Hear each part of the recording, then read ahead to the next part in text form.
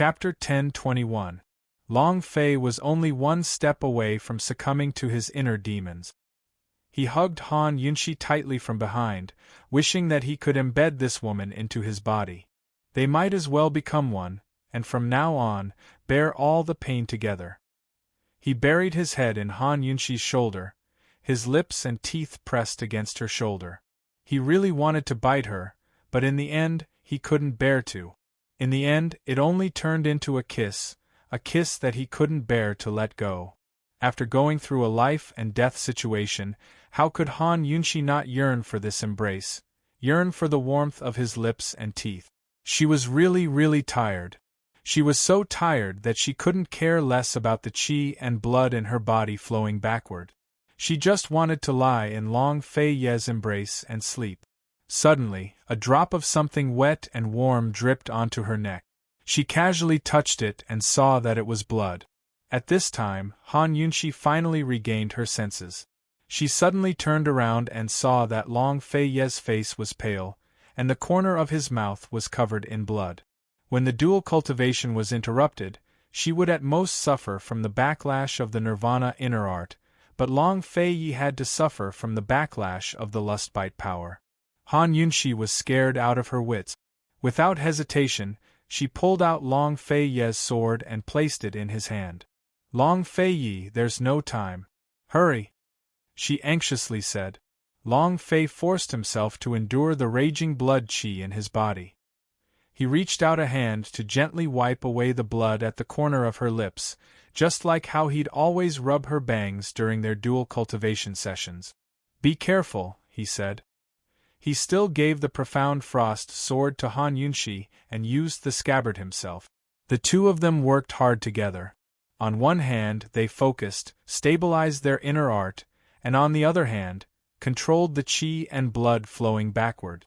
When the sharp edge of the profound frost sword collided with the sturdy scabbard and produced a clear sound, the surrounding people finally regained their senses. Gu's tense nerves immediately relaxed. He looked at Long Fei Yi and Han Yunxi dancing with their swords and felt a powerful force swirling around them. His heart, which had been hanging in the air, could finally be at ease. He knew that there was still time. Their dual cultivation would not be interrupted. With his heart at ease, Gu finally felt tired. As he watched, his whole body suddenly leaned back and lay on the ground. As he listened to the sounds of swords clashing from time to time, he recalled the smell of death from before. Gradually, he closed his eyes and fell asleep. When Gu woke up, it was already noon the next day. Han Yunxi was curled up in Long Fei Ye's arms, sleeping very quietly. And Long Fei Yi also seemed to have fallen asleep, his brows were filled with fatigue. Even though the two of them were in a sorry state, but snuggling up so quietly was better than any beautiful scene in the world. When Gu saw Han Yunxi, he couldn't wait to rush over and hug her. But this scene made him stop abruptly. The distance between them was more than 10 steps. He silently reached out his hand, wanting so much to caress her cheek and feel her existence. He wanted to hug her tightly in his arms, and also wanted to rub her bangs and tell her, "Poison lass, we made it through. It's okay now." But he could only think about it. His hand stopped in midair for a while, and finally slowly fell down. He laughed lightly, 3 parts self-deprecating, 7 parts carefree. He inadvertently turned his head, and met the astonished gaze of the old man of alchemy. His gentle gaze immediately turned fierce, and he said fiercely, "Go and find some food. I want it hot." The old man of alchemy only felt that when Gu's gaze was gentle, it was especially familiar. Before he could take a good look, he was warned. He seemed to want to ask something, but in the end, he didn't ask and silently turned to leave. Although there were no external injuries, Gu's internal injuries were not light. In all his years, this was the first time he had encountered such a thrilling situation. It was really a narrow escape. With his back facing Han Yunxi and Long Fei Yi, he tried to calm his thoughts, sat cross-legged, and began to heal. When the old man of alchemy returned, Han Yunxi and the other two had finished healing. They looked at him in unison, as if waiting for him. The old man of alchemy saw Han Yunshi and Long Fei Ye's dual cultivation last night. After seeing the power of the lust bite, he could roughly guess what was going on. He knew that he was in big trouble, and his scalp was numb from being stared at by these three people. He really didn't dare to go closer. It was fine that Long Fei Yi had such a terrifying power of the lust bite, but he didn't expect that Han Yunshi actually had the power of the phoenix. These two guys were not to be trifled with, they were not to be trifled with. Although the old man of alchemy was afraid, he still sighed in his heart. He was very unwilling. If only he could take Han Yunshi as his disciple. With the power of the phoenix, not only could she help him refine a lot of medicinal pills, she could also help him raise the celestial fire Qian furnace. The old man of alchemy took a few steps back. Just as he was about to hide, Long Fei Yi said coldly, "Stop." The old man of alchemy said with a smile, "Everyone must be hungry. Old man of alchemy will go and prepare food for all of you." Whether he was really crazy or just pretending to be crazy, he couldn't fool Long Fei Yi. As soon as he shot a sharp gaze over, the old man of alchemy didn't dare to move anymore. "Come here, we have a few questions for you," Han Yunshi said. The old man of alchemy didn't dare to get too close. He sat down cross-legged in the open space in front of them. Gu glanced at him, lowered his head, and didn't say a word. "What's going on with the power of the phoenix?" Han Yunshi asked seriously. After she dual cultivated with Long Fei Yi, the blood in her body returned to normal. She could clearly feel a restless power behind her. However, she was very unfamiliar with that power. Originally, it would take 3 days and 3 nights to be reborn, but she took more than 6 hours. Now, she also didn't know what was going on with the power of the phoenix in her body. If the old man of alchemy hadn't mentioned it, they wouldn't have known that such a power existed in the world. The old man of alchemy looked at Han Yunshi suspiciously. You don't know that you have the power of the phoenix? What's going on? Are you going to tell us or not?" Han Yunshi was a little anxious. The old man of alchemy approached. "Let the old man take your pulse first." Han Yunshi stretched out her hand. The old man of alchemy took her pulse, and was even more certain of his judgment last night. He said, "The power of the phoenix is an ancient martial art power. There are no secret martial arts manuals or cultivation method. From the moment it appeared, it was sealed in the human body and passed down from generation to generation. However, not every generation can summon it." As soon as he said this, Han Yunshi and the others all understood. It seemed that the phoenix birthmark of the Western Qin royal family was the symbol of the inheritance of the power of the phoenix. It was just that no one knew about it. It seemed that the power of the phoenix was the same as the power of the lust bite. They were ancient martial arts powers. The difference was that the power of the phoenix was sealed in the human body. Only the person who received the inheritance had the chance to obtain it. On the other hand, the power of the lust bite was clearly a cultivation method and cultivation method. It required enough inner strength and extremely high martial arts talent to be able to cultivate it. "How do you know?" Long Fei Yi asked. Of course the old man knows. The power of the phoenix is fire and can compete with the heavenly fire. If you can obtain the power of the phoenix and the heavenly fire to refine pills together, you can succeed quickly. The old man of alchemy stroked his beard and said seriously, "Yesterday, if the power of the phoenix hadn't suppressed the heavenly fire, you would have died without a doubt." Han Yunshi didn't have time to care about the heavenly fire Qian furnace. She asked seriously, "Then now she could feel that she had the power of the phoenix, but she couldn't control it." The old man of alchemy glanced at her. After a moment of silence, he actually gave her a thumbs up. "Girl, you're good. You used your life to fight against the heavens, and you're still safe and sound. The old man admires you." Gu, who had his head lowered, suddenly raised his head and looked over. This was the first time he had heard the old madman say the word admire in such a sincere manner. He had thought that the old madman would always think that he was infallible and would never be convinced by others. Seeing Gu look over, the old man of alchemy also looked over. Gu said angrily, "What are you dawdling for? Does the poison girl have the power of the phoenix now?" The phoenix bathes in fire and is reborn. 3 days and 3 nights, not only does it bear the pain of nirvana, it is also a necessary process to control the power of the phoenix. You endured all the pain last night, but lost control of the power of the phoenix. Now that the power of the phoenix has been awakened, the old man doesn't know how to control it. You have to find someone else. The old man of alchemy replied seriously. Long Fei didn't say anything. He pulled Han Yunxi's hand over and took her pulse again. He discovered that Han Yunxi's current situation was very similar to when he had the lust bite power in his body. He didn't ask the old man of alchemy again.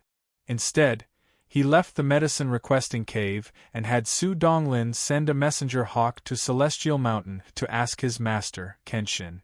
Long Fei used an urgent secret letter. It would take at most 7 days to get a reply from Medicine City to Celestial Mountain. However, Long Fei only received a reply 10 days later from Old Man Kenzo. "Why are you so late?" Long Fei asked. "I heard that the snowstorms on Celestial Mountain have been extremely severe recently. Even the hawks couldn't pass through.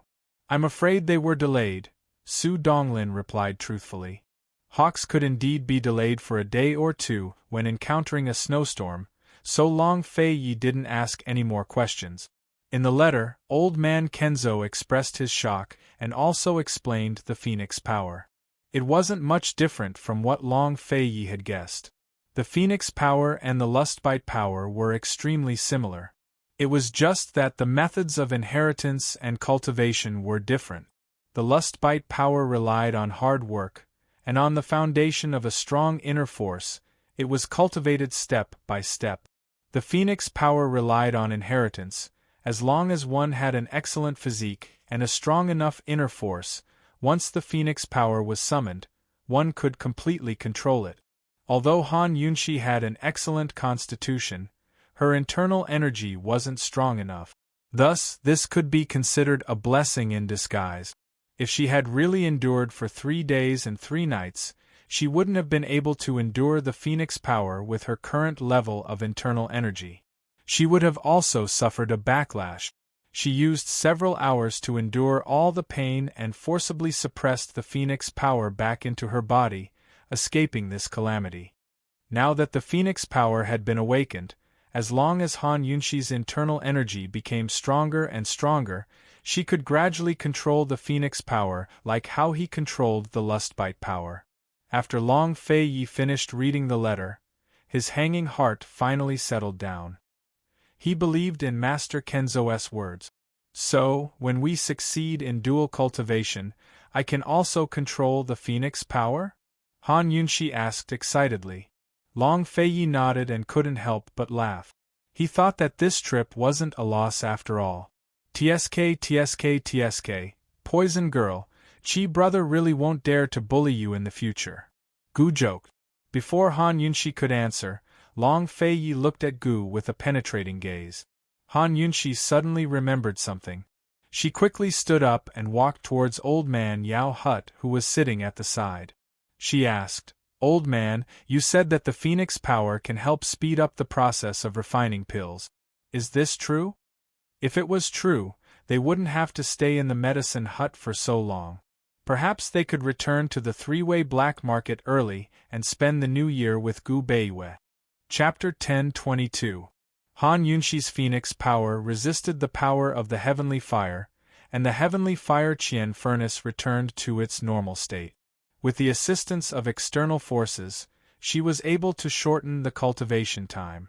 In the past few days, Long Fei and Gu's internal injuries were quite serious, so they let the old man of alchemy teach Su Donglin the cultivation technique to transform internal energy into fire. Firstly, Su Donglin's internal energy was limited, so he couldn't use the cultivation technique that Long Fei and the others used before.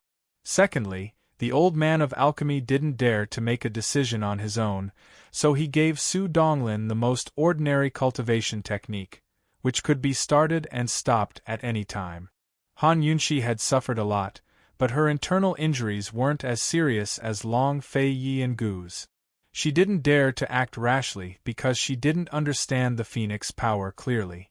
Now that she understood everything, she naturally had to think of a way to refine the dragon pill as soon as possible.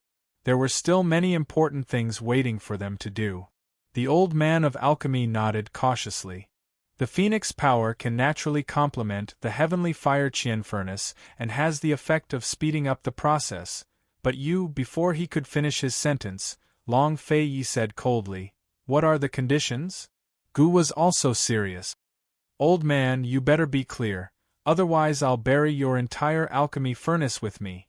Not only can the phoenix power speed up the process of refining pills, but it can also nourish my heavenly fire Qian furnace. The old man will definitely tell you everything he knows. The cultivation technique transformed from the phoenix power doesn't have any restrictions, but it requires a lot of internal energy." The old man of alchemy looked at Han Yunxi seriously. "Girl, you're still injured and haven't mastered the phoenix power, so you might not be able to learn that cultivation technique." The old man of alchemy finally said something sincere. Han Yunxi did not insist and asked, "What about when my internal injury recovers?" "If you have recovered from your internal injuries, you might as well give it a try," the old man of alchemy replied. Han Yunxi was relieved.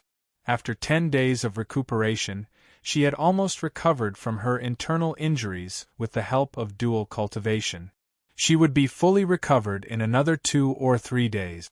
At that time, even if she couldn't use the power of the phoenix, she could still use an ordinary cultivation method to turn her power into fire. With her current internal energy and Su Donglin working together, no matter what, they would be able to shorten the time needed to refine pills. "What time is it now?" Long Fei Yi asked. "Your Highness, today is the 1st day of November," Su Donglin hurriedly replied. "There are only 2 more months until the Chinese New Year." Gu sighed as he stood up and walked towards the alchemy furnace. "What are you doing?" Han Yunxi asked suspiciously. Long Fei Yi did not say anything, but looked at him. Unexpectedly, Gu Qishao flipped a few times and flew to the top of the pill furnace, preparing to use his martial arts. "Are you looking for death?" Han Yunxi angrily questioned. Among the 3 of them, Gu's internal injuries were the most serious. "Get down here." Long Fei Ye's cold voice was especially sharp. "I don't want to stay in this broken place to celebrate the Chinese New Year. Let's refine the dragon pill as soon as possible and leave." Gu said unhappily. "I don't want to drag an injured person back to celebrate the Chinese New Year. I still have things to do after the Chinese New Year. Get down here right now." Han Yunxi stood up. Although they only had 2 months left, after deducting the time spent on the road, they only had 1.5 months left. However, no matter what, they could not let Gu continue like this. After they returned to the 3-way black market, they still had to go to Tiger's prison to save people. Other than the poison tiger beast, there would be many hidden poisonous creatures.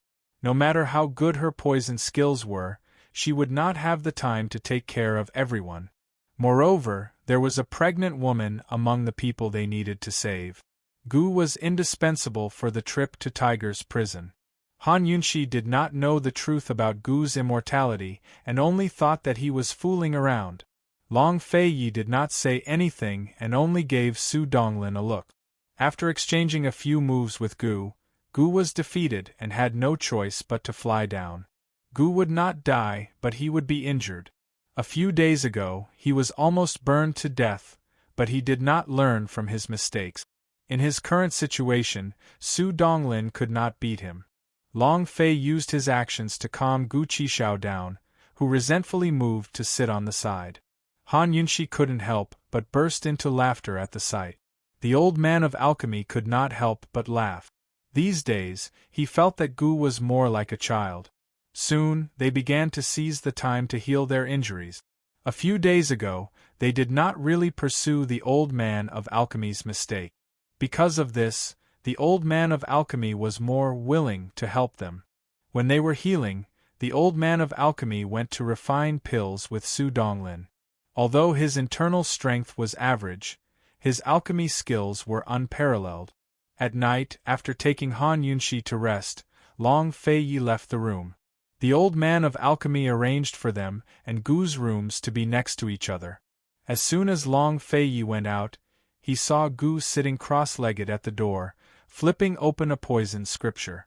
Long Feiyi looked down at him. "What are you doing?" "Looking for the earthly fire Koan furnace. This thing is used to refine poison pills. It must be recorded in the scripture." Gu replied in a low voice. Long Fei stood for a while before sitting down by Gu Qishao's side. Gu ignored him and buried his head in the thick poison scripture.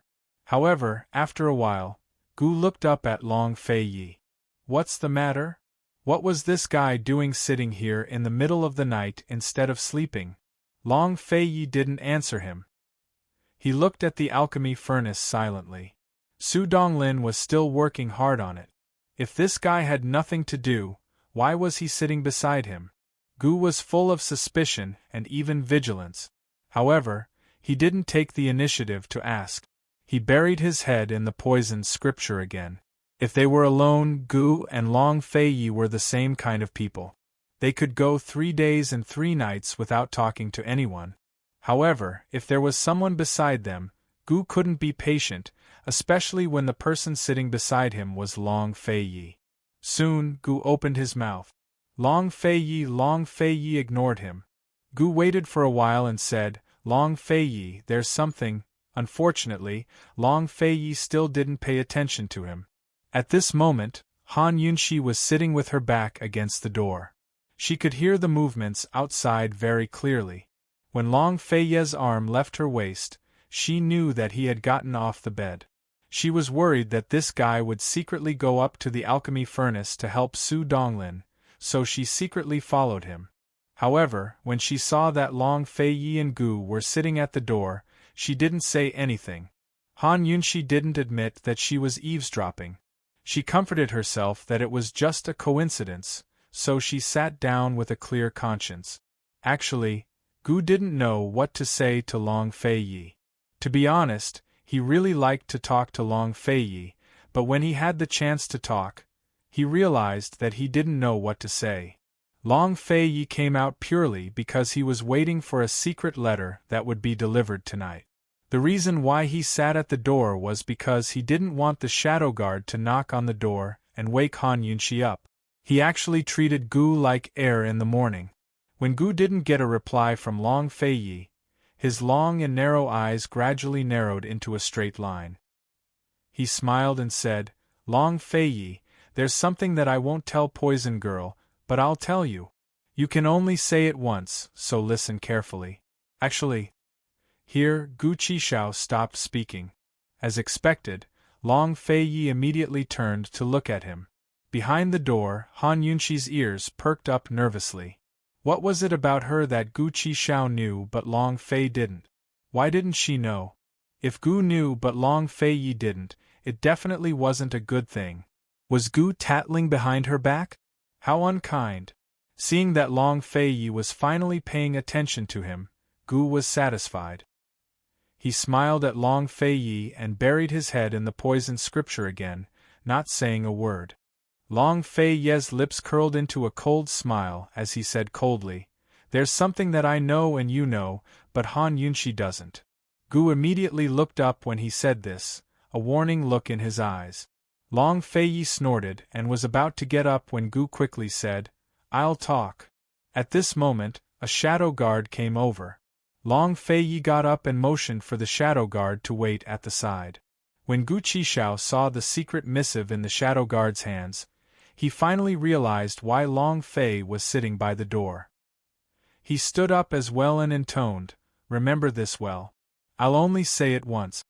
Long Feiyi thought that Gu was playing with him, but he didn't expect this guy to really have something to say. Inside the room, Han Yunxi stood up silently, her heart hanging in midair.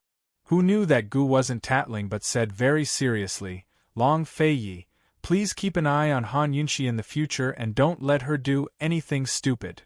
Gu used the 3 words Han Yunxi and not poison lass. How serious was he?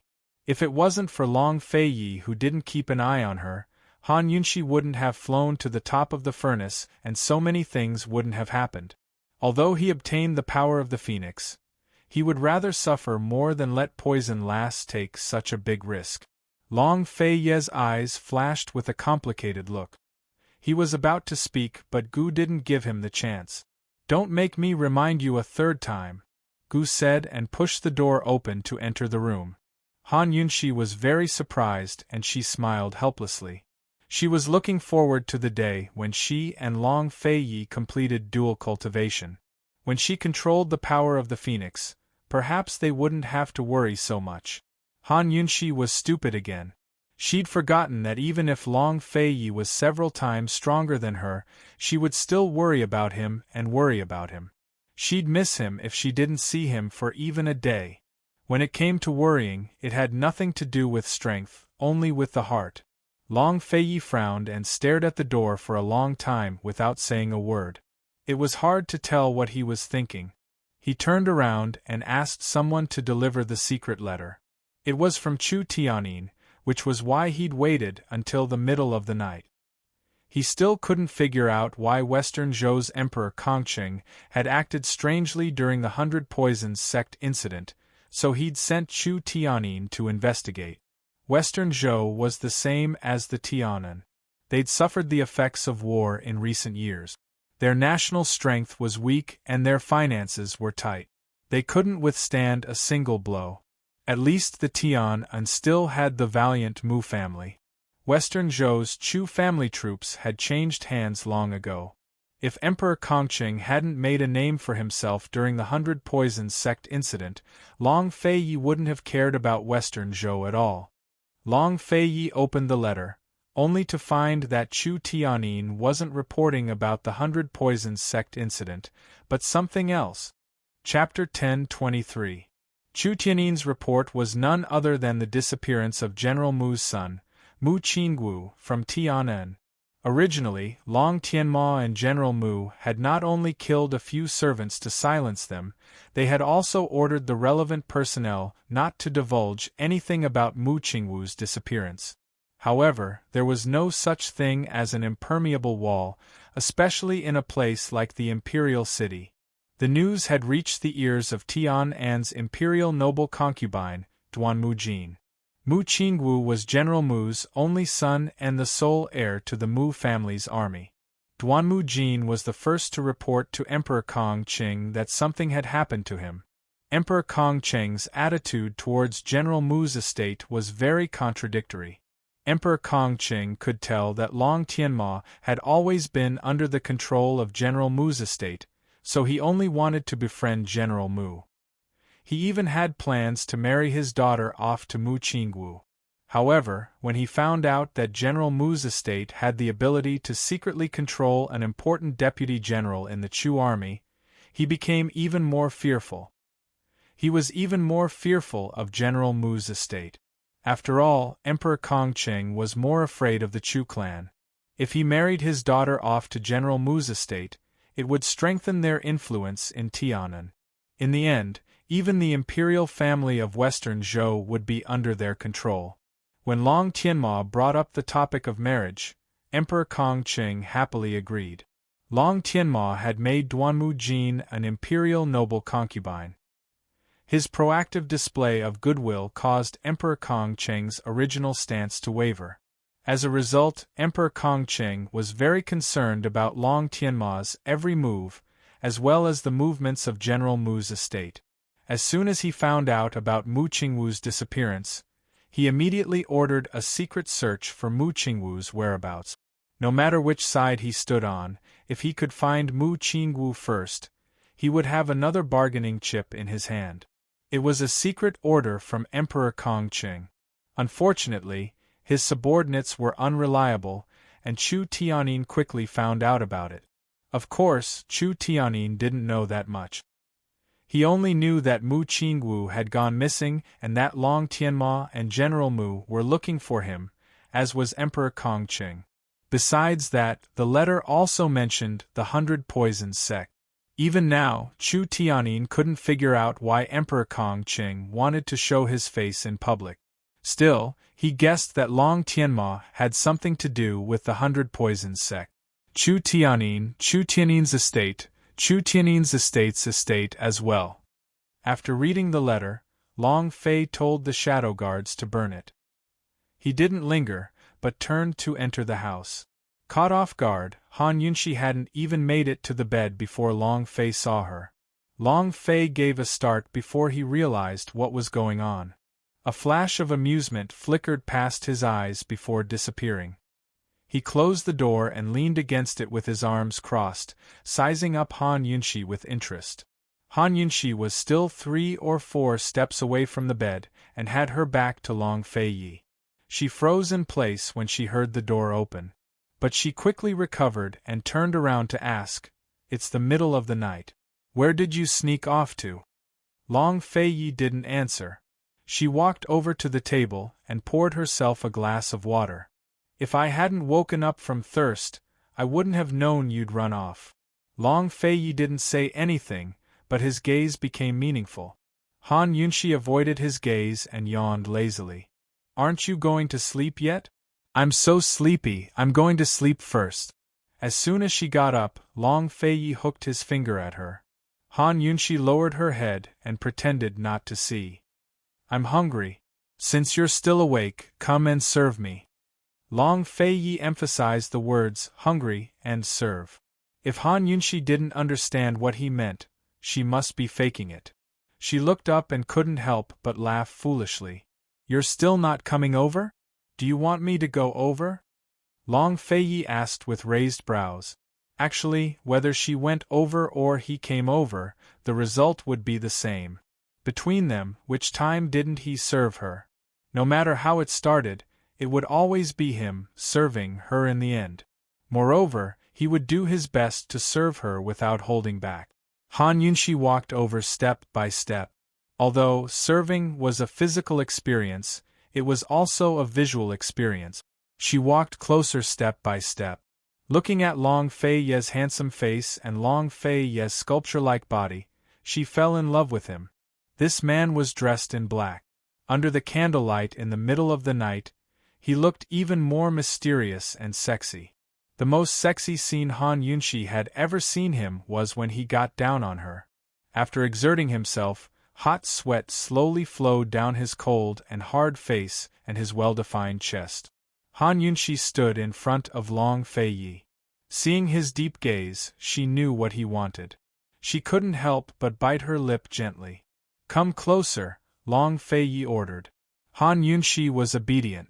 If she took another step forward, her face would be buried in his chest. She originally thought that Long Fei Yi would hug her, but unexpectedly, Long Fei Yi didn't move. What was this guy trying to do? Han Yunshi looked up. Long Fei Yi was looking down at her. "Is this how you serve?" Han Yunshi was shocked. What was this guy trying to do? He was standing so close to the door. How did he want her to serve him? Wasn't this a little too? Han Yunshi's face immediately turned red. She immediately buried her head in Long Fei Ye's arms and gave him a fierce punch in protest. "Don't even think about it."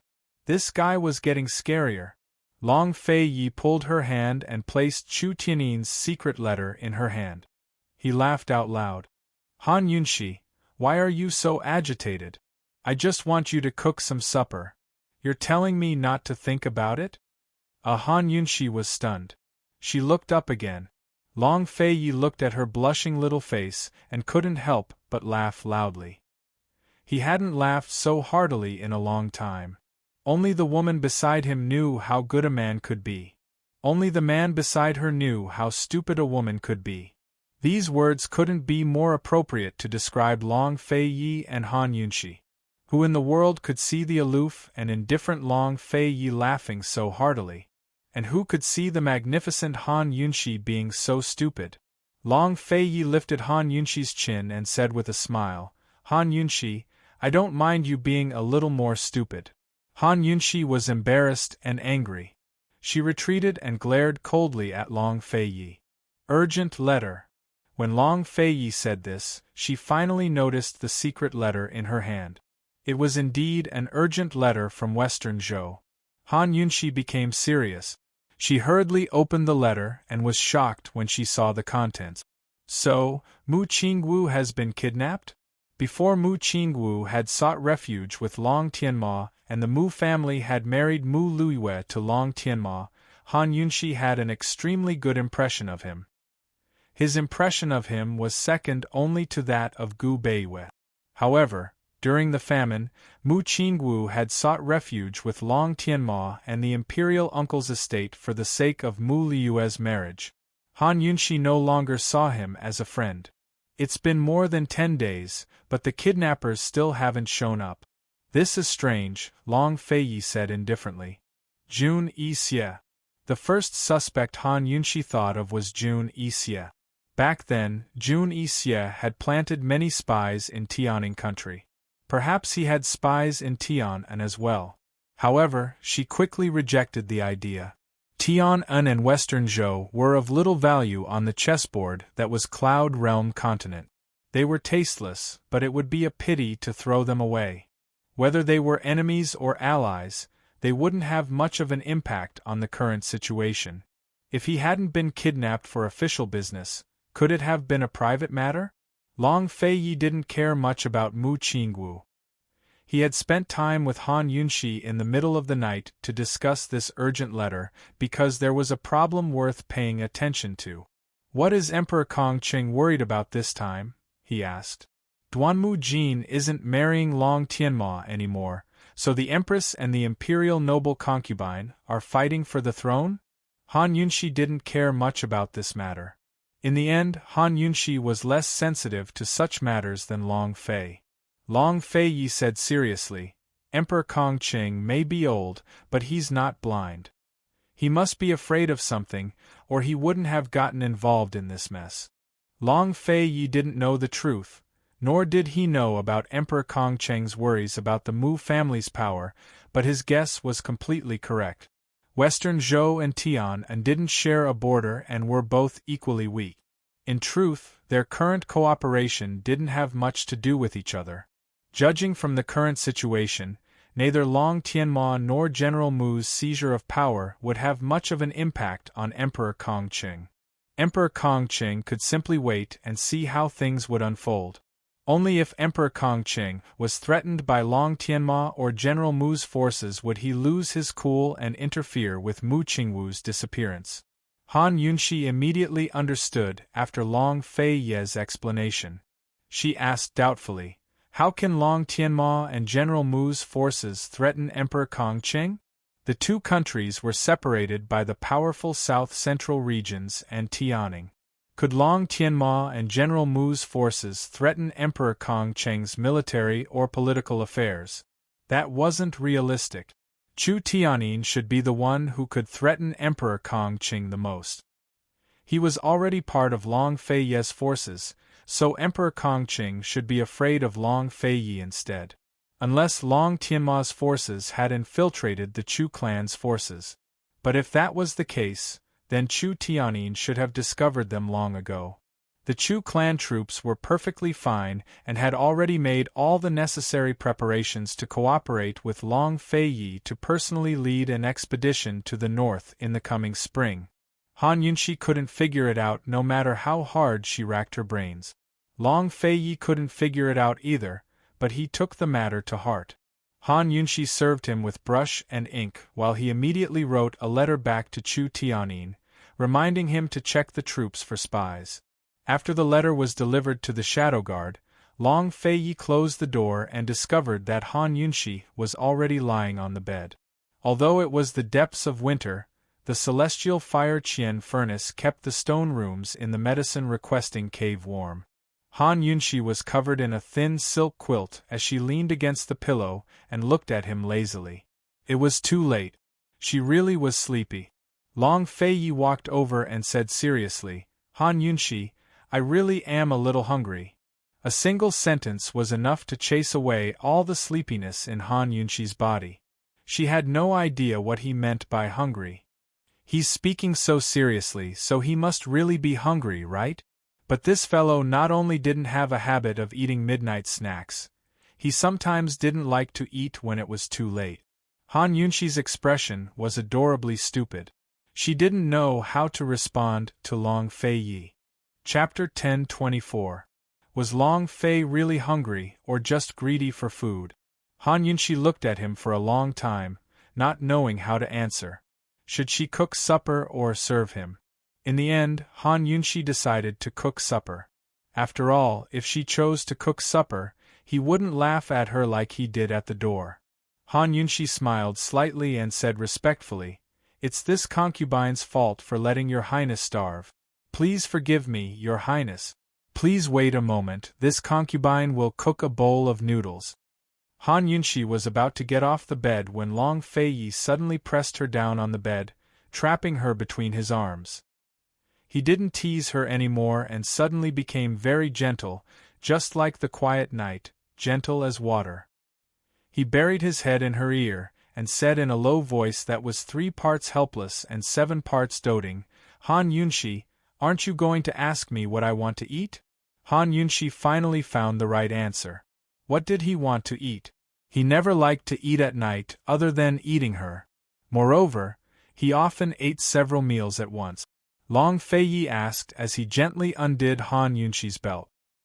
His large hand slowly reached in from her waist and moved up. He smiled. "Han Yunxi, your dough balls really don't taste good. Before you can cook supper that satisfies this prince's appetite, this prince will only eat you." After saying this, his large hand had already covered her pride. Even though she had been pleasured many times, Han Yunxi still couldn't bear his caress. She couldn't help but let out a moan. "Long Fei Yi, don't. She definitely didn't know that Long Fei Yi liked it when she called him by his name. His kiss fell. At first, it was neither close nor distant, but it gradually turned into a demanding kiss. He took her lips and teeth, all the way down, invading from her proudest place to her most bashful place. Han Yunxi always thought that after so many sleepless nights, she could endure this man's gentleness and this man's dominance. However, she found that she was wrong every time. She didn't even know how she got through this night. She only knew that she begged for mercy in the end. After that night of death, she had been busy healing her injuries. Before she could figure out what was going on with the Phoenix power, Long Fei Yi didn't dare to use it at all, afraid that she would be devoured by the Phoenix again. Other than dual cultivation, she spent all her time healing her injuries. It was also today that she received a reply from Elder Kenzo, confirming that the Phoenix power was safe for her. Only then did they truly escape a calamity, and their hearts, which had been suspended in mid-air, finally relaxed. They hadn't even properly hugged each other and comforted each other. For Long Fei, perhaps only a true possession like this could soothe his greatest fear of his life. By the end of the night, Long Fei was completely drained. However, he was still lying on top of Han Yunxi domineeringly, not allowing her to move. Just like that, Long Fei Yi and the others secretly stayed in the medicine-requesting cave. The 3 of them worked hard to heal their injuries. In a few days, Han Yunxi's internal injuries were all healed. She tried to use the Phoenix power, and found that she could actually use a part of it. Thus, she turned the Phoenix power into fire to assist the Celestial Fire Qian furnace in refining pills. Seeing that the Celestial Fire Qian furnace was being nourished by the Phoenix power, Old Man of Alchemy beamed with joy. He promised Han Yunxi and the others that as long as Han Yunxi cultivated for no less than 10 hours every day, the dragon pill would definitely be refined within 5 days. 10 hours, that was tiring work. Long Fei Yi and Gu didn't agree, but Han Yunxi still managed to convince them. After all, their time was really tight. While Han Yunxi worked hard at refining pills, Long Fei Yi kept an eye on Cloud Realm Continent's movement. Gu flipped through the 2 ancient poison manuals he carried with him while arranging for people to search for the earthly Fire Qian furnace. By now, half of Cloud Realm continent was covered in snow. The entire celestial mountain range, and its many peaks were all covered in white. Even some of the buildings on the sides of the mountains couldn't be seen. The enormous Evil Sword School was covered in snow as well. Unlike Tianshan Kenzo, the Evil Sword School had a unique mountain path that allowed one to freely climb up and down the mountain, no matter how thick the snow. Bai Yanqing had more or less recovered from his internal injuries. Currently, he was standing in the wind and snow, looking towards the south. The black-veiled woman brought over a hand warmer and handed it to him. She didn't treat Bai Yanqing with the same reverence as the people of the Evil Sword School. Any news from Tian En and Western Zhou? Bai Yanqing asked. Long Tianma lost Mu Qingwu and ignored the Duanmu Jin for over 10 days. General Mu hasn't been to the training grounds for the past 10 days as well. Old Bai, your foresight is godly. This junior admires you, the black-veiled woman smiled. Bai Yanqing was unmoved by her flattery and asked, what about Emperor Kongqing? Shouldn't you be more concerned about the Chu clan troops? Without the Mu family troops, Long Tianma is just a good-for-nothing. Without the Chu clan troops. The black-veiled woman hesitated for a moment, but in the end she didn't mention Emperor Kongqing. She only said, he's also a good-for-nothing. So Long Tianma hasn't discovered the poison in the Duanmu Jin's body? Bai Yanqing asked. The poison in the Duanmu Jin's body wasn't from Mu Luiyue, but from the Duanmu Jin's dowry maid, Huan Er. Huan Er was one of the black-veiled woman's people. The spices Huan Er took out are still with the poison doctor. You can rest assured about this matter. Although the black-veiled woman's face was covered in a black veil and looked very low-key, her eyes were not at all low-key. They were full of viciousness and malice. She added, I know what Mu Liyue's most lethal weapon is. Excellent, the Mu family. Hehe, I'll leave the old man to you. Bai Yanqing stood up and said seriously, Girl, the success or failure of your life depends on this one move. You must stay calm. As he spoke, he patted the black-veiled woman's shoulder and turned to leave. Bai Lao, are you going to Northernly? The black-veiled woman hurriedly chased after him. If Bai Yanqing went to Northernly, there would be a good show to watch in the chaotic civil war there. Bai Yanqing didn't answer. He just waved his hand, telling her not to send him off. The black-veiled woman hurriedly asked, Bai Lao, when will you come back? The top of Tianshan Mountain.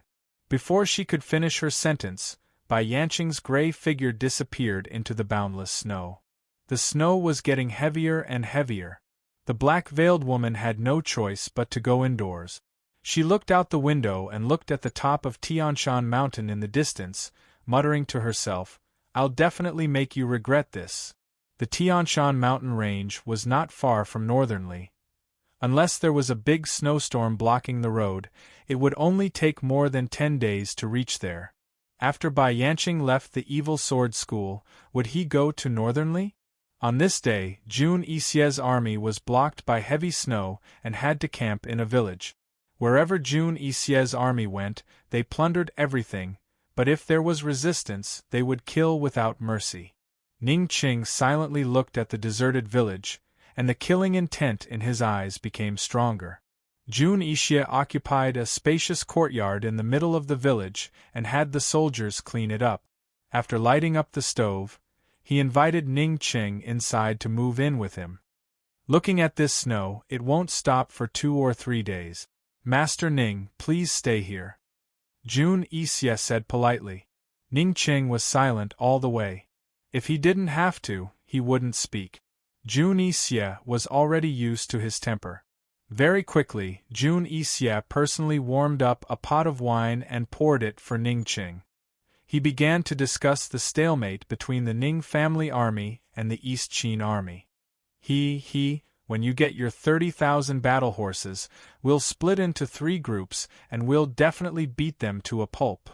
Jun Yixie had just won a battle a few days ago, so he was in a very good mood. After a few more months, those 30,000 battle horses will be brought out for a walk. Ning Qing softly said. Ning Qing, how about this? You lend your lordship the red coat cannons to play around with. Next summer, your lordship will lead troops south with you, how's that? Jun Ixia had long set his sights on the red coat cannons. The reason why he brought it up so directly today was that he had begun to realize that the forces in his hands were not enough to kill the northernly emperor in a short period of time. After 3 to 5 months of fighting, the two sides would definitely enter a stalemate. Once the two sides entered a stalemate, he would lose a lot of initiative. With the current situation, once he lost the initiative, it would be very dangerous. Jun Ixia was too confident in himself. If he knew that he couldn't swallow all of Northernly with his army, perhaps he wouldn't have rashly started a civil war. Ning Qing looked at him with disdain and directly replied, "Don't even think about it. Without the red coat cannon, what can I use to fight Long Fei Yi? Jun Ixia, we've already agreed. I'll help you go north and you'll help me go south. If you go back on your word, I'll take back all the soldiers' pay, and you can forget about getting any more money from the bank." But Ning Cheng's decisive attitude made Jun Ixia dispel the worry in his heart. At least if he was in a stalemate with the Northern Dynasty's emperors, the Ning family army wouldn't be an arrow in his back. With the current situation in Northernly, he couldn't back down. He could only go all out and take a gamble. At the very least, he still had Ning Jing and Mu Linger as hostages. He could threaten the Tang sect and Han Yunxi, so he still had a way out. Ning Cheng was dealing with Jun Ixia. Over at Tiger's Den, Bai Yuqiao, Ning Jing, and Mu Linger were working together to deal with the guards.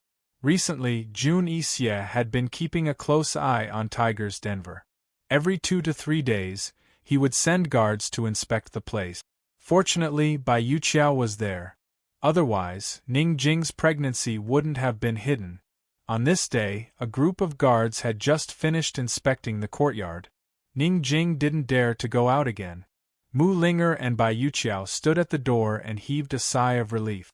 Mu Linger, they will go to Su Xiaoyu's place later. I have to go there immediately. There shouldn't be anything else here. Take good care of Ning Jing, Bai Yuqiao said softly. Mu Linger nodded. Don't worry. Who knew that Deacon Jean would appear in front of her out of nowhere right after Bai Yuqiao left? Mu Linger was shocked and almost screamed.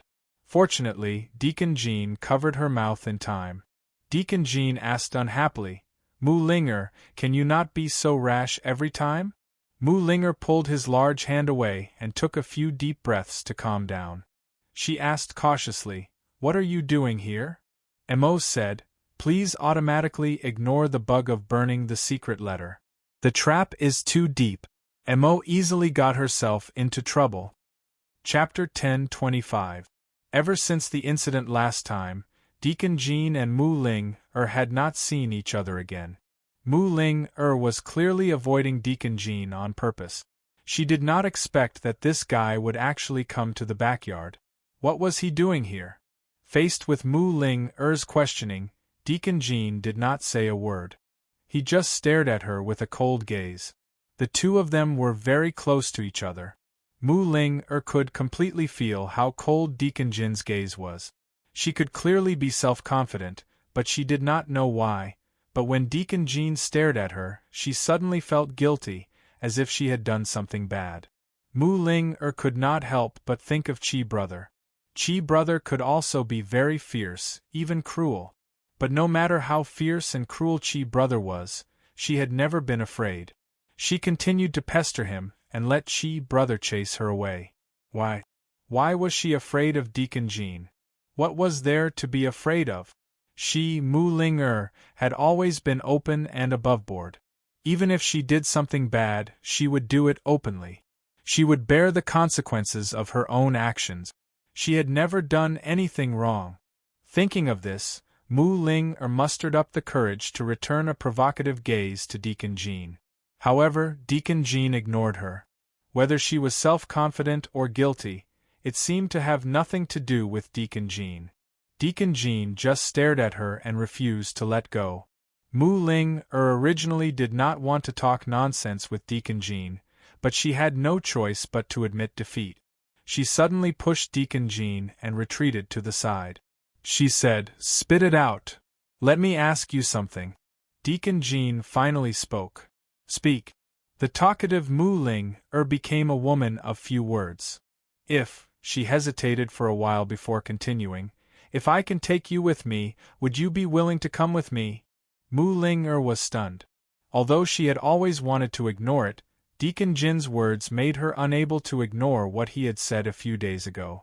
That night, he had scolded her fiercely. He had said, "Mu Linger, you don't even cherish yourself. How am I supposed to cherish you?" Perhaps Mu Linger was very stupid in other matters, but when it came to matters of the heart, she was very clear in her heart. She had liked Chi Brother for so many years. Even if she was not completely in love with him, she was still deeply hurt. Mu Linger felt something, but she didn't want to think too much about it. Now that Deacon Jean had said such a thing, it gave her a chance. She might as well make her attitude clear. She replied angrily, "Jean, this if can't be established. Now, you and I, no one can leave. If you must make this assumption, I can tell you clearly that I won't.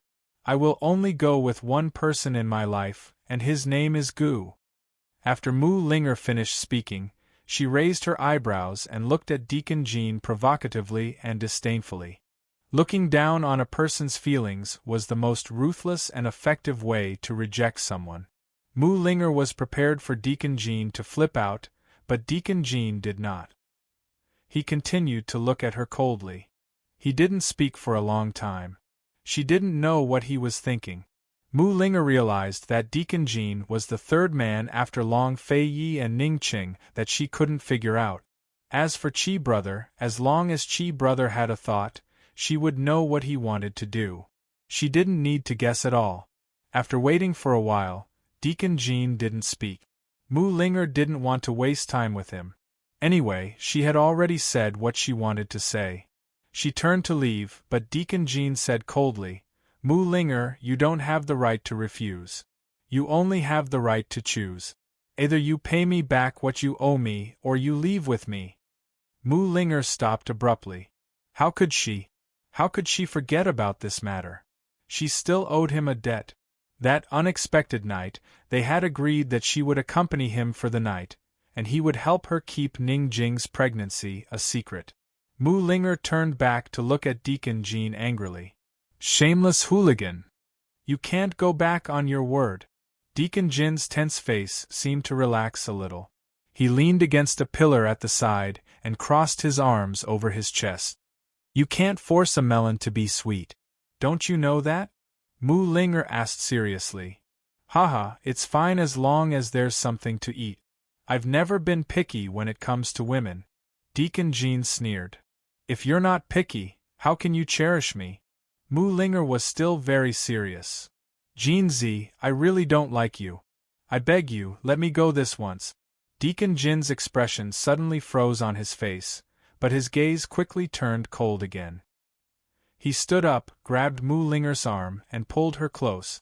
Before Mu Linger could struggle, she was in his arms. "Cold," he said. "Mu Linger, I'm officially informing you now that I won't cherish you anymore." With that, he pushed her against the wall and tied her between his arms. "Cold," he asked, "I'll ask you one last time. Do you choose to come with me or pay your debt?" Mu Linger said angrily, "You don't cherish me, and you want me to go with you? Where do you think I'm taking you? Let me tell you, I can't count on Ning Qing. You're my slave contract. With you in my hands, I'm not afraid that Han Yunshi won't return my slave contract." Deacon Jean said coldly. Mu Linger only smiled coldly. "Do you think we can leave?" "Jean Z, we might all die here. I just want you to answer me. Are you willing to come with me?" Deacon Jean didn't have the patience to discuss whether they could leave or not with her. "Willing? Do I look like I'm willing right now?" Mu Linger just had to pick his words. Manager Jean let out a sigh of relief. He didn't even know why he had said the word, willing. "Are you coming or not?" Deacon Jean asked bluntly. "I'm not willing." Mu Linger replied through gritted teeth. Deacon Jin's eyes, which were hidden under his fine bangs, burned with a raging fire. He leaned closer and kissed Mu Linger's lip. Mu Linger was scared out of her wits. She bit him hard, and the taste of blood quickly spread between their lips and teeth. Deacon Jean had no choice but to let go. He held the back of Mu Linger's head with one hand and strangled her neck with the other, warning her not to move. Mu Linger really didn't dare to move. She could feel the murderous aura from this man. At this moment, he was like one of the wild beasts around Tiger's Den, and could bite her to death at any time. Deacon Jean didn't look at Mu Linger. Instead, he suddenly buried his head in her shoulder and said word by word, "Mu Linger, you don't have to make a choice. I can also go and tell Ning Qing right now that Ning Jing is pregnant. The patrolling guards should still be in Su Xiaoyu's courtyard." Mu Linger was already scared out of her wits. When she heard these words, she was so shocked that she almost collapsed. She didn't dare to gamble with Deacon Jean anymore, so she quickly agreed, "I'll go with you. I'm willing to go with you, all right?" She also didn't know why Deacon Jean would ask such a question. He asked it as if he could take her away at any time. Seeing Deacon Jean slowly let go of his hands, Mu Linger secretly sighed in relief. She asked tentatively, "When are you going to take me away?" Deacon Jean didn't answer her. Instead, he said coldly, "Remember your promise today." After he finished speaking, he left without looking back. Mu Linger hastily wiped away the blood on her lips, but for some reason, the scent of blood reminded her of the other scent she'd felt on that night. Mu Linger fiercely shook her head, secretly scolding herself for being shameless. What was she thinking about that for? She couldn't figure out what Deacon Jean was trying to do. He didn't look like he was playing with her just now. Could it be that he just wanted a promise from her? When they were rescued in the future, he wanted her to fulfill her promise and go with him. Where would she go with him? He didn't want the indenture contract anymore? "You're crazy!" Mu Linger fiercely scolded. When she heard the sound of the door opening not far away, Mu Linger finally regained her senses. She remembered the blood at the corner of her mouth and hurriedly wiped it clean. Fortunately, it wasn't Ning Jing who came out. Instead, it was a servant girl who brought food to Ning Jing's room. Mu Linger suddenly felt envious of Ning Jing. Although she didn't have Tang Li's company, at least she still had Tang Li's love. She couldn't help but secretly think, if Chi brother knew that Deacon Jean bullied her, would he seek revenge for her? In the past, Mu Linger didn't have to worry about this question. The answer was undoubtedly no. But when she knew that Chi brother was willing to put the Medicine Ghost Valley on the bounty for her, she couldn't help but look forward to it. She couldn't help but hope. In the end, she silently made a decision in her heart. When spring came and Chi brother came to rescue them, she must complain. As for the promise to Deacon Jean, if Deacon Jean couldn't defeat Chi brother, she would pretend that she didn't say anything. Mu Linger comforted herself in this way, and her chaotic heart finally calmed down. If Deacon Jean knew what Mu Linger was thinking at this moment, how would he react? At this moment, he was sitting on the wall of the courtyard and looking at the surrounding dense forest in a daze. He had always been familiar with the sound of the tiger roar around him. That night, he secretly sneaked into the forest behind the courtyard. There were no guards in that direction because there were 2 poisonous tigers lurking there. Even the guards in the surrounding area were afraid of those tigers. The guards naturally felt relieved when there were tigers guarding the place. He didn't know why he walked over there, but he felt that there was a mysterious force attracting him. When he met the 2 poisonous tigers in the forest, the 2 tigers didn't attack him. Instead, they stood far away and looked at him. He felt that the tiger roar sounded familiar, and when he saw the tigers, the sense of familiarity became even stronger. Since that night, he had secretly sneaked into the forest several times. Now, he was very familiar with the 2 tigers. At least, the 2 tigers were willing to crawl at his feet and let him pet them. He didn't know why he felt this sense of familiarity. He only felt that the closer he got to them, the more he gradually understood the meaning of their roars.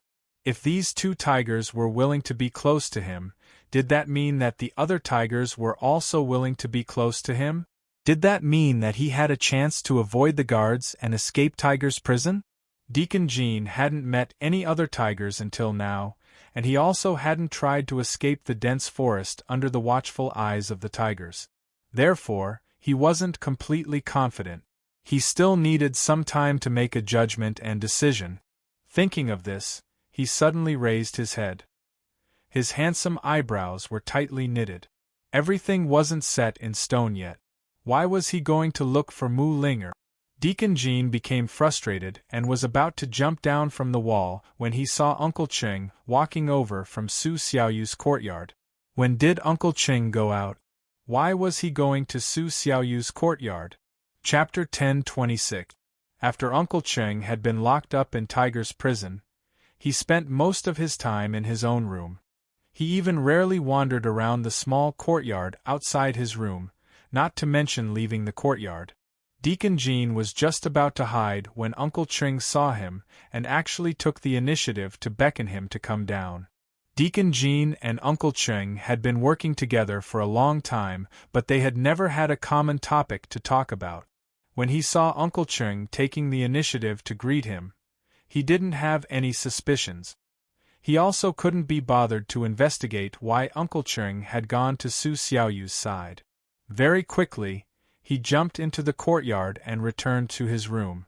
After Deacon Jean left, Uncle Cheng no longer had his previous leisurely and calm demeanor. He hurriedly ran back into the courtyard, afraid that Bai Yuqiao would bump into him. He had been waiting here for too long. If he didn't make a move now, he was afraid that it would be too late. At this moment, Bai Yuqiao had just finished dealing with the patrolling guards sent by Jun Yixie. She had used money and smiles and finally managed to save Su Xiaoyu from a round of physical pain. She didn't dare to be careless and personally escorted the few guards out of Tiger's prison before returning. When she returned, she actually discovered that Su Xiaoyu was standing at the entrance of the small courtyard, staring at her from afar. Bai Yuqiao wanted to pretend that she didn't see anything, but Su Xiaoyu shouted loudly, "Bai Yuqiao, come over here. I have something to ask you." This stinky lass was looking for death. Bai Yuqiao had no choice but to go over. If Su Xiaoyu shouted like that and alerted the surrounding guards, then she would be in big trouble. When Bai Yuqiao arrived, Su Xiaoyu tactfully turned around and walked into the courtyard, all the way back to her rather hidden room. A complicated look flashed past Bai Yuqiao's eyes, but she still walked in. "Why don't you close the door?" Su Xiaoyu was a mischievous child. She stood with her arms crossed like an adult. During this period of recuperation, her body had more or less recovered. "What?" Bai Yuqiao raised his eyebrows and asked, still with an arrogant attitude.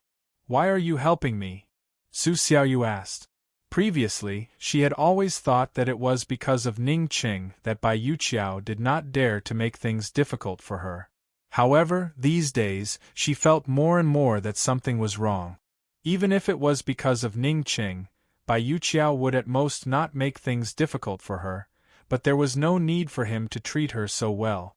These days, Bai Yuqiao not only found a professional doctor for her to recuperate, but he also found a professional chef for her to eat 3 meals a day to nourish her body. Especially today, when faced with those military officers sent by Jun Yixie to make things difficult for her, Bai Yuqiao had repeatedly helped her to get out of trouble. "Help you?" Bai Yuqiao gave a cold smile. "Su Xiaoyu, who do you think you are?" Su Xiaoyu's smile was even more disdainful than her. "All right, I'll go out now to find the guards to ask, who exactly is protecting me like this?" Bai Yuqiao shrugged his shoulders with an indifferent look and even specially opened the door for Su Xiaoyu to let her out. Su Xiaoyu really walked out and Bai Yuqiao's face turned black behind her, but he did not immediately stop her. Su Xiaoyu was not joking as she took big strides forward. Bai Yuqiao followed behind her and was also very calm. However, in the end, she could not help but say, "Su Xiaoyu, you have to think carefully. If you barge out like this, no one will be able to protect you in the future. Su Xiaoyu did not even turn back, let alone stop in her tracks. She took big strides as she replied, "Even if I die, I won't let some irrelevant people casually protect me." The person who protected her like this was either really one of their own, or definitely had some ulterior motives. She thought that the person who could bribe Bai Yuqiao was definitely not one of their own, so it could only be someone with ulterior motives. Today, she must find out the person behind this. Bai Yuqiao was very upset when he heard this and continued to follow. However, he was still defeated in the end. At the moment when Su Xiaoyu was about to step out of the main door, he pulled on Su Xiaoyu's hand. "If you want to know who's protecting you, then follow me back obediently." Bai Yuqiao lowered his voice and said coldly, "Okay." Su Xiaoyu agreed readily. Su Xiaoyu was held by Bai Yuqiao as they walked back. Bai Yuqiao looked at the two of them holding hands silently and couldn't help but feel bitter. This was the first time she held her younger sister's hand. If the two of them had not been abandoned by their parents, if the two of them had not been adopted by different people, how good would that have been? How many times would they have held hands and walked together? After knowing that Su Xiaoyu was her biological younger sister, Bai Yuqiao felt like an older sister. But today, holding on to Su Xiaoyu's little hand, she then truly experienced the feeling of having a younger sister. "Little Yu, do you know that since we can't find our parents, the older sister will be the mother? Older sister really wants to hold on to you like this, and watch you grow up, watch you get married." Bai Yuqiao unconsciously slowed down her footsteps as she knew that after this round, there wouldn't be another chance. But Su Xiaoyu very quickly flung her hand away. Su Xiaoyu acted as though she didn't notice Bai Yuqiao as she flung her hand away and took big strides forward, not waiting for Bai Yuqiao. Bai Yuqiao looked at her own palm and smiled helplessly. She very quickly gathered her emotions and chased after her. Su Xiaoyu returned to the house and lazily sat on the warm couch. Although she was young, but the posture she sat in was graceful and luxurious, with the posture of a rich lady. Bai Yuqiao recovered her usual arrogance and sneered, "Little lass, please sit properly when you talk to me. Try talking nonsense again?" Su Xiaoyu said impolitely. Bai Yuqiao laughed bitterly in her heart. Her biological younger sister was indeed her biological younger sister. Although they didn't grow up together, her character was exactly the same as her. She didn't waste any more time and had already thought of an excuse. "Han Yunxi will protect you, so you can rest assured." When these words came out, Su Xiaoyu immediately jumped up from the warm couch and almost fell down. She didn't look like a little adult and was completely like an anxious little lass. "Really? Really? Bai Yuqiao, I dare you to lie to me. If you don't believe me, you can ask Ning Jing. When spring comes, Han Yunxi and Long Fei Yi will come to save you. If you still want to return to Han Yunxi's side, you'd better take good care of yourself. I heard that Han Yunxi never keeps useless people under her," Bai Yuqiao said. Although Su Xiaoyu was very excited, she still maintained her vigilance. She asked again, "So you're saying that you betrayed Jun Yixie? You surrendered to my master?" Bai Yuqiao sneered, "Surrendered? Han Yunxi doesn't have that ability. I just had a deal with Ning Qing. It's up to you to believe it or not." Only Ning Qing knew the truth. Even Ning Jing and the rest didn't know about her relationship with Su Xiaoyu. They only knew that she was threatened by Ning Qing. With Ning Jing and Mu Ling as witnesses, Bai Yuqiao wasn't afraid that Su Xiaoyu wouldn't believe him. Sure enough, Su Xiaoyu said seriously, "I want to see Mu Ling right now." "Okay, I'll find a chance to arrange it tomorrow." Bai Yuqiao agreed. Su Xiaoyu couldn't hide her excitement at all. It was written all over her face. She thought that she would die in Bai Yuqiao's hands and never see her master again. She didn't know how her master was doing now. Did Bailey Mingxiang do anything bad? Also, Granny Zhao would definitely miss her. The more Su Xiaoyu thought about it, the more excited she became. If Bai Yuqiao wasn't present, she would definitely be jumping up and down with joy. However, she didn't need to jump up and down. Bai Yuqiao could see that she was happy. Although Bai Yuqiao had always hated Han Yunxi, seeing her sister so happy, she said, "Thank you," to Han Yunxi in her heart. She had already discussed with Ning Qing that the matter between her and Su Xiaoyu was not to be revealed, especially to Han Yunxi. If Han Yunxi doted on this girl, then she would let her dote on her without any scruples. Bai Yuqiao was about to leave, but she couldn't help but ask, "Little girl, aren't you curious about the deal between me and Ning Qing?" Su Xiaoyu glanced at her and retorted, "What does it have to do with me?" Bai Yuqiao turned around and left. As she walked, she laughed until tears flowed out of her eyes. The next day, Bai Yuqiao really brought Su Xiaoyu to Mu Ling. After Su Xiaoyu confirmed that what Bai Yuqiao said was true, she was as happy as a child. She bounced around the room and danced with her hands and feet. Ning Jing and Mu Ling then realized that Su Xiaoyu was actually a child. Although the mysterious forest in Tiger's prison was lush and green and there was no snow, everyone could clearly feel that the temperature was dropping day by day. The real winter was about to start. When winter arrived, spring wouldn't be far away. Other than Uncle Qing, everyone here was looking forward to the arrival of spring. It wasn't that the warm spring day wasn't their hope. Han Yunxi and Long Feiyi were their real hope. In the middle of November, Long Feiyi and Gu had both recovered from their internal injuries. Moreover, the dragon pill had also been refined. Noon today was the auspicious time to open the furnace and test the pill. Even Su Donglin and Bailey Mingxiang came to the medicine requesting cave to witness this moment. They saw the old man of alchemy perform a very strange technique. Then, he gathered his strength and held the furnace door with both hands. He slowly opened it inch by inch. Although Gu said that the amount of medicine they used could refine 5 dragon pill at once, the old man of alchemy also said that he could only guarantee the success of 1 pill. He couldn't promise anything else. Therefore, no one knew how many pills they would see after the alchemy furnace was opened. After all, the dragon pill was a good thing. Moreover, they had paid such a high price. 3 of their lives were almost lost in this alchemy furnace. It would be a lie to say that no one was nervous. Even Han Yunxi, who was a little tired after working hard for a few days, tensed up and stared at the furnace door that was slowly opening. As for the old man of alchemy, after so many medicinal pills refining sessions, his hands were trembling. Gradually, they saw a corner of the alchemy furnace. It was actually a pile of medicinal dregs. Everyone knew what was going on and didn't say anything. However, soon, they saw another pile of medicinal dregs.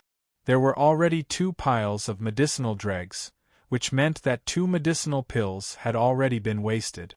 The old man of alchemy's hands trembled even more. He continued to pull the furnace door down. Unexpectedly, they saw another pile of medicinal dregs. This was the 3rd pile. That meant that 3 medicinal pills had already been wasted. There were only 2 left, or maybe only 1. What kind of lousy furnace is this? It's a scam. Gu kicked the celestial fire furnace fiercely. The old man of alchemy immediately shouted, "What are you doing? Why don't you try kicking it again? Haven't you heard it enough?" Although the old man of alchemy couldn't do anything about tomorrow, the old man of alchemy still had a temper. "If you didn't scam us, why would we hurt it? It's just a lousy furnace. Why are you so nervous?" Gu's tone became particularly cold. Chapter 10:27. The old man of alchemy glared at Gu and immediately saw the hostility in his eyes. Gu, who did as he pleased, was like a stubborn child. He glared at old man of alchemy, insisting that old man of alchemy give him an answer. The old man of alchemy was stunned. This scene suddenly became very familiar, as if he had experienced it before. For a moment, the old man of alchemy didn't know how to answer. Gu glared at him fiercely, but he didn't hurt the celestial fire Qian cauldron anymore. He pulled the handle of the cauldron and very straightforwardly opened it. For a moment, a strange medicinal fragrance spread out. Everyone nervously gathered around to take a look. They had already wasted 3 dragon pill recovery pills. If they wasted another one, wouldn't that be too depressing? They saw 2 medicinal pills lying quietly in the spacious cauldron. They had a dark color and were round and full. 2. Gu heaved a sigh of relief. This time, everyone's hearts, which had been hanging in the air, finally settled down. They couldn't imagine how disappointed they would be if they spent so much effort only to refine 1 medicinal pills.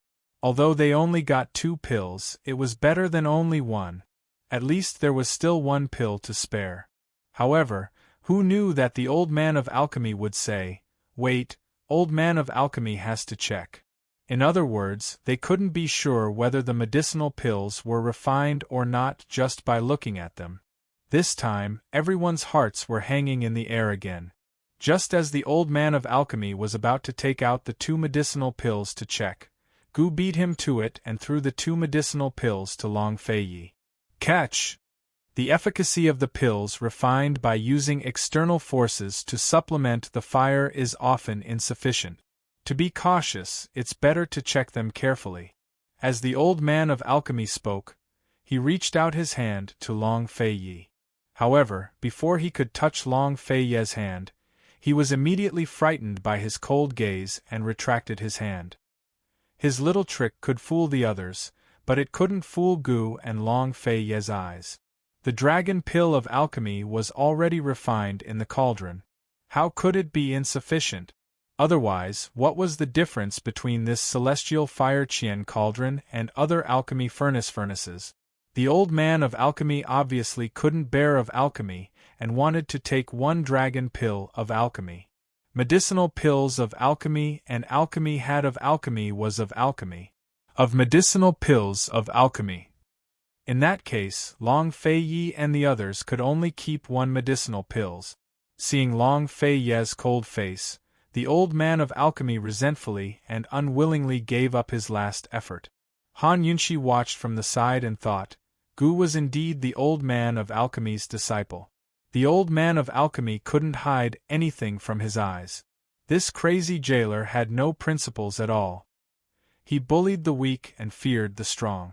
He was good at swindling and pretending to be crazy. If it wasn't for Gu's face, not to mention Long Fei Yi, even she wouldn't have been able to take it. No matter what, the dragon pill of alchemy was in their hands this time. Gu Beiyue can finally be saved. Han Yunxi couldn't help but sigh. Obtaining a few dragon pill of alchemy wasn't the most important thing.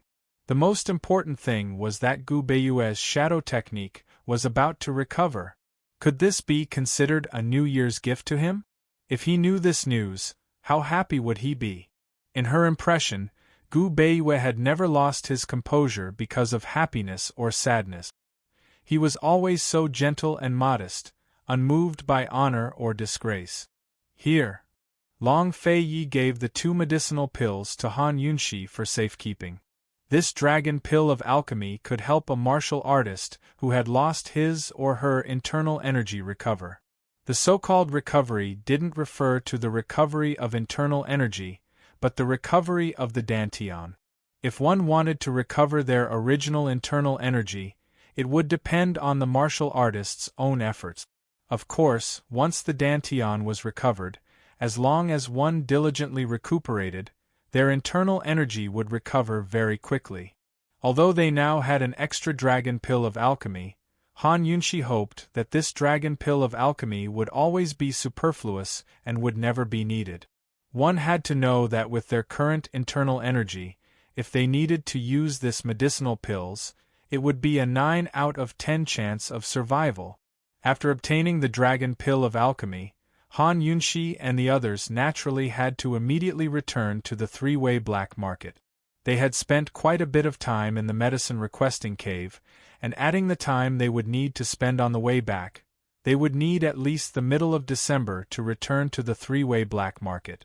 Based on the current situation on the northernly battlefield, after next spring, Jun Yixie and the Northern Dynasty's emperors would enter an all-out confrontation between the 2 armies.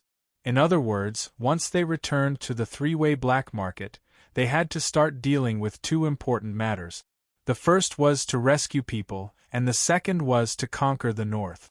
There wasn't much to prepare for rescuing people. With Bai Yuqiao as their spy, they didn't need to worry too much. It was also because of Bai Yuqiao taking care of everything in Tiger's prison that they hurriedly left Ning Jing and Mu Linger there temporarily, lulling Jun Yixie's vigilance. Conquering the north was an extremely important matter. Not only did they need to break in, they also needed to take risks, they also needed to work together, and they also needed to clearly divide the work.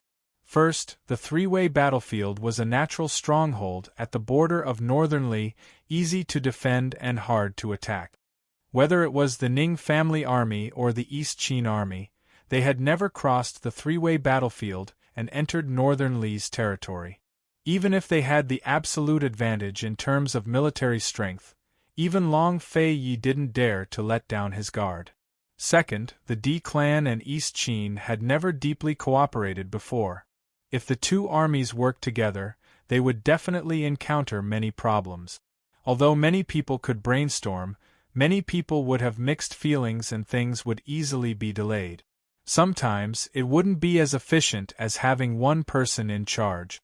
Thus, whether it was for Long Fei Yi and Han Yunxi, or for the East Qin army and the Di clan, the northern expedition was an opportunity to break in and also a great challenge. Before the expedition to the north, they had to have a lot of time to make ample preparations. Your Highness, the carriages have already been arranged, Su Donglin said in a low voice. This time, if the matter of the dragon pill and the phoenix power is leaked, this old man will definitely turn your alchemy furnace into a furnace for burning corpses. I will do as I say. Although Gu understood the old man of alchemy very well and knew that he would never leave the medicine-requesting cave, let alone have contact with the outside world, he still left behind these ruthless words. Long Fei Yi did not make a sound. If it wasn't for Gu's face, based on the old man of alchemy's actions regarding the dragon pill, he definitely would have sealed off the medicine-requesting cave. Han Yunxi hesitated a bit before having Su Donglin bring over the remaining snow wine. She said with a smile, "Old man, how about we make a deal?" The old man of alchemy couldn't get the dragon pill, and he couldn't keep Han Yunxi. He had lost both her and his money, so he was disheartened. Hearing Han Yunxi's words, he immediately became spirited. This old man won't do a losing deal. Here, I'll leave the remaining snow wine here, and you can help us refine a few more dragon pill. No matter how many medicinal pills you refine, they will all belong to us. When Han Yunxi said this, the old man of alchemy laughed strangely, especially mockingly. Han Yunxi didn't mind and continued, "As long as you refine a non-poisonous dragon pill, I'll use my phoenix fire to help you nourish the furnace once. What do you think?" The old man of alchemy's strange laughter suddenly became more emphatic. He laughed loudly. "Good. Han Yunxi, you'll do as you say." I'm not you," Han Yunxi replied disdainfully. The old man of alchemy didn't blush. He stroked his beard and smoothed his hair, extremely happy. For this kind of strange old man, threatening him to keep a secret was actually reminding him to threaten them with something. It was better to use the carrot and stick, cater to his fancy, and tempt him. With the old man of alchemy's ability, it would take at least a few years for him to refine a non-poisonous dragon pill. By then, they wouldn't be afraid of him leaking any secrets. Long Fei Yi glanced at Han Yunxi and suddenly realized that this woman was actually very suitable for the imperial court. She was quite good at using the carrot and stick tactic. Gu didn't say anything. Although he was confident that the old man of alchemy wouldn't leak the secret, Han Yunxi was right to do this. This way there would be no mistake. For a lousy furnace, he won't agree to anything. After saying this, Gu leaped into the big hole in the air and left without looking back. He didn't even give the old man of alchemy a chance to refute him. Han Yunxi and Long Fei Yi didn't stay any longer and were about to leave. However, the old man of alchemy stopped them.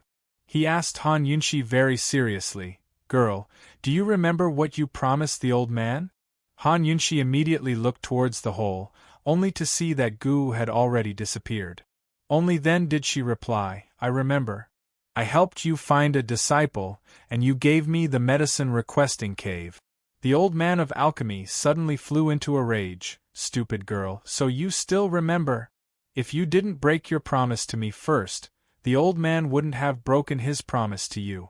Even if you asked the old man to refine an elixir of immortality, since the old man promised, he would definitely do it. How did I break my promise to you? Han Yunshi was at a loss. The matter was already over. Why was this crazy old man still acting crazy with her? The old man of alchemy reproached her. You promised the old man, so you should have taken this matter to heart. It's been so long, but you didn't even send a message to the old man. You clearly didn't take this matter to heart. If Han Yunshi was really looking for someone, even if she wasn't, she would have at least written to him to ask for other clues. However, ever since they made the agreement, Han Yunshi never asked him about this matter again. Han Yunshi finally understood what the old man of alchemy meant by breaking his promise.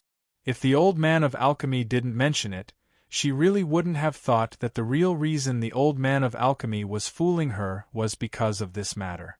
She really didn't look for anyone, because she didn't need to. The person the old man of alchemy was looking for was Gu, who had just left. Han Yunshi originally planned to pretend to be deaf and mute when Gu refused to acknowledge this matter. However, seeing the old man of alchemy so serious, she couldn't help but ask.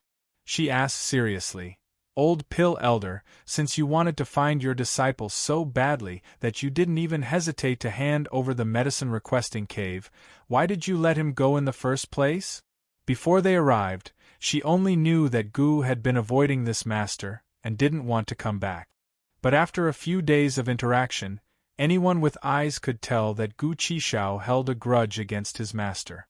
What happened between the master and disciple back then? If Han Yunshi's guess was correct, when Gu first came to the alchemy furnace, it should have been during the time when he had just escaped from Gu Yuntian's evil clutches.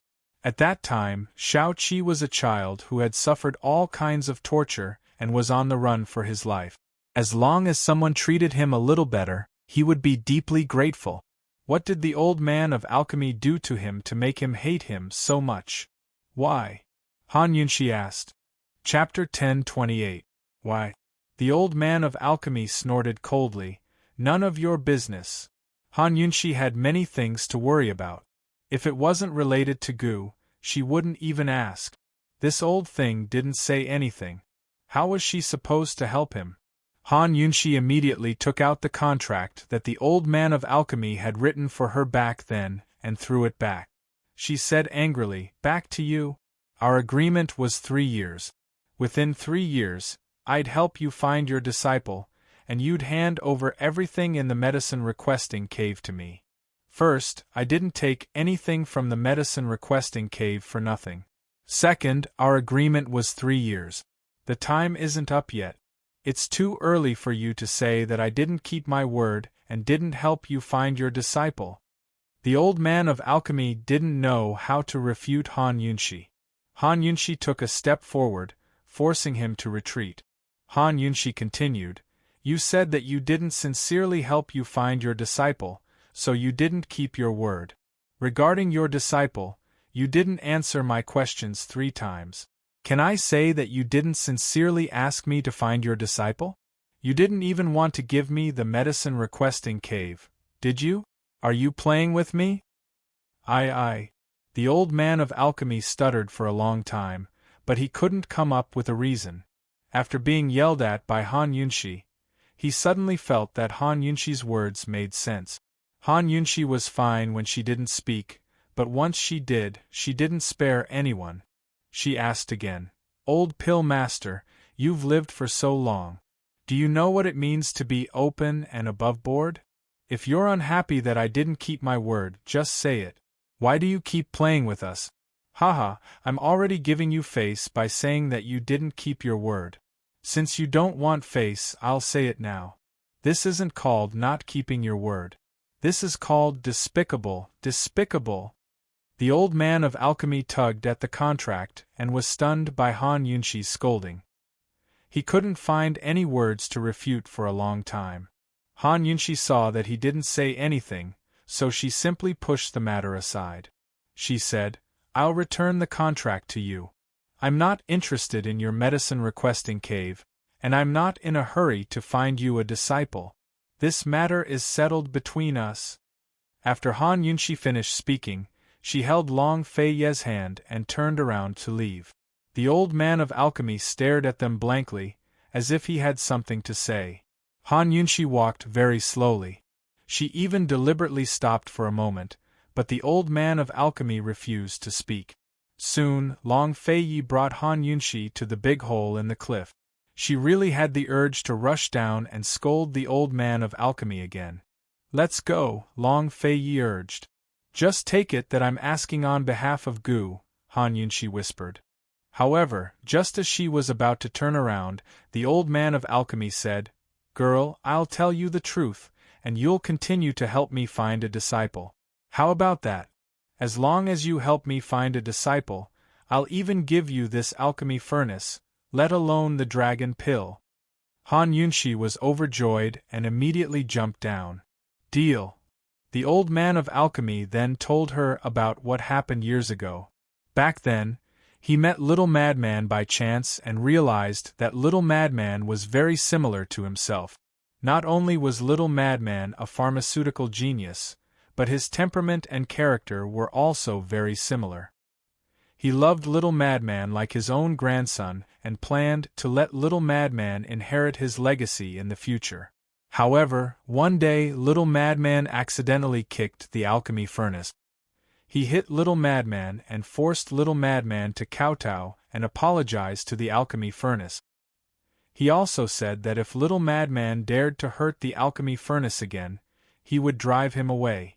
Although the old man of alchemy was old, he was crazy and carefree like an old urchin. However, when he talked about the past, he was like a lonely and pitiful old man who had no one to take care of him. At that time, he only kowtowed once and his forehead was broken. Blood flowed all over his face. The blood seemed to have flowed into his eyes. When he looked at the old man, his eyes were all red. The old man of alchemy's eyes were red. Scenes of the master and disciple in the past appeared in his mind again. That day, Little Madman grabbed his hand and said, "Old Madman, I don't want to be your disciple." He chuckled and asked, "Who allowed you to call me Old Madman? How about I call you Grandpa?" Little Madman asked very sincerely. That day, he made a very bitter medicinal pills for Little Madman. He coaxed him, "Little Madman, be good and take this medicine.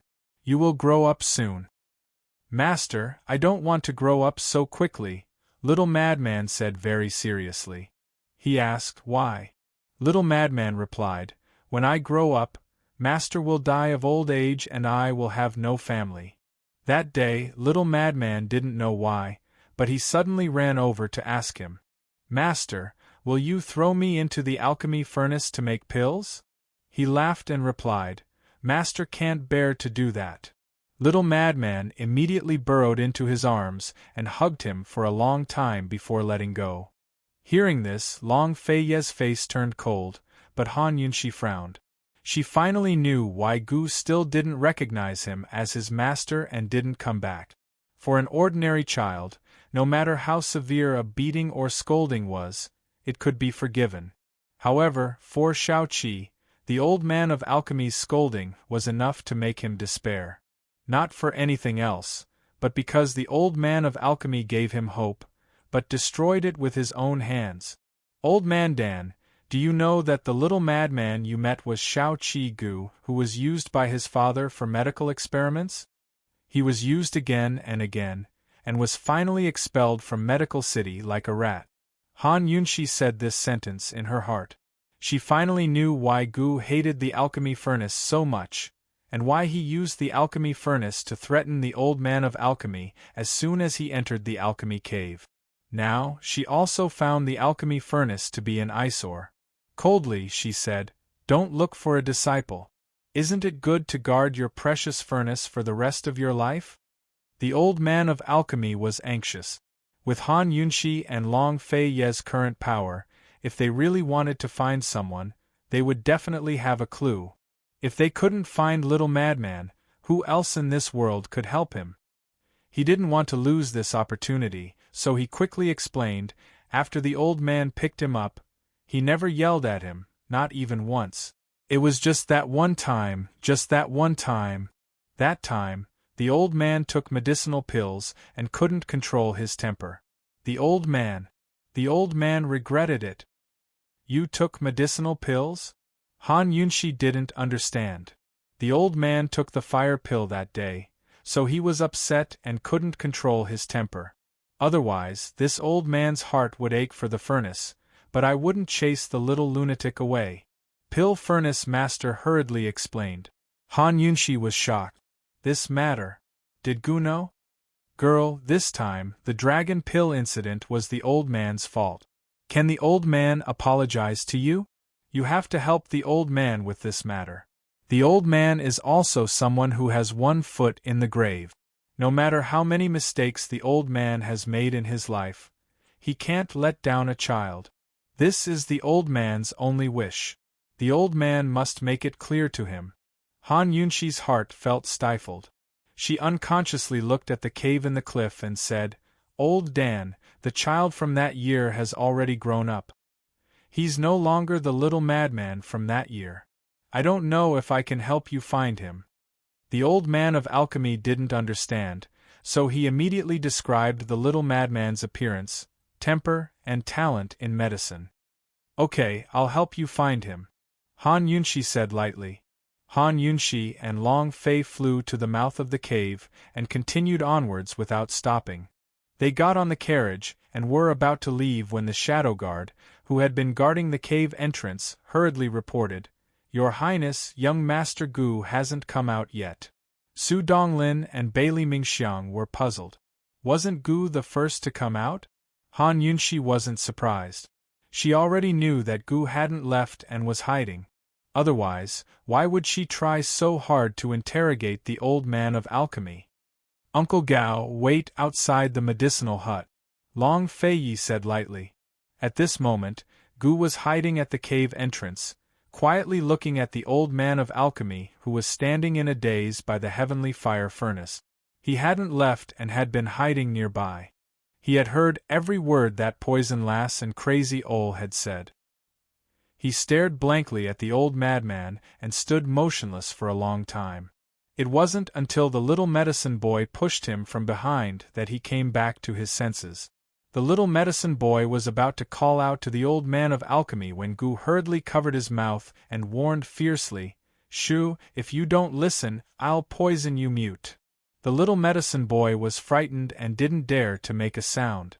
Gu took out a copper coin tied with a red string from his collar and stuffed it into the little medicine boy's hand. He whispered, Give it to your master and tell him. The little medicine boy waited for a long time, but Gu didn't continue. He looked up timidly, only to see that the big brother in red had no expression on his peerlessly beautiful face. Tell him what? The little medicine boy asked timidly. Gu's voice was choked with emotion. He said, Tell your master that little madman has grown up and don't look for him anymore. Let him take in a new disciple. After Gu finished speaking, he immediately left, leaving the little medicine boy confused.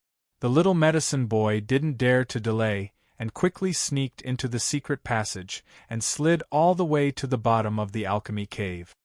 Master, master, that big brother in red asked me to give you this.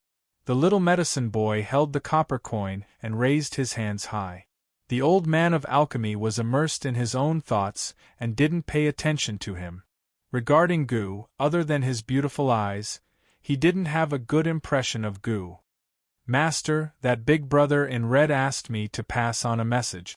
When the little medicine boy said this, the old man of alchemy looked down and saw the copper coin in the little medicine boy's hand.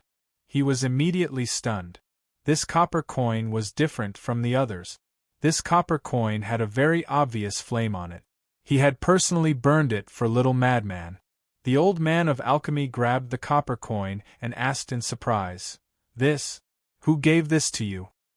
"That big brother in red, the very beautiful one," the little medicine boy replied. "Goo. How could Goo have this copper coin? How could it be?" Thinking of Goo's beautiful peach blossom eyes again, the old man of alchemy was so shocked that his heart trembled. Without saying a word, he chased after them. He hadn't left the medicine hut for more than 10 years. In one breath, he chased out of the medicine hut. Unfortunately, Han Yunshi's carriage had disappeared. The old man of alchemy hurriedly turned back and asked the little medicine boy, "What else did he say?"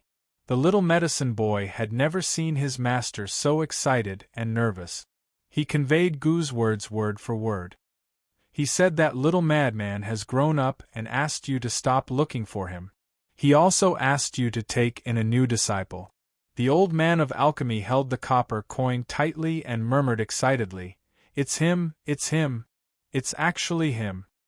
Chapter 10:29. The old man of alchemy recalled Goo's every move after he entered the medicine-requesting cave. Only then did he realize how stupid he was. Little madman was right in front of him, but he didn't recognize him. The little lunatic knew everything about the medicine-requesting cave, knew everything about the pill-refining cave, and even knew what he was thinking. He didn't recognize him. The old man of alchemy smiled bitterly. Then, he recalled Han Yunshi's aggressive questioning. He hurriedly asked the little medicine boy, "When did Goo give you this copper coin?" "Just now. I thought they had all left."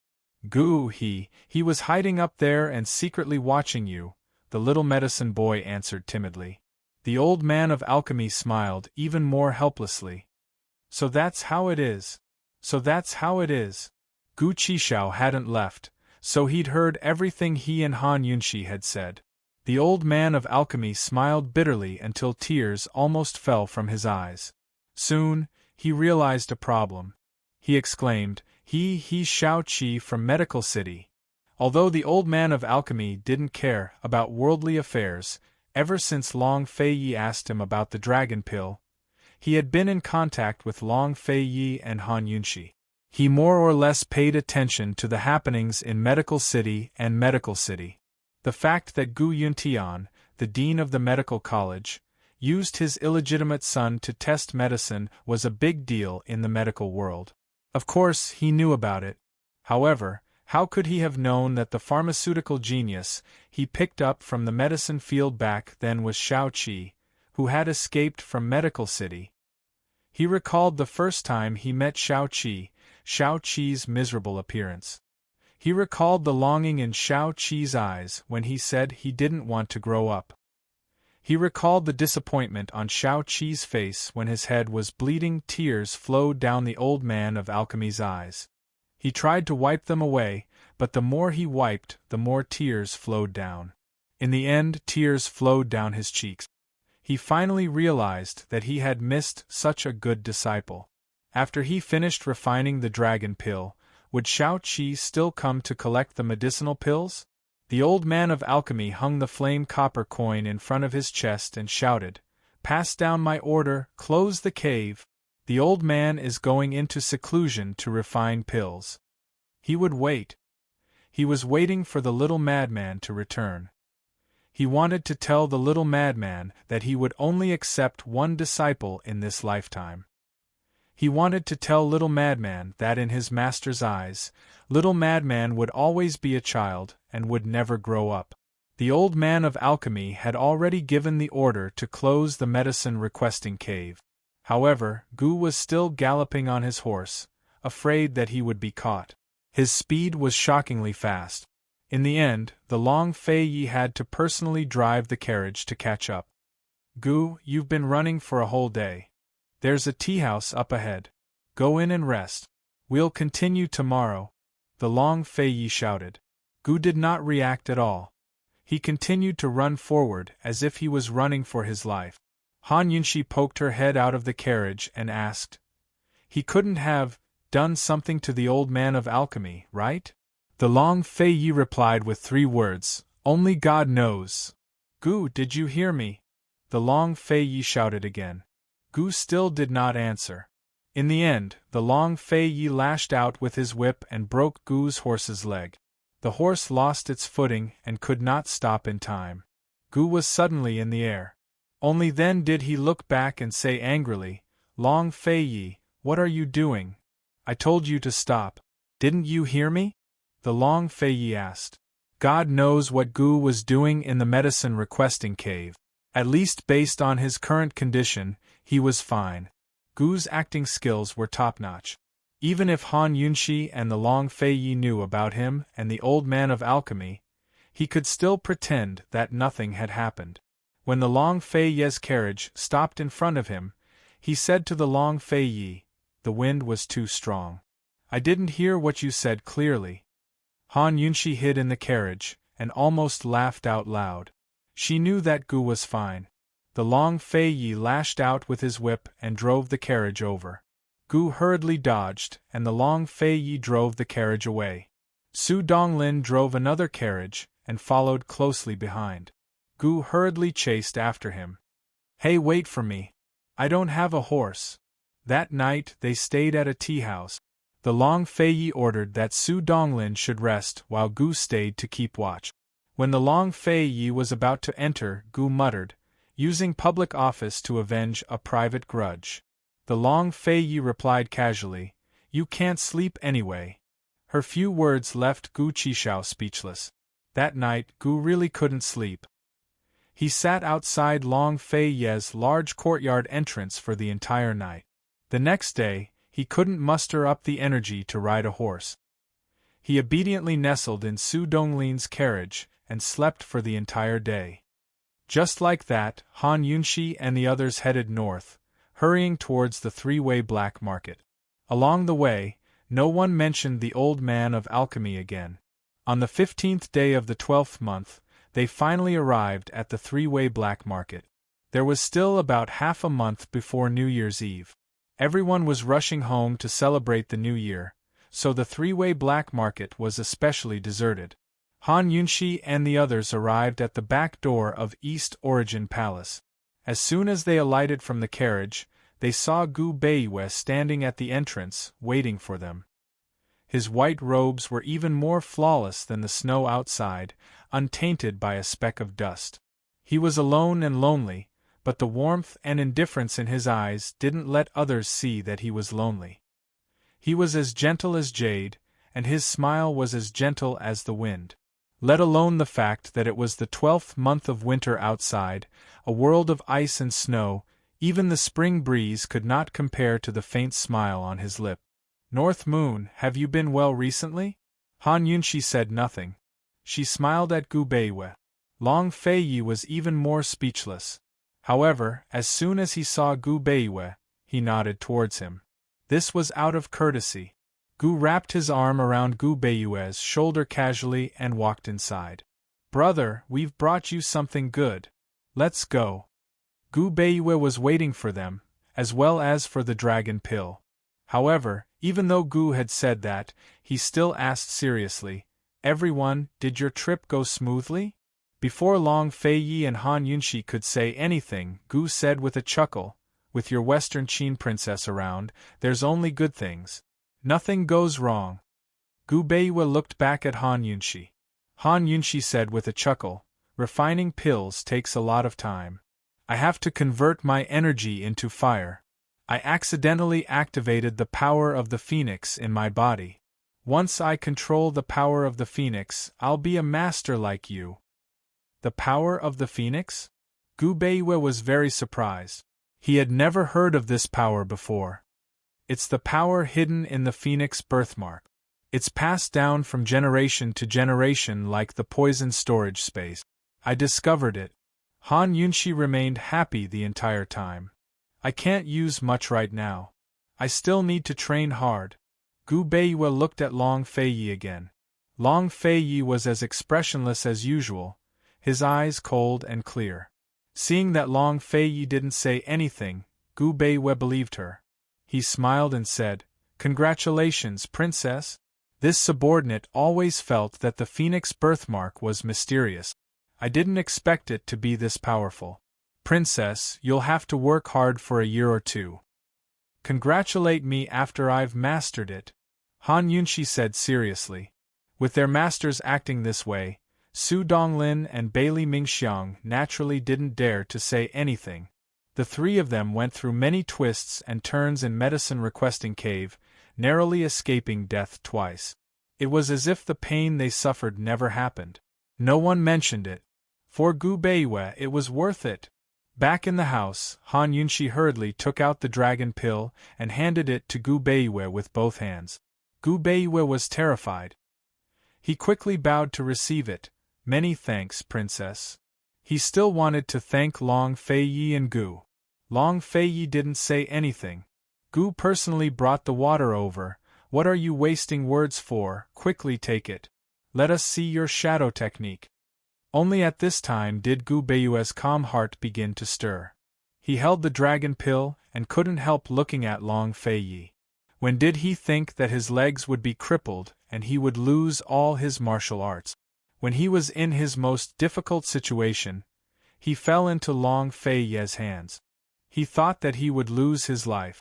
But who would have thought that not only would Long Feiyi accompany the princess to ask for medicine, he would also help the princess and Gu bring back the dragon pill. He was the East Qin crown prince. Gu Beiwei placed the dragon pill in his mouth. He raised the cup of water with one hand and slowly drank it. His other hand's index and middle finger gently bent down on the table, replacing his knees with 2 fingers as he bowed to Long Feiyi. From this moment on, his shadow technique would return.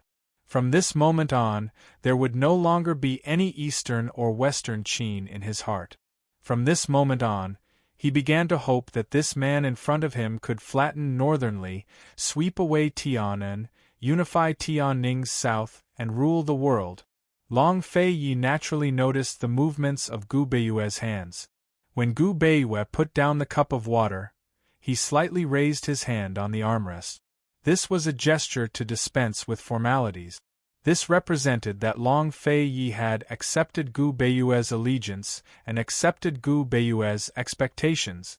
Their movements were seen by Han Yunshi, but she didn't participate. She felt that this was a man's etiquette. In her eyes, Gu Beiwei would always be her friend. She hoped that after the chaos in Cloud Realm ended, Gu Beiwei would be able to live closer to them. Like this, when she was free, she could go to his quiet garden to drink tea and chat. At his place, she would always be able to relax. Gu didn't notice anything. He was most concerned about the effects of the medicine. How is it? He anxiously asked. Gu Beiwei only felt his dantian warm up after the dragon pill entered his stomach. Gradually, a warm current gathered into qi that made him feel very comfortable. He quickly sat down cross-legged on the warm couch on the side and began to circulate his energy. Seeing this, Long Feiyi immediately went over to help. With the help of the dragon pill and Long Feiyi's profound internal energy, Gu Beiwei could clearly feel his dantian recovering. Sure enough, in less than 2 hours, Gu Beiwei was able to circulate his energy normally. Originally, because of the medicinal pills that Elder Kenzo had given him, he already had 20 to 30% of his internal energy left. Therefore, his recovery speed was extremely fast. Although there were still many things for Long Feiyi to do, Long Feiyi didn't go anywhere in the following 2 days. He stayed in Gu Beiwei's room to help him recover. Just like this, including the first day, Gu Beiwei used 3 days to recover all of his internal energy. As soon as he got off the couch, he saw Han Yunshi and Gu coming over. "How's your recovery?" Gu asked with a smile. Han Yunshi didn't say anything, but she was filled with anticipation. Gu Beiwei smiled. It was rare for him to smile so happily. His figure flashed and disappeared in an instant. So fast. Gu chased after him. Han Yunshi and Long Feiyi also chased after him. They saw Gu Beiwei standing in the courtyard with his head lowered and looking at his legs. "Gu Beiwei, you've recovered. You've really recovered." Han Yunshi exclaimed loudly. "TSK, TSK, TSK, Long Feiyi, Aren't you afraid that one day Gu Beiwei will kidnap Poison Lass and you won't be able to catch up? Gu teased. Chapter 10:30. Gu's joke was especially loud. No one knew if it was unintentional or intentional, but not only did Long Feiyi, who was standing beside him, hear it. Han Yunxi and Gu Beiwei heard it clearly as well. The originally joyous atmosphere suddenly cooled down. The large courtyard became especially quiet, making everyone present feel uncomfortable. To put it lightly, Gu was provoking Long Feiyi. To put it bluntly, Gu was provoking the trust between Long Feiyi and Gu Beiwei. After all, Gu Beiwei was from Western Qin. Everyone subconsciously looked at Long Feiyi, only to see that his expression was still cold and unreadable. Han Yunxi wished she could send Gu Qishao flying with a kick. She didn't want him to lose his life after Long Fei's kick. However, Gu Beiwei laughed heartily and broke the silence.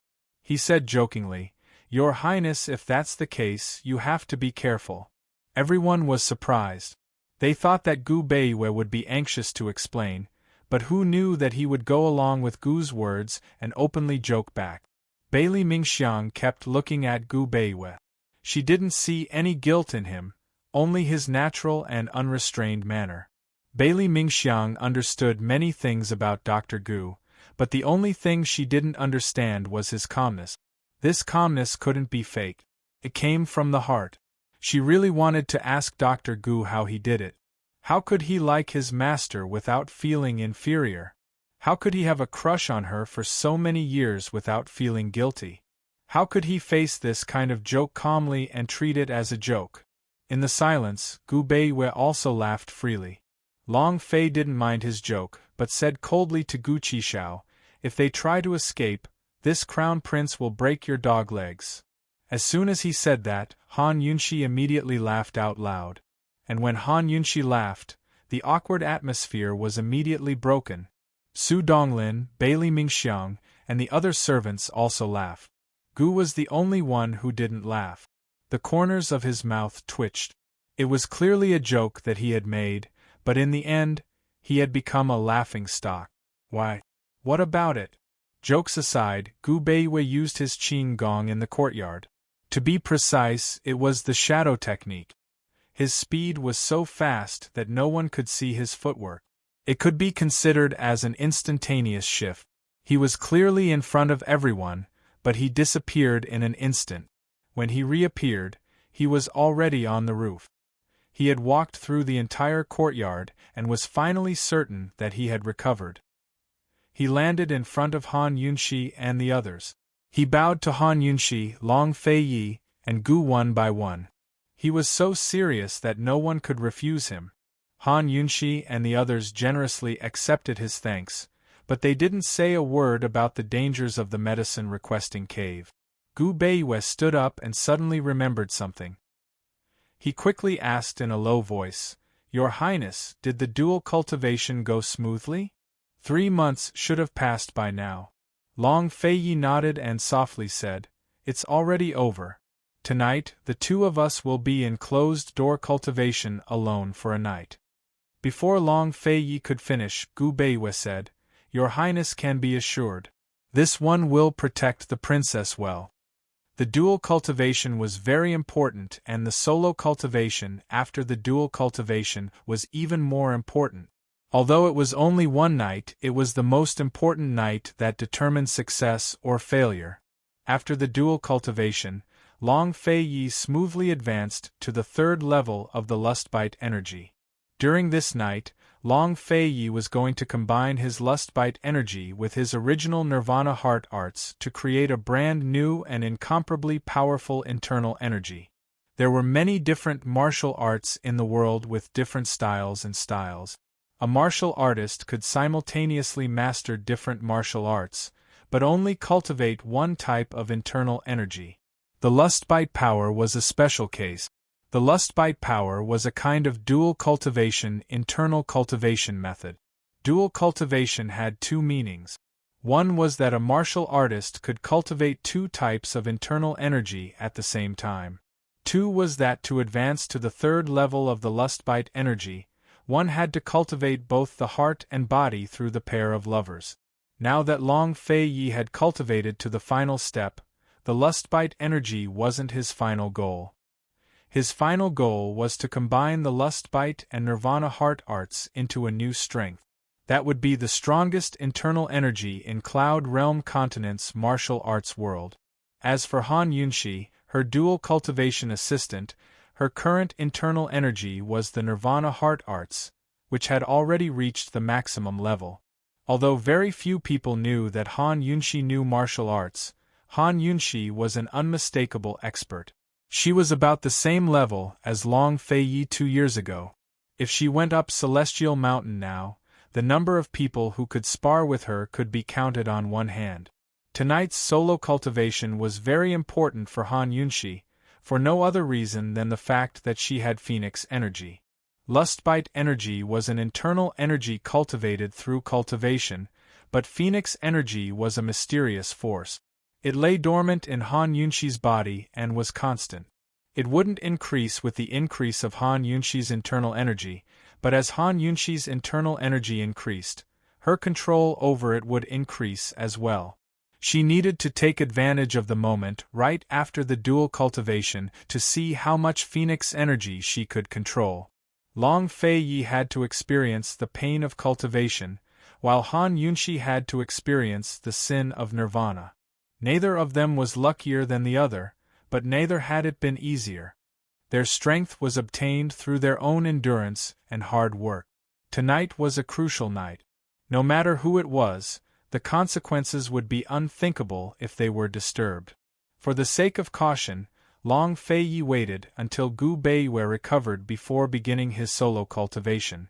Long Fei Yi, this old man will protect you tonight. Gu's tone was really big this time. Everyone looked down on him, but Long Fei Yi actually nodded. Gu was grinning cockily when Long Fei Yi said, "Go squat at the gates." Who was squatting at the gates to guard them? Everyone was silent at first, but in the end they couldn't help but laugh. As expected, Long Fei Yi didn't use any vulgarities when cursing. Su Donglin silently memorized the entire exchange. While he was secretly recording Yi Shi's sayings, he had also secretly recorded every single word his master had said about killing Gu Qishao. He'd even given the book a very pleasant-sounding name, A Fool's Talk. After the curtain of the sky fell, Long Fei Yi and Han Yunxi went into seclusion in 2 adjacent rooms and began their solo cultivation. Gu Beiwei brewed tea at the tea table in the courtyard. He seemed to be leisurely, but he was paying attention to every movement in his surroundings. Gu pretended not to squat at the gates. He sat on the steps in front of Han Yunxi's door, seemingly flipping through the poison scripture. In reality, he was also paying attention to his surroundings just like Gu Beiwei. When it was time to be serious, Gu would never be careless. Even though their whereabouts were a mystery, and even the people of Myriad Merchant Hall didn't know they had returned. However, for safety's sake, the entire East Origin Hall was heavily guarded. They didn't sleep or speak for the entire night, all the way until dawn. Only then did Gu stand up and stretch his legs, walking towards Gu Beiwei. He whispered, "It's about time, right?" At this point, it should be considered smooth.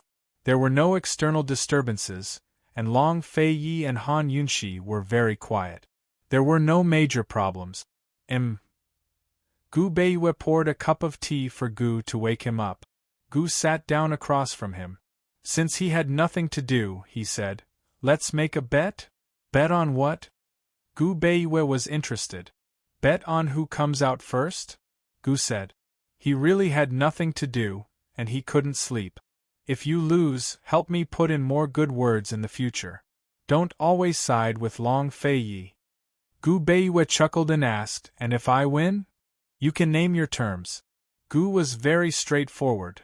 "If I win, you'll have to watch that mouth of yours." Gu Beiwei was very serious. "You'll fall for it sooner or later." Gu rolled his eyes at him. He couldn't be bothered to bet with him. At this moment, the door to the room on the right opened. Han Yunxi was the first to come out. Gu Beiwei and Gu Qishao were both pleasantly surprised as they rushed over. Princess, did it go smoothly? Poison girl, how is it? Han Yunshi didn't have the smile they were expecting.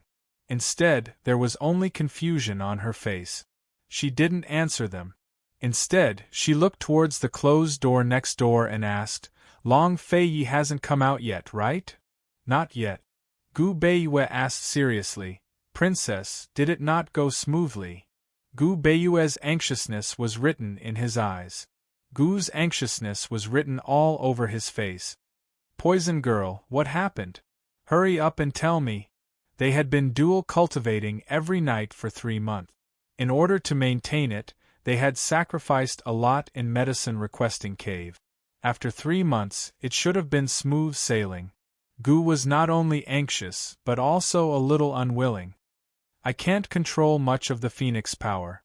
I keep feeling that something is wrong, but Han Yunshi was just speaking when Long Fei Yi suddenly opened the door. The moment he walked out, everyone saw that something was wrong with his expression. What's wrong? Han Yunshi was very uneasy. The lust bite power and Nirvana's inner energy can't fuse. Long Fei Ye's brows were tightly knitted. Although this last step was crucial, it wasn't difficult for him. He was originally full of anticipation, but he never thought that at the end of dual cultivation, there would be a problem in the final stage of dual cultivation. And such a big problem at that. The lust bite power and Nirvana's inner energy couldn't fuse. This meant that he had advanced to the 3rd stage of the lust bite power without having a big breakthrough. In a sense, his advancement was unsuccessful. Before dawn, Long Fei Yi had finished his dual cultivation. He sat alone in the room and pondered for a long time. He only came out when he heard the commotion outside. How could this be? Han Yunshi couldn't understand either. She said, Long Fei Yi, I can only control 30% of the wind power. According to what Elder Kenzo said before, if their dual cultivation succeeded, her inner energy would increase greatly. She could basically control the phoenix power. If not 70 to 80%, at least 50 to 60%. No matter what, it shouldn't be only 30%. Princess, can you let me take your pulse? Gu Beiwei asked. Han Yunshi immediately raised her hand. After Gu Beiwei took her pulse, Long Fei Yi also raised his hand. Both of your pulses are normal and your qi is strong. Fortunately, your bodies aren't too big, and there are no signs of cultivation deviation. Gu Beiwei said seriously. Gu Beiwei was indeed a doctor. He first confirmed that Han Yunshi and Long Fei Ye's bodies were fine and that they weren't tired by the two forces. Only then did he feel at ease. As for whether the dual cultivation would succeed or not, this wasn't his strong point. He didn't know anything about the phoenix power. That's strange. If the dual cultivation didn't succeed, the two of you shouldn't have been so successful last night, right? Gu was also curious. When it came to closed-door cultivation, one would either succeed or fail. The consequences were serious. Long Fei Yi and Han Yunshi's situation didn't occur. What was going on? Chapter 1031. Long Fei Yi understood the lust bite power too well, but he still couldn't figure out why it was like this. In the end, he could only attribute it to Han Yunshi's phoenix power. The phoenix power was obtained by accident. He and Han Yunshi didn't know anything about it. Although the phoenix power appeared in the later stages of their dual cultivation, it still had some effect during their dual cultivation. Could it be because of the phoenix power? Han Yunshi also thought of this point. They couldn't find any problems with the cultivation of the lust bite power and nirvana power. The only thing they suspected was the phoenix power. They were originally glad that they obtained this mysterious power during their trip to the medicine requesting cave. But now they couldn't determine whether it was a blessing or a curse. Gu Beiwei and Gu both agreed with Long Fei Ye's suspicions. They knew nothing about the phoenix power. The old man of alchemy had already told them everything he knew. Now, they could only seek help from the old man in Kenzo.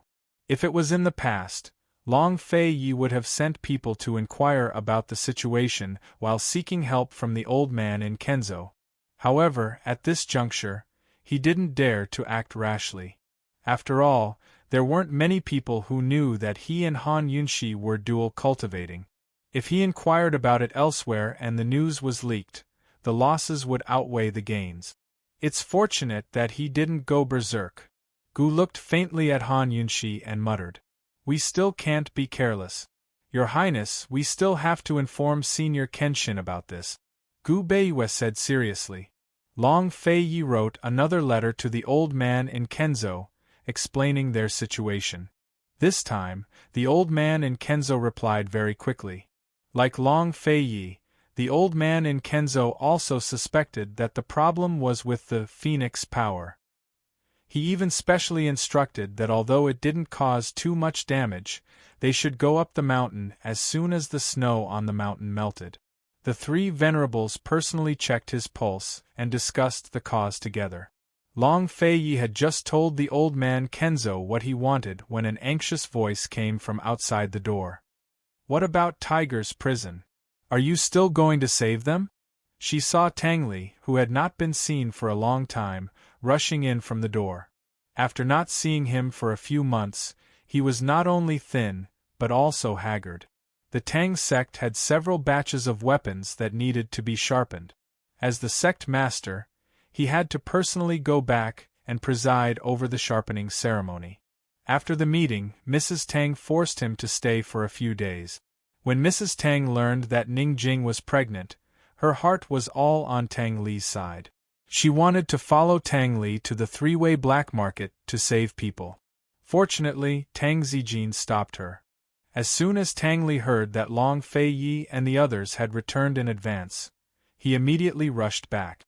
As soon as he arrived, he bumped into them talking about Tianshan. "Even if we're going back to Tianshan, we must save them first before going back," Han Yunxi said seriously. "No way." Gu Beiyue was the first to object. This matter could not be taken lightly or impulsively. "Princess, the expedition to the north is a big matter. It's not a game. Save them first, then go to Tianshan. Leave the northern expedition to the soldiers," Gu Qishao interrupted impatiently. He did not understand the world's affairs, nor did he care about them. He only knew that if he did not understand the matter of dual cultivation and the power of the phoenix, there would always be danger lurking around Poison Lass. In his view, Poison Lass's safety was the most important thing. That's right. Save them first, it's important." For the first time, Tang Li agreed with Gu's words. Tang Li was the same as Gu. He did not understand the world's affairs, nor did he care about them. In his view, Ning Jing and the child's safety was everything. He looked towards Long Fei with pleading eyes. "Big bro, let's save them first. Save them first, then arrange for the expedition to the north. After the snow melts, you and sister-in-law can go to Tianshan. As for the expedition to the north, as long as you arrange it well, there won't be any problems." After Tang Li finished speaking, he continued to stare into Long Fei Ye's eyes. It was just like when he begged this brother of his when he was young. He would look at him so pitifully that his heart would soften. He knew that if they were worried and insisted on going to the expedition personally, the rescue mission would be delayed until they returned from Tianshan.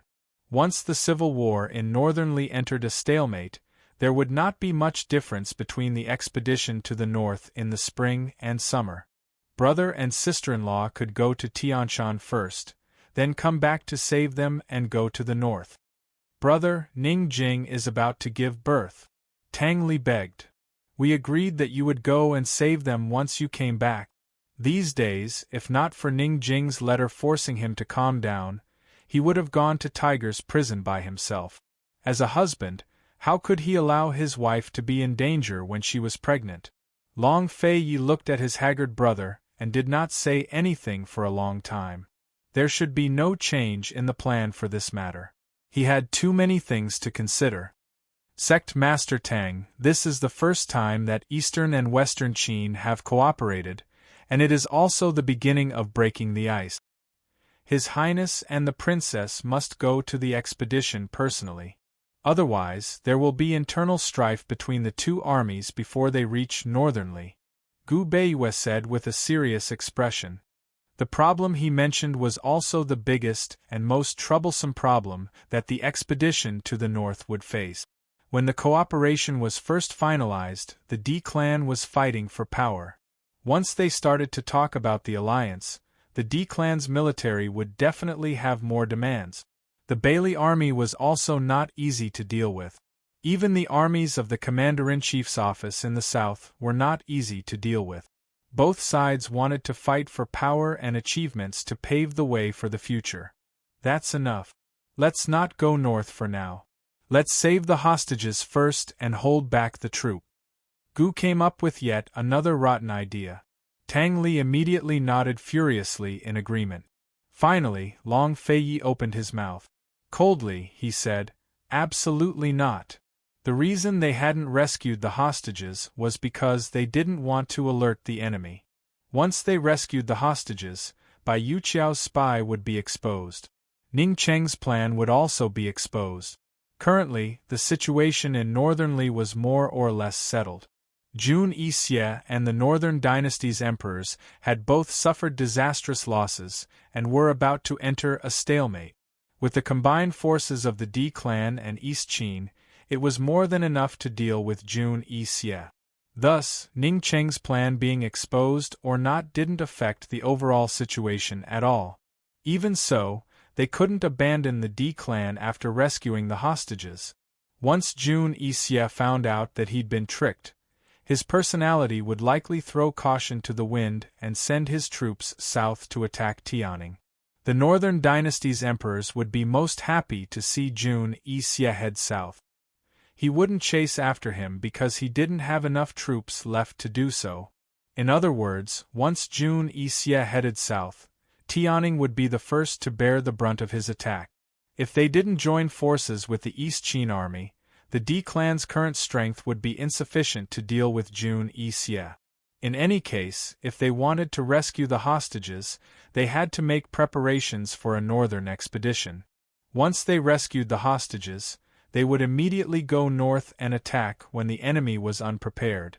This was their best and only choice. Otherwise, Ning Cheng and the D clan would be in grave danger. After Long Feiyi's explanation, Tang Li immediately said, "Big bro, how about this? Let's rescue the hostages first, then transfer our troops over to defend the three-way battlefield with the D clan.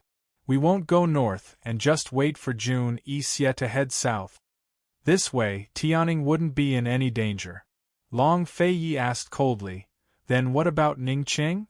Long Feiyi might have personal grudges with Ning Cheng, and he might have always hated Ning Cheng for being disrespectful to Han Yunxi, but he definitely wouldn't go back on his word when it came to breaking the ice between the two factions. He definitely wouldn't use this opportunity to sacrifice Ning Cheng. Long Feiyi had done plenty of such things in the past. Moreover, he'd done it beautifully, watertight, and intimidating. But this time, no matter how much enmity and dissatisfaction he felt towards Ning Cheng, he knew to endure. When it came to matters of state and the world, he focused on the matter, not the person. This was the first time Long Feiyi had spoken the words, Ning Cheng, in such a calm voice, but it shocked everyone present. Han Yunxi stared at Long Feiyi in shock.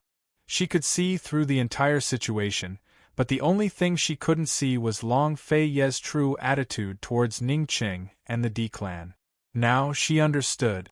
In addition to her love for her husband, she also had a sense of respect for him. Once Jun Yixie found out that he'd been tricked by Ning Cheng, Jun Yixie's personality would make Ning Cheng's life a living hell. Ning Cheng had been traveling with Jun Yixie's army all this time. After being kidnapped, he hadn't returned to the D clan. This situation couldn't be more obvious. This meant that Jun Yixie didn't completely trust Ning Cheng. Ning Cheng was Jun Yixie's biggest hostage. How could Jun Yixie not be angry and kill the hostage? In a sense, Ning Qing had single-handedly facilitated the cooperation between the Eastern and Western Qin. The first joint battle between the Eastern and Western Qin was an opportunity for Ning Qing to gain Jun Yixie's trust by hiding by his side. Ning Qing had racked his brains to plan for Jun Yixie to go north and start a war with the Northern Dynasty's emperors so quickly. Ning Qing must have been looking forward to their northern expedition more than anyone else. He could sacrifice himself for their northern expedition, but they definitely couldn't sacrifice him and stop their northern expedition. Moreover, once Jun Yixie killed the hostage, would the D clan's army, the Chamber of Commerce, and Myriad Merchant Hall fall into internal strife? Would they continue to cooperate with the Long Fei Yi? Everything was unknown. Ning Qing had absolute control over the D clan, so much so that even she, a princess of Western Qin, couldn't control the D clan. This absolute control meant that once Ning Qing died, the D clan would fall into chaos. Brother! Tang Li still wanted to argue, but Han Yunxi said calmly, Tang Li, Ning Jing definitely doesn't want her brother to die in Jun Yixie's hands. Tang Li finally realized the seriousness of the situation. He was stunned. He knew how Ning Jing felt about the D clan and Ning Qing. Otherwise, when faced with so many temptations and threats, Ning Jing also had him in her heart. She wouldn't have refused to compromise with the Tang sect. This matter needs to be discussed at length. As Long Fei Yi spoke, he turned to tell Su Donglin, send me the latest battle situation of the two armies in Northern Li. Also, ask Myriad Merchant Hall about Bai Yuqiao's situation. Suddenly, Gu said coldly, Long Fei Yi, if you don't want to bring Poison Girl to Sky Mountain, I will. Gu was the one who really didn't care. The world's affairs had nothing to do with him. Unexpectedly, Long Fei Yi actually said, all right, after the snow melts, you can bring her there. This matter was too tricky, but the solution was very simple. Han Yunxi would first return to Sky Mountain and let the Supremacy check her pulse to find the reason for the failure of dual cultivation. He would stay behind to preside over the cooperation between Eastern and Western Qin and personally lead the expedition to Northern Li. Deal. Gu was finally satisfied. However, Han Yunxi stared at the two of them with a sinister gaze. She just stared without saying a word. Chapter 1032. Han Yunxi stared at Long Fei Yi and Gu without saying a word, but the corners of her mouth curved into a sneer. These two guys were really interesting. They didn't even ask for her opinion and directly made a decision for her. What was this? Long Fei Yi and Gu reached an agreement. Tang Li was so happy that he slapped his thigh. That's it. When are we going to save them? No. Han Yunxi finally exploded. Don't forget that Bai Yanqing is in the dark, while we are in the light. Once the Eastern, Western Qin allied army went north, Long Fei Yi's whereabouts would be exposed. Bai Yanqing could find them at any time. Moreover, Jun Yixie was good at poisons. If she and Gu left, Long Fei Yi would have no one who was good at poisons who could compete with Jun Yixie. How could she rest assured? Moreover, if she left, the D army would be more difficult to manage. The communication between the Eastern, Western Qin and the Eastern, Western Qin would be more difficult. Although she didn't have absolute control over the D clan, as the princess, the D clan's army and the Chamber of Commerce would more or less know to restrain themselves. Han Yunxi really didn't know what kind of rotten idea these men had come up with. Gu didn't care so much. He only cared about Han Yunxi's safety. Therefore, he could abandon the world for Han Yunxi's sake. Long Fei Yi cared about a lot, but he also cared about Han Yunxi's safety. Therefore, he carried all the pressure and danger on his shoulders for the sake of the world and Han Yunxi. He was ready to face Bai Yanqing and Jun Yixie alone. He had fought with Gu before, and although he couldn't kill the immortal, he could trap them. As for Jun Yixie, with his current martial arts, Jun Yixie might not be able to poison him. As for the cooperation between Eastern and Western Qin and the Northern expedition, Although it would be more difficult to communicate without Han Yunxi, he believed that he could handle it. The power of the phoenix was an unknown accident. How could he allow this accident to remain in Han Yunxi's body for too long? In the face of Han Yunxi's anger, although Tang Li was anxious, he did not dare to speak again. Everyone was also silent, who knew that Long Fei Yi would be very firm and cold. It's decided then. I object, Han Yunxi said coldly. Objection overruled. The bigger picture is more important. Long Fei Yi was very serious, but Han Yunxi was even colder. For the sake of the big picture, I have to stay. After flattening northernly, we'll go to Tianshan together. Impossible. Long Fei Yi did not budge an inch.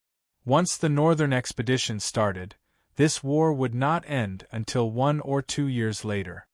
In any case, I'm not leaving, Han Yunxi insisted to the end. Long Fei Yi did not speak again. His brows were tightly knitted, and he stared at her especially sternly. Han Yunxi let him stare, and looked into his eyes without fear. However, as time passed, she did not see his attitude change. This kind of cold and domineering Long Fei Yi made Han Yunxi feel unfamiliar. It was so unfamiliar that she felt like she had returned to a few years ago, when she first met him. At that time, no matter how cold he was, she was at most afraid. But now, her heart felt very uncomfortable. Long Fei Yi, this is my own matter. Don't I have the right to decide? Han Yunxi, you always don't listen to me. Can't you listen to me for once? The two of them spoke at the same time, but their words were completely different. Once they finished speaking, the two of them fell silent. The people around them did not dare to make a sound. However, Gu Beiyue spoke up. Your Highness, why don't we try to invite the 3 venerables down the mountain? Even if they could not go, Elder Kenzo and the 3 venerables could come down the mountain. It's impossible for the 3 venerables to leave Tianshan, Long Fei Yi replied calmly. If the 3 venerables were willing to leave Tianshan, they would not have to fight here for so long. Long Fei Yi did not argue with Han Yunxi anymore. He made a strong decision. It's decided. Contact the Myriad Merchant Hall Elders Guild. Tomorrow, we'll discuss the rescue and northern expedition. Han Yunxi did not argue. She stood there in a daze, her eyes dazed. No one knew what she was thinking. Long Fei Yi finished speaking and left. When he reached the courtyard's entrance, he stopped and turned back. He saw Han Yunxi still standing there. Coldly, he asked, Han Yunxi, why aren't you leaving? I'm not leaving, Han Yunxi replied coldly. At this moment, the originally quiet little courtyard became even quieter. Even the howling northern wind outside seemed to have stopped abruptly. Long Fei Ye's cold face turned even colder. However, Han Yunxi turned and entered the room. I'm tired. I'm not going anywhere. I want to catch up on sleep. With that, she slammed the door shut. Long Fei Yi turned and left. The group of people looked at each other, not daring to interfere. Did Long Fei Yi and Han Yunxi have a fight? No one knew what to do. Gu was the first to leave. No one knew where he was hiding to catch up on sleep. Gu Beiyue and Tang Li left together. Tang Li was silent the whole way. Unknowingly, he followed Gu Beiyue back to his room. Sect Master Tang, you must be tired from the journey. You should go back and rest. When Gu Beiyue said this, Tang Li came back to his senses. He realized that he had walked into Gu Beiyue's courtyard. Gu Beiyue, should I wait for them to come back from Tianshan before begging them to save me? Tang Li lowered his head when he said this. Gu Beiyue could not see his expression, but he knew that he was very unwilling to say this. Sect Master Tang, do you want to hear the truth or a lie? Gu Beiyue asked patiently. A lie. Tang Li answered without hesitation. A lie? I don't need to say it. You should go back and rest. Gu Beiyue smiled helplessly. Tell me the truth. Tang Li finally raised his head. Gu Beiyue was a very compassionate person, but he was also a very cruel person. His compassion came from his compassion as a doctor, but his cruelty came from his pure and flawless heart. He was always so calm. When he looked at things, he would never be disturbed by anything. He was so clear that he was like a mirror that could restore everything to its original state.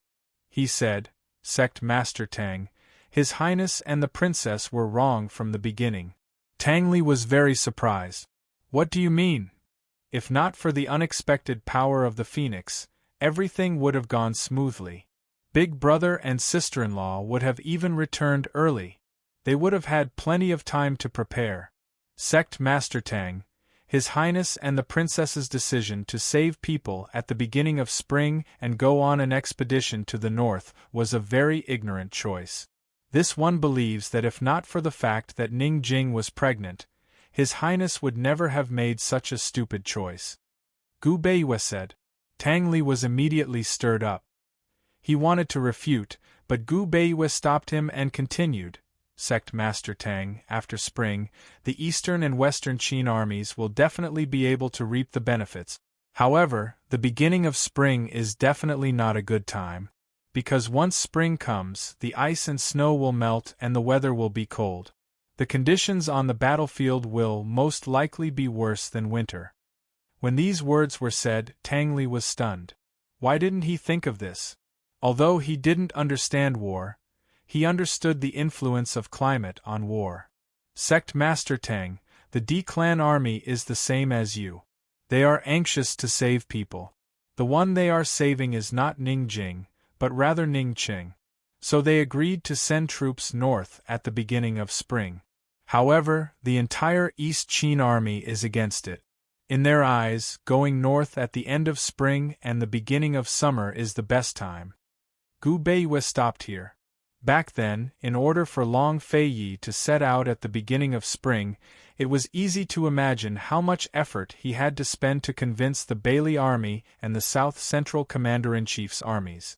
But Long Fei had never brought up any of these things.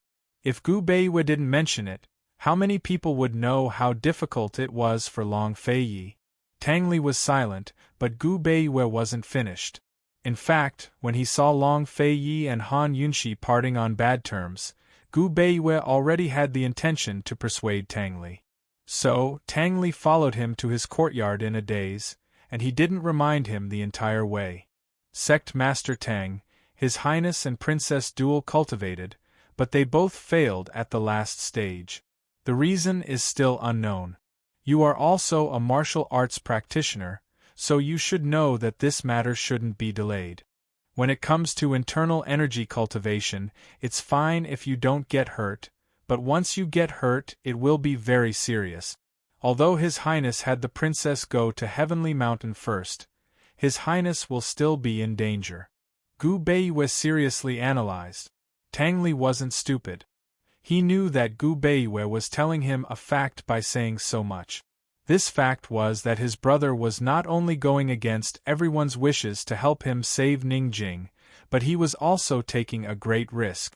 The ignorant Tang Li suddenly understood everything. He sat down and buried his head in his hands.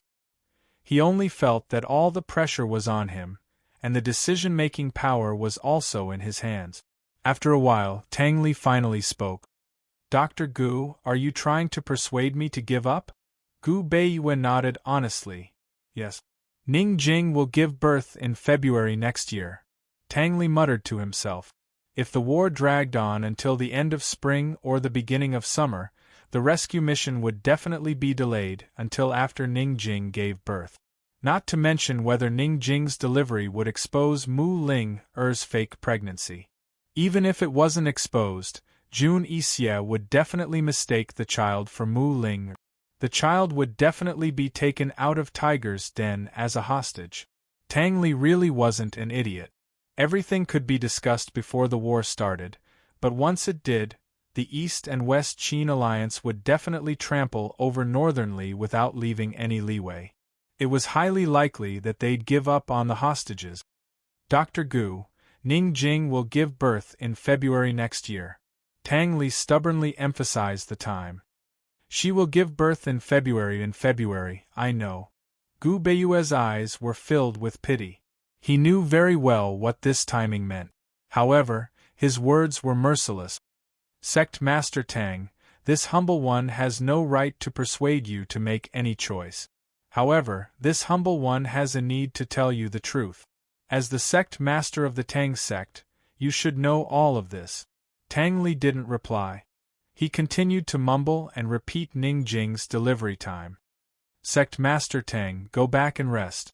Gu Beiyue gently patted Tang Li's shoulder and entered the room. Tang Li turned to leave, his expression wooden as he wandered aimlessly around East Origin Hall. He circled around every courtyard and hall in East Origin Hall. When the sky turned dark, he unknowingly walked to Han Yunxi's door. He saw that the lights in the room were on, but he didn't knock on the door. Instead, he sat down by the door. Growing up, he had never thought about the problem of growing up. However, today, he suddenly experienced what it meant to grow up overnight. Late at night, the lights in Han Yunxi's room were still on. Tang Li finally got up and gently knocked on the door. He said, "Sister-in-law, can I ask you something?" Chapter 1033. Tang Li waited for a long time, but there was no response from the room. He knocked on the door again. "Sister-in-law, I know you're here. Don't be angry with my brother. Let me ask you something. It's very important." He waited for a while more. Han Yunxi did not open the door, but she answered him, "It's already so late. If there's anything, we can talk about it tomorrow." "What if I have to ask now? Sister-in-law, can you open the door?" Tang Li asked. If Han Yunxi had stepped out, she would definitely have noticed Tang Li's strange behavior. His expression was a little dazed, as if he had lost his soul. Han Yunxi was silent for a long time, but she still did not open the door. She said calmly, "Go ahead." Tang Li suddenly became serious and asked, "Sister-in-law, is the end of spring and the beginning of summer the best time for the expedition to the north?" The person in the room seemed very surprised and did not answer for a long time. "Sister-in-law, is that right?" Tang Li stubbornly wanted an answer. The room was still silent. Tang Li did not ask again. He stood quietly and waited. The person in the room naturally knew that he was waiting. "Tang Li, did the Bailey Army's people look for you?" Han Yunxi asked seriously. Once she said this, what else did Tang Li have to ask? Sister-in-law also knew that the Bailey army had objected to the expedition at the beginning of spring. Otherwise, she would not have asked him this. Actually, Tang Li already knew the answer. He did not know why he was so persistent in asking, as if he was looking for a reason to convince himself. He leaned his head against the door and did not answer for a long time. "Tang Li, your brother and Myriad Merchant Hall have discussed the expedition at the beginning of spring. Don't listen to the Bailey Army's people." Han Yunxi was anxious. Tang Li still did not speak. Han Yunxi stood inside the room and waited. Just as she was about to open the door, Tang Li spoke again. "Sister-in-law, I understand. I'm here tonight to ask you for a favor." "What's the matter? Why are you being so polite?" Han Yunxi asked cautiously. "Sister-in-law, please persuade my brother to postpone the northern expedition until the end of spring and the beginning of summer. That's the best time. Let my brother accompany you to Tianshan Mountain. When you come back, we'll go and save them." Tang Li seemed to be answering Han Yunxi, but also seemed to be talking to himself. He muttered, "I've thought about it. Ning Jing's belly is big, so it's inconvenient for her to move around. If we rashly go to save her, she'll definitely get in the way. It'll be even more inappropriate if the fetus is affected. Why don't we just wait for the child to be born before we go and save her?" Han Yunxi abruptly cut him off. "Tang Li, have you lost your mind? Once the child was born, how could Jun Yixia lock the child and the mother in the same place? The child would definitely be taken away. Do you want your child to be a hostage at birth? Can you guarantee that Bai Yuqiao can help us find out the child's whereabouts? Can you guarantee that we'll be able to find the child at the same time?" "Tang Li, Jun Yixia isn't that stupid." Although Han Yunxi couldn't bear it, she still said, Tang Li, you have to know that everything can be discussed before the war. Once the war starts, the two armies won't give up any opportunity to flatten Northern Li just because of a child. In other words, it was very likely that the child would be abandoned. Tang Li didn't say anything. The two of them were separated by a door. The silence between them was enough to quiet the entire night. Finally, Han Yunxi said, Tang Li, this matter has been decided. Don't make trouble for yourself. Your brother is at the Bailey army. No one will dare to do anything to you. Don't worry. Sister-in-law, I can't let my brother take risks and make mistakes because of my own selfishness. In the quiet night, Han Yunxi could clearly hear that Tang Li's voice was choked with sobs. He said, Sister-in-law, I know my brother isn't here. Please don't let him know about this. Help me persuade him. Since I was young, my brother has always doted on me. No matter how big the problem was, he would help me shoulder it. But this time, I have to shoulder it myself. Tang Li's voice grew choked with sobs. Ever since he was young until now, no one has been able to help him shoulder his problems. He's always shouldered them himself. From today onwards, I, Tang Li, can't let my own matters. Before he could finish speaking, the door suddenly opened. Han Yunxi wasn't the only one standing by the door. Long Feiyi was also there. Tang Li was shocked and instinctively stepped back. He didn't expect his brother to be in the room too. His brother and sister-in-law quarreled, and sister-in-law didn't return to the bedroom. He thought that they were still at odds and weren't together. Long Feiyi walked out expressionlessly and stopped in front of Tang Li. Tang Li was embarrassed and nervous. He didn't explain anything and was about to leave. However, Long Feiyi stopped him. Stop! Tang Li was actually very obedient to Long Feiyi's words. He almost reflexively stopped, but it was only for a moment. Soon, he hurried towards the door. Long Feiyi's figure flashed and blocked his way. Tang Li resentfully turned his head away and didn't dare to look at him. Are you sure? Long Feiyi asked. Yes. Tang Li answered without hesitation. Look at me and answer me. Long Feiyi said sternly. Tang Li kept looking to the side and didn't dare to turn his head. Go back to sleep. Long Feiyi ordered. Who would have thought that Tang Li would turn around and look at him with a serious expression? Brother, I'm sure. I've thought about it all day. I'm sure. Long Feiyi clenched his fists so tightly that they cracked. He wasn't angry at Tang Li, but rather at the person who instigated Tang Li. This was his most cherished disciple, his younger brother whom he had protected for over 20 years. Among his relatives in the East Qin camp, he was the one who had the least ambition, the most carefree, the purest, and the one who lived the most carefree life. Who was it that had told him so many important things? Who was it that had instigated him to sacrifice himself for the sake of the country rather than save his wife and children? Who was it that had placed such a heavy responsibility on his shoulders? Could it be that he, Long Feiyi, hadn't endured enough in his life? Was Tang Li also here to bear it? Has Bailey Yuanlong arrived? Long Feiyi asked. On the way back, he had ordered Bailey Yuanlong to personally come over and discuss the alliance with the D clan military. Bailey Yuanlong and the other deputy generals should have arrived in the next few days. Brother, I'm sure. This is my own matter. I have the right to make my own decision. Tang Li said loudly. What do you know? Long Feiyi said coldly. Today, he had been infuriated by Han Yunxi. Now, he was even more infuriated by Tang Li. Tang Li looked into Long Feiyi's eyes and choked with sobs. I understand you. Brother, I understand. I understand everything. Long Feiyi was stunned, but he immediately avoided Tang Li's gaze. For over 20 years, this younger brother of his had never looked at him or spoken to him so seriously.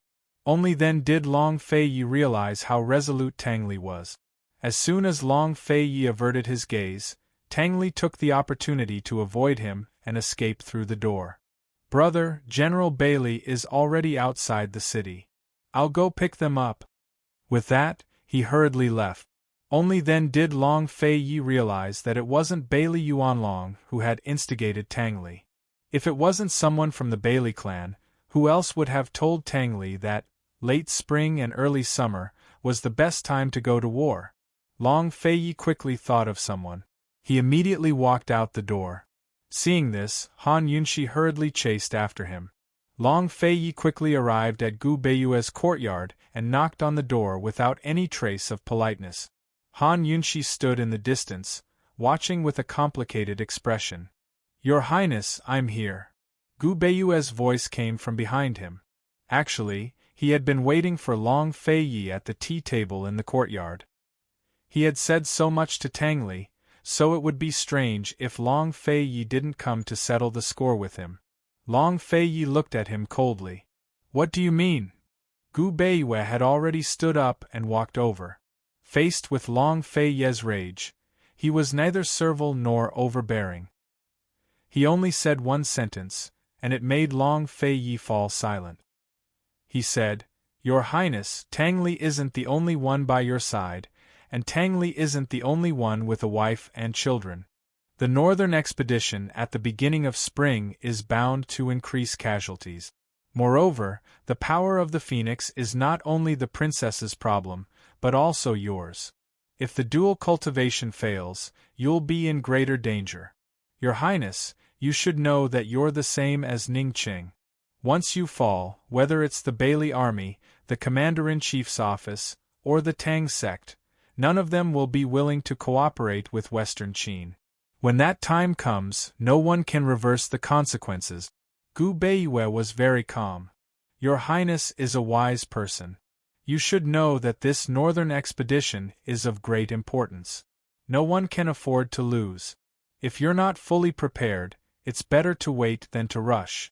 Long Fei Yi smiled bitterly. "Gu Beiyue, you're crueler than this crown prince." "Your Highness, this isn't cruelty. This is a choice," Gu Beiyue said calmly. "There's only right and wrong in making a choice. There's no such thing as mercy or cruelty." Long Fei Yi was cruel to Tang Li. However, once the northern expedition was changed, many soldiers would feel that Long Fei Yi was merciful. Most of the soldiers in the Commander-in-Chief's office, the Bailey army, and even the Ning family army had never been to Northernly. They hadn't experienced the coldest beginning of spring in Northernly.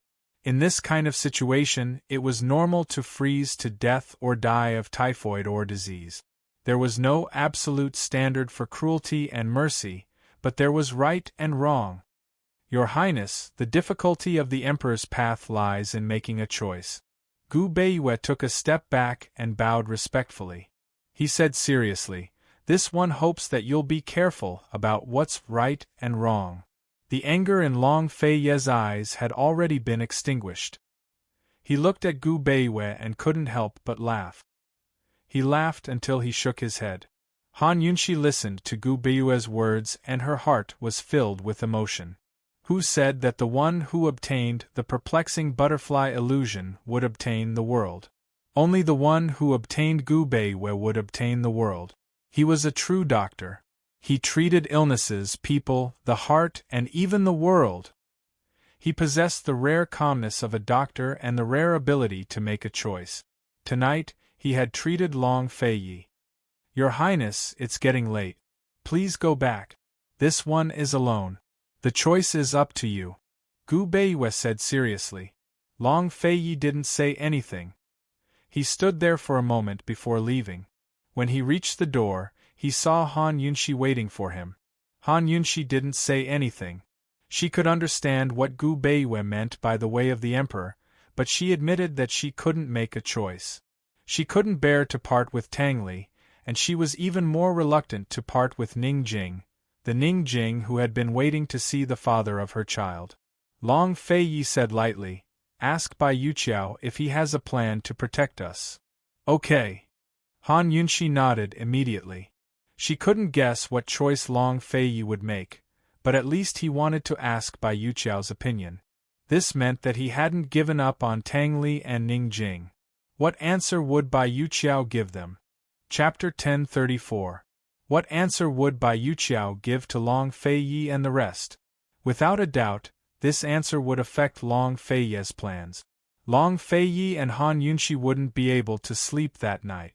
Tang Li had already rushed out of the city to wait for General Bailey and his deputy generals to arrive. He stood in the howling northern winds, letting his wide cloak flutter in the wind. The north wind hurt his face, and it seemed to hurt his eyes as well. He couldn't even open his eyes.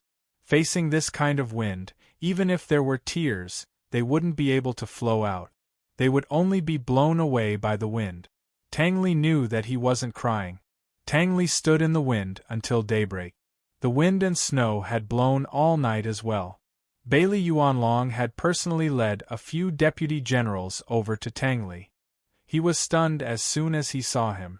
Tang clan head Yu, why are you here? The Tang clan and the Bailey army had a wonderful relationship. In terms of status, the Tang clan wasn't as honorable as the Bailey army. After all, the Bailey clan was one of the 7 noble clans. In terms of power, the Tang clan couldn't compare to the Bailey army either. After all, the Bailey army controlled a navy. This year, Bailey Yuanlong had taken advantage of Tianning's civil unrest to form an army. But now that the Tang clan had produced Consort Wan, they'd become in-laws with the East Qin imperial family. Their status had instantly risen. Tang Zijin and Aunt Ru had always considered themselves as Long Fei Yi's elders. This made Bailey Yuanlong very dissatisfied as a subordinate. Bailey Yuanlong, on the other hand, had always made strict demands for the Tang clan's assassination weapons, which made the Tang clan very dissatisfied as well. Naturally, they hid their dissatisfaction in each other's hearts. They weren't stupid enough to start fighting among themselves before East Qin was restored. In Bailey Yuanlong's eyes, there wasn't much difference between Tang Li and a wastrel. If not for His Highness and Tang Li's status as the Tang sect master, Bailey Yuanlong wouldn't have paid any attention to him. 2 months ago, His Highness was in a hurry to save Tang Li's wife, the daughter of the Di clan, Ning Jing. He insisted on sending troops at the beginning of spring. Because of this matter, he had exchanged more than 30 letters with His Highness in just a few days, but he still could not persuade His Highness. From then on, he looked down on the Tang sect and Tang Li. In his eyes, not only was Tang Li a prodigal, but he was also a good-for-nothing who dragged him down. Of the sons of the Bailey army, which one of them hadn't fought bloody battles on the battlefield? His Bailey family's daughters, which one of them hadn't sacrificed themselves for the East Qin Empire? Even Bailey Mingxiang, who hadn't married outside, didn't they still suffer the pain of raising their blood? Why should the Tang sect be an exception? Why should the Bailey family's soldiers risk their lives to protect the Tang sect's Di clan's daughter-in-law? Bailey Yuanlong was too unwilling. Although he hadn't argued with His Highness last time and cut off their correspondence, he still came in person this time with the heart to argue. He was no longer as polite as before. At this very moment, Bailey Yuanlong's Tang sect master was especially meaningful and rather unkind. If it were before, Tang Li would have been baffled. He knew that Bailey Yuanlong was dissatisfied with the Tang sect, but he wouldn't have made it so obvious. But today, Tang Li saw through Bailey Yuanlong's mockery. He laughed frivolously, not like the head of a sect, but more like a ruffian noble son. He said, "General Bailey, this little nephew has specially come to pick you up. You're His Highness' younger brother. How could a mere general like old man dare trouble you?" Bailey Yuanlong said mockingly. Tang Li tilted his head and laughed indifferently and lazily. He said, "General Bailey, I actually didn't want to come, but what?" Bailey Yuanlong was curious. "But my brother is afraid that you'll annoy him as soon as you arrive, buzzing around his ear like an old fly that can't be swatted to death. That's why he specially asked me to stop you." Before Tang Li could finish, Bailey Yuanlong angrily interrupted him. "What nonsense are you spouting? Tang Li, old man is telling you, if it weren't for His Highness protecting you, you would have lost your little life long ago." So what if my brother is protecting me? Are you jealous? Tang Li laughed loudly. Why don't you have your brother challenge my brother to a duel? Bailey Yuanlong almost spat out a mouthful of blood when he heard this, and the deputies behind him almost laughed out loud. Bailey Yuanlong didn't have an older brother. Even if he did, he wouldn't dare challenge Long Feiyi to a duel. That would be courting death. Tang Li, you're abusing your power to bully others. Who do you think you are? One of the deputies stepped forward. This clan head is abusing his power to bully others, so what? Tang Li asked Bailey Yuanlong coldly. My brother asked me to bring you a message. Are you going to listen to it or not? Tell me. Judging from Tang Li's attitude, it seemed that His Highness really did send someone to bring him here. What is it? Hurry up and say it, Bailey Yuanlong urged. Tang Li rubbed his chin and muttered to himself, Where was my brother? Oh, he was talking about flies. My brother thinks that you're as annoying as a fly, so he specially asked me to tell you. He repeated this sentence and scolded him again. Bailey Yuanlong was thoroughly enraged. Enough. Tang Li, just you wait. However, before he could finish speaking, Tang Li interrupted him in a very domineering and loud voice. That's why my brother specially asked me to tell you that the northern expedition will be postponed to the end of spring and the beginning of summer. You can go back now and come back in 2 months. Bailey Yuanlong and his lieutenants were all stunned by these words. They couldn't believe their ears. His Highness had actually changed his mind? They had even prepared all sorts of reasons to continue persuading His Highness. Who would have thought that His Highness would change his mind before they even reached the three-way black market? In order to rescue Ningqing as soon as possible, the D clan naturally wanted to mobilize their troops as soon as possible. Who was it that affected His Highness' perception? How could he so decisively send them back? Bailey Yuanlong began to seriously size up Tang Li, only to see that Tang Li was still as sloppy and hedonistic as before. His Highness had changed his mind, so why would this brat listen to him? Why was he still acting like nothing had happened? Wasn't he making a fuss? Wasn't he anxious? Bailey Yuanlong didn't quite believe it, but Tang Li had personally said it, so he had no reason to not believe him. Because Tang Li had the least reason to lie about this matter. Tang Li, what's going on? Bailey Yuanlong asked seriously. Go back when I tell you to. Do you want to disobey? Tang Li said as he took out a token. This was the East Qin Imperial token. Anyone who saw it would feel as if they were seeing Long Feiyi himself. Actually, he didn't have this token either. It was Su Donglin's. Before he left last night, he had robbed Su Donglin. Seeing the token, Bailey Yuanlong and the deputies didn't dare ask any more questions. They all knelt down and said, This subordinate obeys. Bailey Yuanlong got up and mounted his horse again. Just as he was about to turn around and head back, Lungling said, Tang Li, who convinced His Highness? I'll have to trouble you to thank him for this, General.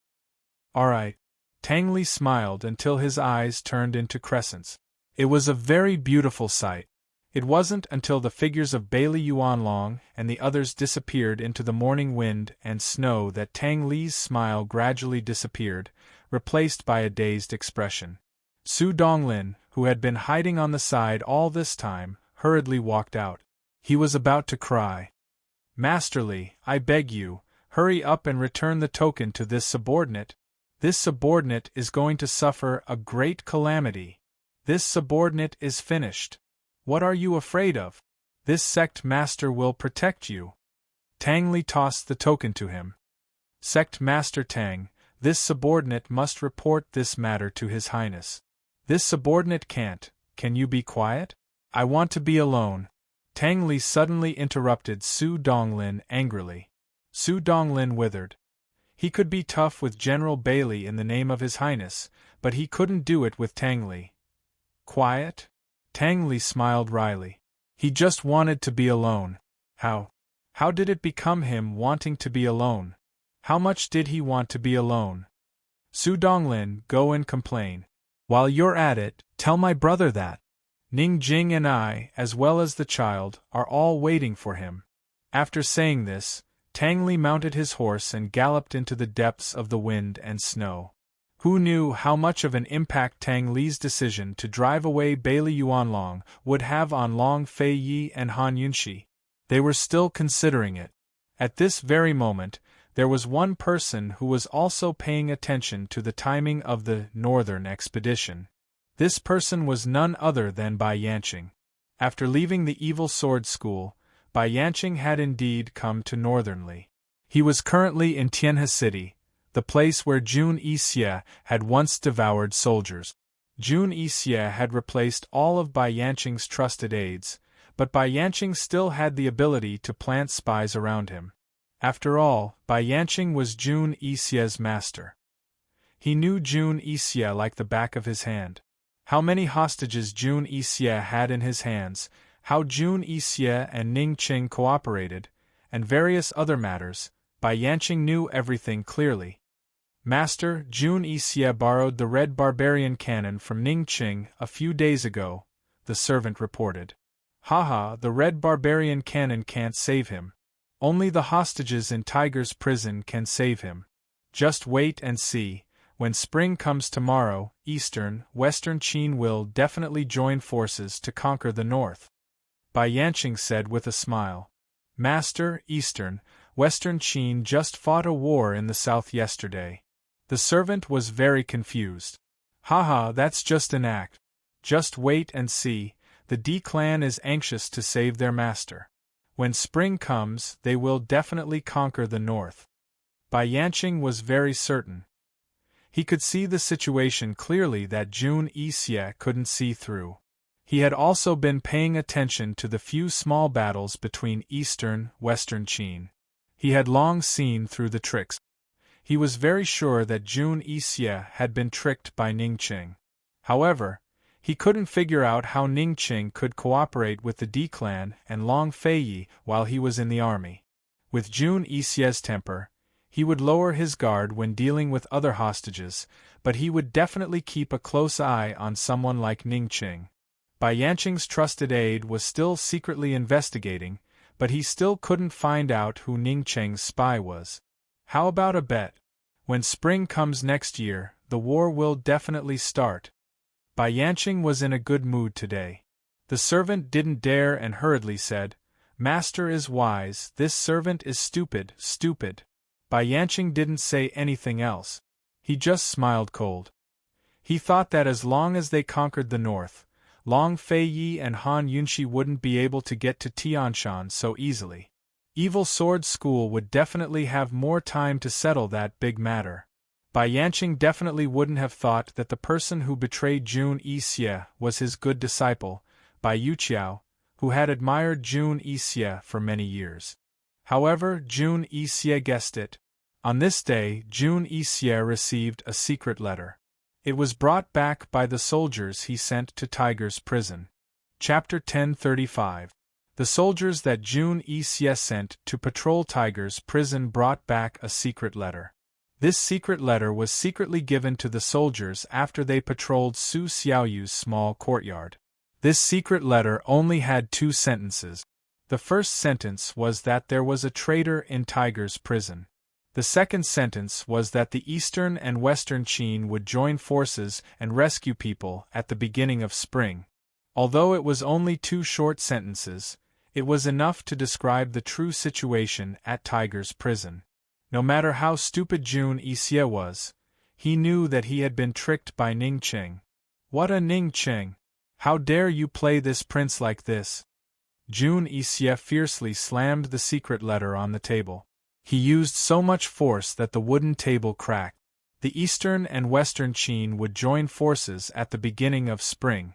This meant that the battles that the Eastern and Western Qin had been fighting in the past few months were all fake. They were all putting on a show for him to see. How could the Eastern and Western Qin cooperate without Ning Qing's orders? His surveillance of Ning Qing was unprecedentedly strict. In his army, who else could help Ning Qing deliver the letter other than Bai Yuqiao? Jun Yixie was unable to restrain his anger. This was definitely the biggest loss he had ever suffered in his life. This was simply his humiliation. He angrily rushed out of the tent and strode towards Ning Cheng's camp. If he didn't kill Ning Cheng, he wouldn't be able to swallow this anger. Master, please wait. Jun Yixie's personal servant chased after him. He couldn't stop Jun Yixie, so he boldly grabbed Jun Yixie's hand. Jun Yixie turned around and glared at him coldly. Are you looking for death? Master, you can kill Ning Cheng now, but what about Han Yunxi and Long Feiyi? The servant asked in a low voice. This servant was called Hao San. He was Jun Yixie's closest attendant and had followed Jun Yixie for more than 10 years. Although he was only a servant, because he had been by Jun Yixie's side for many years, he had seen many things and gradually became smarter. He was like the eunuch by the emperor's side. He often gave Jun Yixie ideas, and they were all good ideas.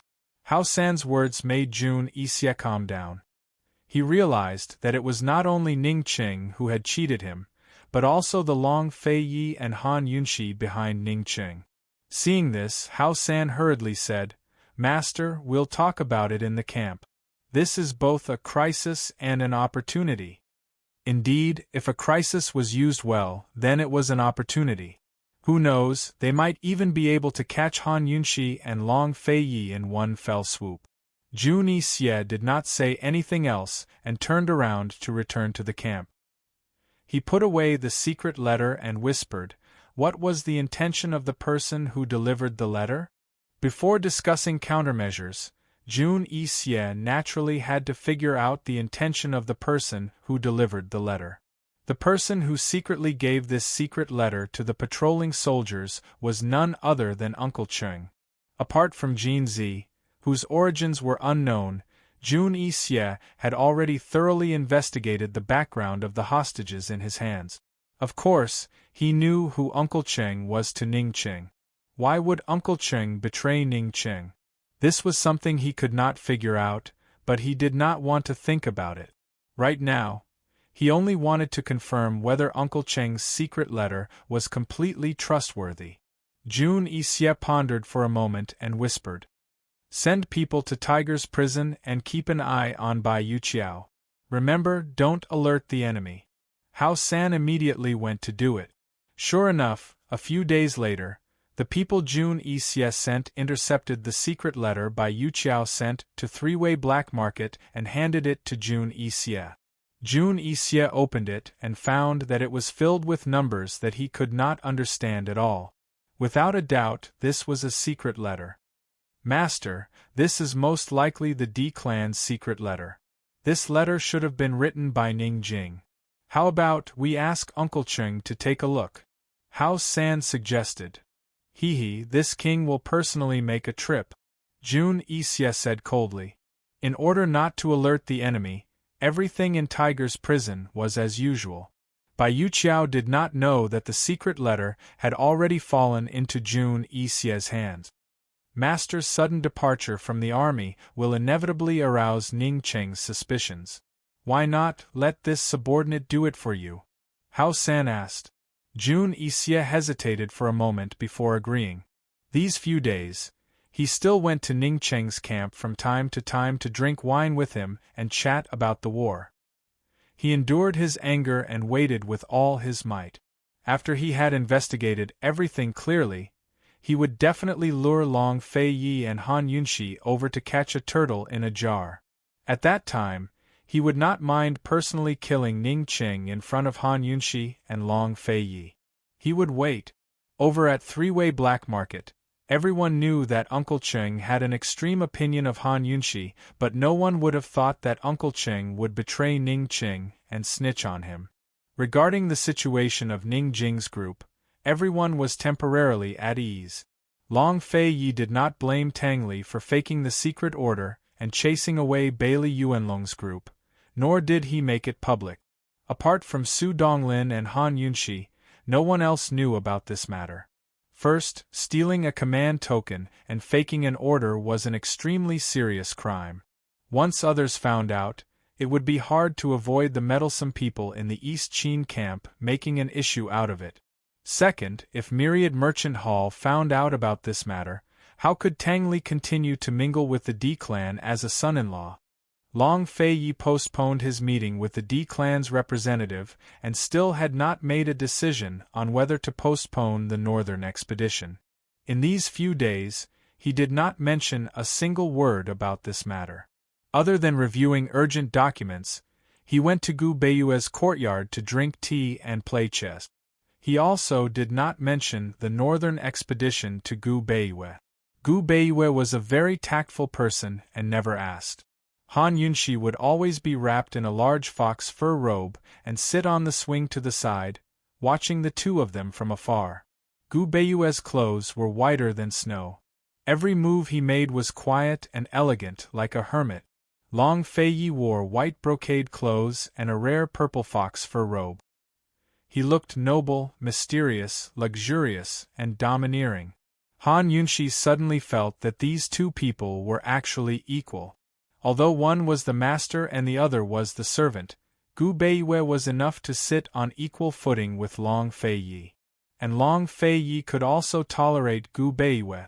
It had to be known that with Gu Beiyue's talent and temperament, if he had the heart, he would definitely be able to obtain a piece of the world. Any superior would fear and be on guard against him. However, Long Fei Yi did not guard against him at all. That day, after she quarreled with Long Fei Yi for a bit, Long Fei Yi returned to find her not long after. She actually did not sleep and sat there sulking. After Long Fei Yi entered the room, he did not say anything and just sat at the tea table to make tea. She also did not take the initiative to argue with him. She sat far away from him in a daze and soon fell asleep. Later on, Tang Li's voice came from outside the door. It was the incident that happened that night.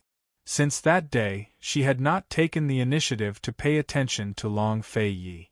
Long Fei Yi also did not speak to her. But every night he would go to her room and sleep with her in his arms without making a sound.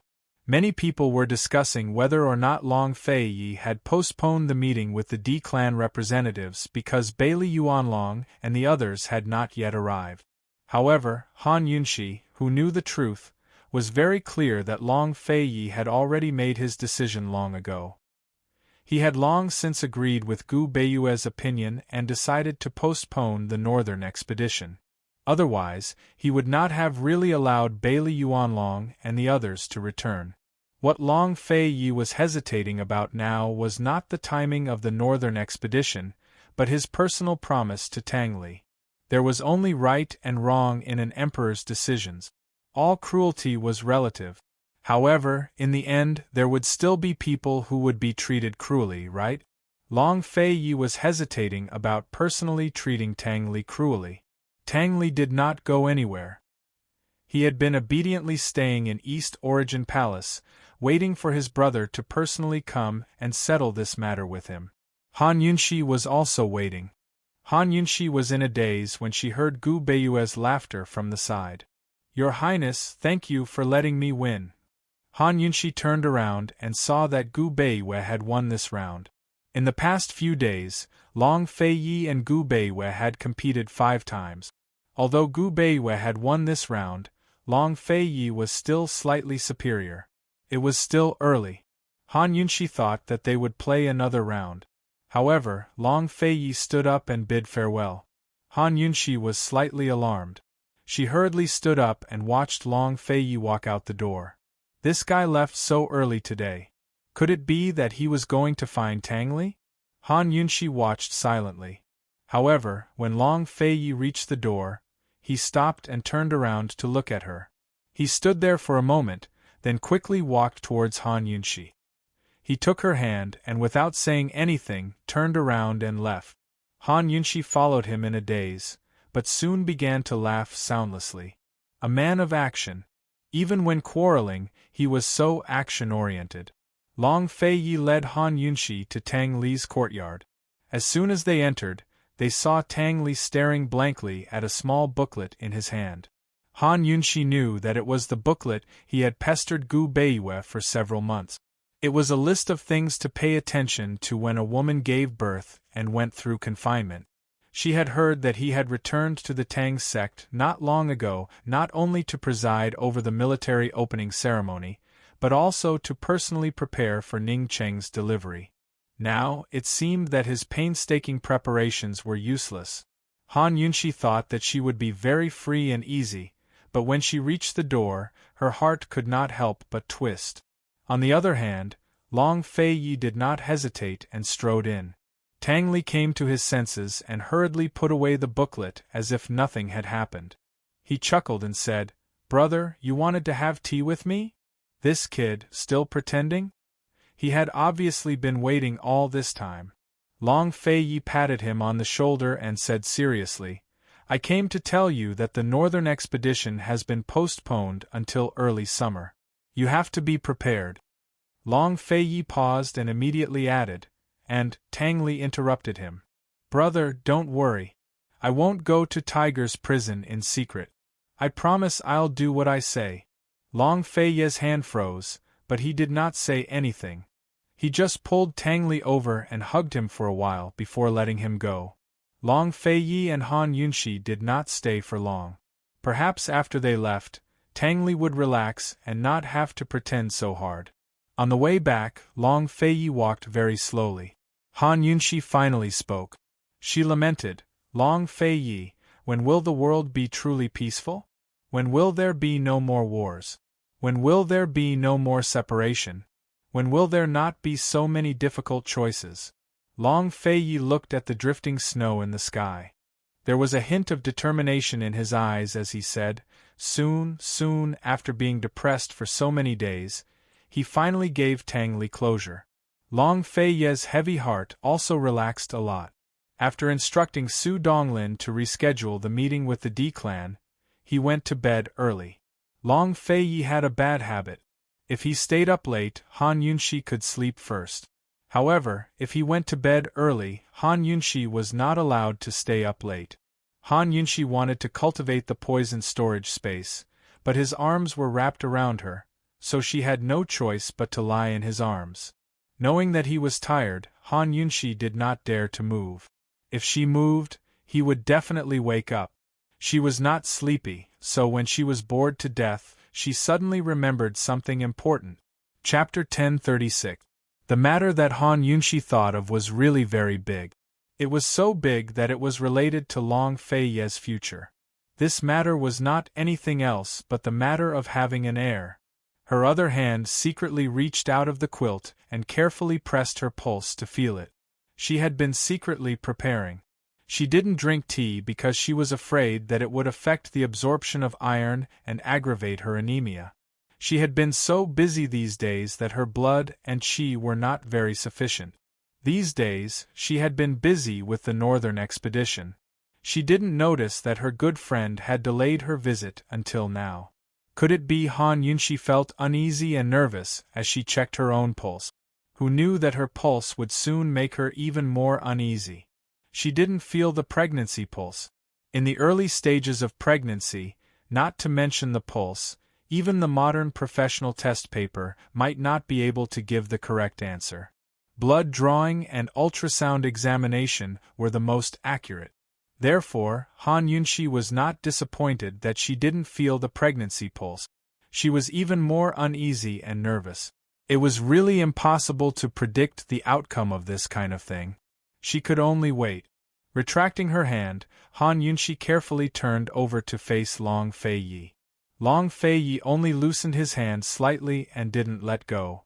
Han Yunxi was so close to him that her nose almost touched the tip of his nose.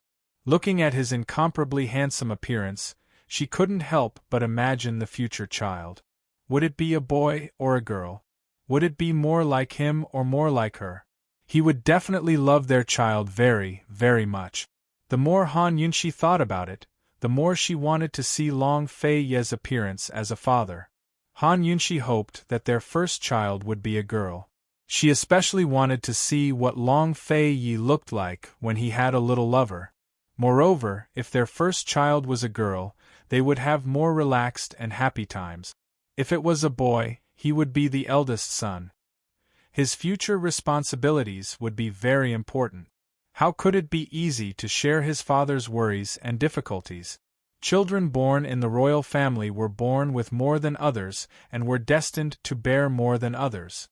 Han Yunshi wasn't so naive as to want to avoid these realities for her child. She hoped that her child would be hardworking, intelligent, and responsible. What she could help them avoid was the cruelty of the royal family's fratricide. Thinking of this, Han Yunshi suddenly realized that she seemed to be thinking too much, too far ahead.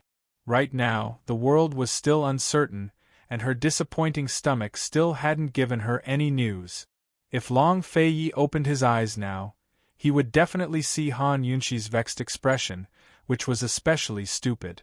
Han Yunshi really couldn't sleep, so she seriously pondered how to talk to the stewards of the D clan about the delay of the northern expedition. Since Long Feiyi had clearly told Tang Li the date of the northern expedition, then this matter must have been decided and would not change. The following meeting with the D clan was bound to be a tough battle. After all, the D clan had made ample preparations for the northern expedition in spring. They had been waiting for Long Feiyi and Han Yunshi to return to the three-way black market so that they could discuss the northern expedition as soon as possible and settle several important matters. It was almost the new year, and now he was telling them that the expedition to the north would be delayed by at least 2 months. What would they think? At this moment, in Myriad Merchant Hall, the representatives of the D clan's military, the Chamber of Commerce, and the Myriad Merchant Hall's Council of Elders were holding a secret meeting. This secret meeting had been going on since the morning. Long Feiyi had delayed the meeting time. They knew nothing of what had happened in East Origin Hall, and only thought that the Bailey Army's people had been delayed by the heavy snow and had yet to arrive. In fact, they had already held several secret meetings before this. They discussed how much of the D clan's interests should be preserved in the cooperation with East Qin, which side should take the initiative in the war, and which side should support, and other such issues.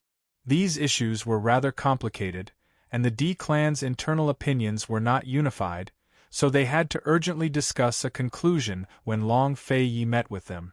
Of course, they hoped to directly contact Ningqing.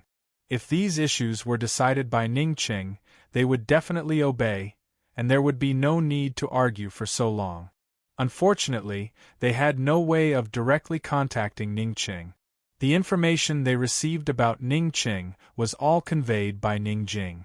And the information Ningjing knew was obtained by Yuqiao's spies in Jun Yixie's army. Ever since Ningqing had been taken away by Jun Yixie, even Yuqiao found it extremely difficult to directly contact him. Yuqiao was a cautious person. The more people involved in this kind of communication, the more dangerous it would be. So, unless she had no other choice, she would not send a letter to the army, nor would she allow her trusted aides to send a letter to Ningqing. According to Yuqiao's opinion, as long as Han Yunshi was around, the D clan had to listen to Han Yunshi. Ningqing only needed to keep Jun Yixie in check. Many people in the D clan, especially the military, were wary of Ningjing. After all, Ningjing was a married daughter, and Ningjing was also married to Tang Li. Thus, the military, the Chamber of Commerce, and the Elders Guild no longer asked Ningjing about the northern expedition. They used the method of consultation and voting to decide. It was precisely because of this that there were very few secret letters sent from Myriad Merchant Hall to Tiger's prison. Hao San stayed in Tiger's prison for a few days and returned empty-handed. Uncle Cheng was unable to decipher the intercepted letter. Ningjing had used the D clan's special digital ciphertext. Other than Ningqing, only Ningqing could understand it. Hao San reported this to Jun Yixie. Jun Yixie was extremely disappointed. If he could not decipher the secret letter, there was no point in intercepting it in the future. If he suddenly intercepted these secret letters, he would alert the enemy. So, after some hesitation, he decided to let Yuqiao continue to be the messenger. "Have you talked to that old Qing?" Jun Yixie asked coldly. Bai Yuqiao's secret letter proved that Uncle Cheng was not lying. However, he could not figure out why Uncle Cheng would betray Ning Qing. Master, he did not want to talk to me. He asked me to pass a message to you, Shui-san replied truthfully. Speak. Jun Yixie was curious. He begged Master to give the D clan another chance on account of his meritorious service in exposing them. Persuade Ning Qing to cooperate with us. He said that if Ning Qing was willing, as long as he controlled Bai Yuqiao, he would not hesitate to deal with Han Yunxi and Long Feiyi, Shui-san replied. Jun Yixie frowned at first, then laughed loudly. This prince is not a fool. Ning Qing was already poisoned, yet he still dared to trick him. He clearly did not want his life anymore, so how could he still cooperate with him? Master, should we strengthen Tiger's prison's defenses? Shui-san asked. Of course. Jun Yixie narrowed his eyes and said coldly, This prince wants Han Yunxi and Long Feiyi to die in Tiger's prison even if I have to cripple the three armies. Based on Northern Li's current situation and his military strength, even if he knew that Eastern and Western Qin were going to join forces to conquer the North, he was powerless and could not guard against them. Therefore, the only thing he could do was to kill their masters, Long Feiyi and Han Yunxi, before Eastern and Western Qin's army conquered the North. Once these two died in Tiger's prison, Eastern and Western Qin would fall into chaos and the Northern expedition would not succeed. Compared to his previous impulsiveness, Jun Yixie was incomparably calm at this moment. It was not that he could keep his cool, but the situation forced him to keep his cool for now. He seriously instructed Shui-san, pass down my orders. No one is allowed to act rashly and alert the enemy. Also, send someone to keep an eye on that Uncle Cheng. Yes. Shui-san accepted the order and left. Jun Yixie sat down and muttered a name, Bai Yuqiao. Bai Yuqiao. He could not understand why Bai Yuqiao, who had adored him since young, would betray him. Was she threatened, or did she have other motives? He was not in a hurry. After capturing Long Feiyi and Han Yunxi, he did not mind slowly interrogating that slut. A few days after Jun Yixie learned that Bai Yuqiao was a spy, Bai Yanqing also learned of this matter. Bai Yanqing didn't go anywhere but settled down in one of Sky River City's residences. After receiving the secret letter, he was very surprised. It's actually that girl. Master, could there be a mistake in this information? Miss Yuqiao has always liked Jun Yixie. The entire 100 Poisons sect knows about this. The servant was very incredulous. Strange. With Bai Yanqing's understanding of that female disciple, he really could not figure out the reason. Investigate and find out the reason. There must be something fishy going on here. Bai Yuqiao was sitting alone on a tatami mat, slowly sipping plum wine from her pot. Seeing that the servant was about to leave, he called out, How about another bet? The servant was terrified. This servant does not dare. If old man says you dare, then you dare. Let's make a bet. Can that brat Jun Yixie capture Han Yunxi and Long Feiyi? Bai Yanqing asked. There were tiger beasts in Tiger's prison, and there were many traps. If Jun Yixie wanted to catch a turtle in a jar, there would definitely be an ambush. Jun Yixie still had a chance of winning. The servant spoke his thoughts, causing Bai Yanqing to laugh loudly. That old man is betting that Jun Yixie will lose. The servant did not understand and did not dare to ask further.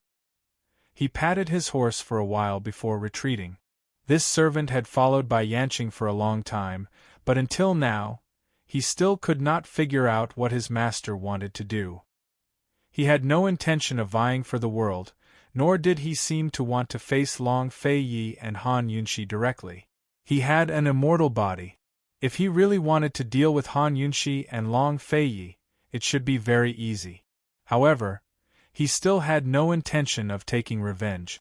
The snow and wind blew, and the weather grew colder. In the blink of an eye, it was already the 29th of the 12th lunar month. Tomorrow was New Year's Eve. Long Fei Yi had arranged to meet with the D clan this very morning at East Origin Hall's Jindong Hall. Long Fei Yi and Han Yunxi were naturally present. Aside from them, only Gu Beiwei and Tang Li were present. The D clan had brought quite a few people with them, led by Ning Nuo, Myriad Merchant Hall's 5 elders, Deputy General Xue from the military, and Cloud Realm Trade Consortium's Elder Chun from Cloud Realm Trade Consortium, making a total of 12 people. Anyone who saw the D clan's lineup could guess that they were a group of dragons without a leader. Moreover, they hadn't reached a consensus before coming here. Long Fei Yi had always hated crowds, so he creased his brows as soon as he saw Su Donglin bring the 12 people into the main hall. It had to be said that although he didn't want to see Ning Qing, he especially wished that Ning Qing was here. Gu had no interest in today's matters at first, but he had hurried over as soon as he heard that so many people had come. It was a rare chance to see Long Fei Yi quarrel with so many people, so how could he miss it? Yes, as long as Long Fei Yi's northern expedition was delayed, both sides would definitely start quarreling. Chapter 1037. The East Arrival Hall of East Origin Hall was very imposing. It was called a receiving hall, but it was more like a receiving hall. Currently, Long Fei Yi and Han Yunxi were seated high up on the golden-threaded cedar seats in the center, one on the left and one on the right. There was a tea table between them. Steam curled up from the tea, filling the air with its fragrance. The room was silent. On either side of the lofty, noble seat were 2 rows of seats. Only 2 people were seated on Long Fei Yi's side. One was Tang Li, while the other was Gu Beiwei. Meanwhile, over a dozen people sat on Han Yunxi's side, including Ning Nuo, 5 elders of Myriad Merchant Hall, 3 elders of Cloud Realm Trade Consortium, and 3 deputy generals of the military. Everyone was seated. Before Long Fei Yi could even order someone to serve tea, Ning Nuo had the head elder beside him move aside and empty a spot. He teased Gu Beiwei, North Moon, sit here. His Beiwei made it sound like he was very familiar with the man. Although that was all Ning Nuo said, everyone present was smart enough to know what he meant.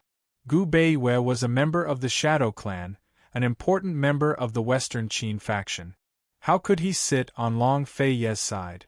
Gu Beiwei did not decline. He only smiled and stood up to walk over. Ning Qing was satisfied. He stood up in a hurry to receive him. North Moon, the Shadow and D clans were close friends in the past. My brother and I have been searching for a descendant of the Shadow Clan all these years. I never thought you'd be one. Gu Beiwei did not answer. Instead, he modestly gestured for him to sit. Young Master Nuo, please sit. Sit. Ning Nuo returned the gesture in a hurry. The 2 of them sat down at the same time. Ning Nuo scooted over and whispered, North Moon, when I took you as a hostage back then, it really was. Gu Beiwei still did not answer. He only said indifferently, there's no need to mention the past. Today's matter is important. Such a sickly and weak person, yet he was like an iron wall, invulnerable. Such an easygoing person, yet extremely difficult to get close to. Ning Nuo's intimate North Moon did not close the distance between them. After Gu Beiwei left, only Tang Li was left on Long Fei Yi's side. Meanwhile, the seats on Han Yunxi's side were basically full, leaving only 1 seat. Although Ning Nuo and Gu Beiwei didn't succeed, the elders and Deputy General Xue were still very proud. Today, they came with the intention of negotiating. Gu Beiwei's return made them feel that they had won a round before the negotiation even began. They had the advantage in numbers, so their momentum was enough to overwhelm Long Fei's side. Deputy General Xue was especially pleased. One had to know that most of the matters to be discussed today were military affairs. However, Long Fei Yi did not even glance at the D clan. He continued to read the urgent letter in his hand. Very soon, Long Fei Yi finished reading the urgent letter. He tilted his head and whispered a few orders to Su Donglin. Only then did he begin the negotiation. However, before he could even speak, A rampant and unruly laugh rang out from outside the door. "You didn't call me over to such a lively place? Poison girl, you're so mean." Everyone looked over and saw Gu stride in casually. He glanced at Tang Li in particular disdain, then walked over to the D clan's side without any hesitation. He sat down on the last seat. Thank goodness, thank goodness. If I came a step later, there wouldn't be any seats left. Gu muttered to himself. Han Yunxi smiled bitterly inside. She thought that if Gu didn't cause trouble that day, she would definitely find him abnormal. Just like that, the D clan's side was filled to the brim. On Long Fei Ye's side, Tang Li sat alone in a row of more than 10 seats. Looking at the empty seat opposite them, the two deputies behind Deputy General Shui couldn't help but snicker. This made Tang Li very embarrassed. He looked to his left and right and had the misconception that his brother was not popular at all. "Long Fei Yi, aren't you going to serve the tea? Is this how you treat your guests?" Gu Qishao muttered to himself. With Gu's help, the D clan was undoubtedly more confident and smug. However, Long Fei Yi treated him like air. He looked at Ning Nuo and asked coldly, "Who's in charge of the D clan now?" The D clan's expressions stiffened when they heard this. There wasn't a single person in charge of the D clan now. Ning Nuo had the status, but not the authority or power to do so. Myriad Merchant Hall's Council of Elders had the authority and power to do so, but they were divided internally. Cloud Realm Trade Consortium's elders and the military's deputy generals didn't have the authority, but the military was a direct participant in military affairs and had to participate in the discussions.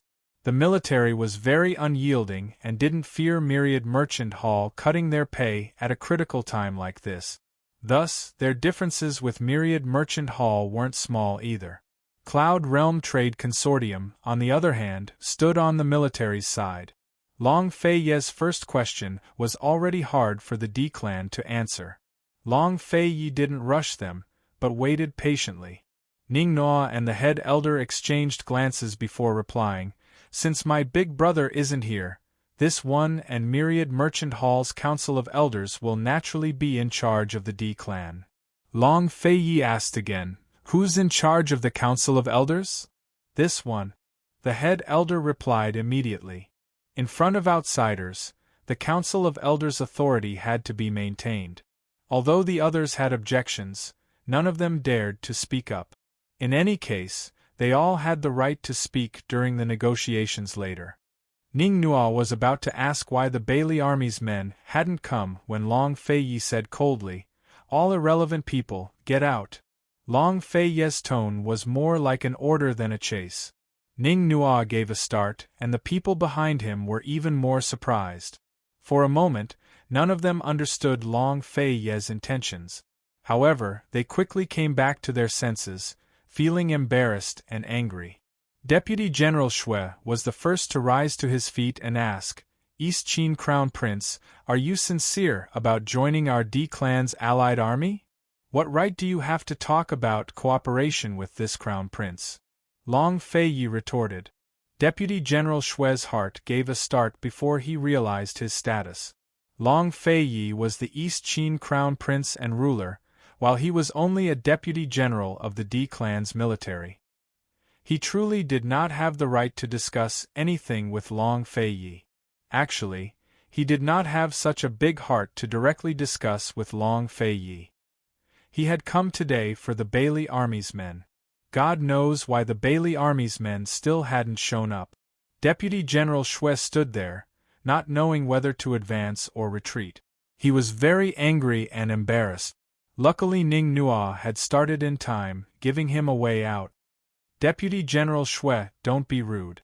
Once these words were said, Deputy General Shui angrily retreated. Long Fei Ye's words made the D clan realize their status, but also made everyone very confused.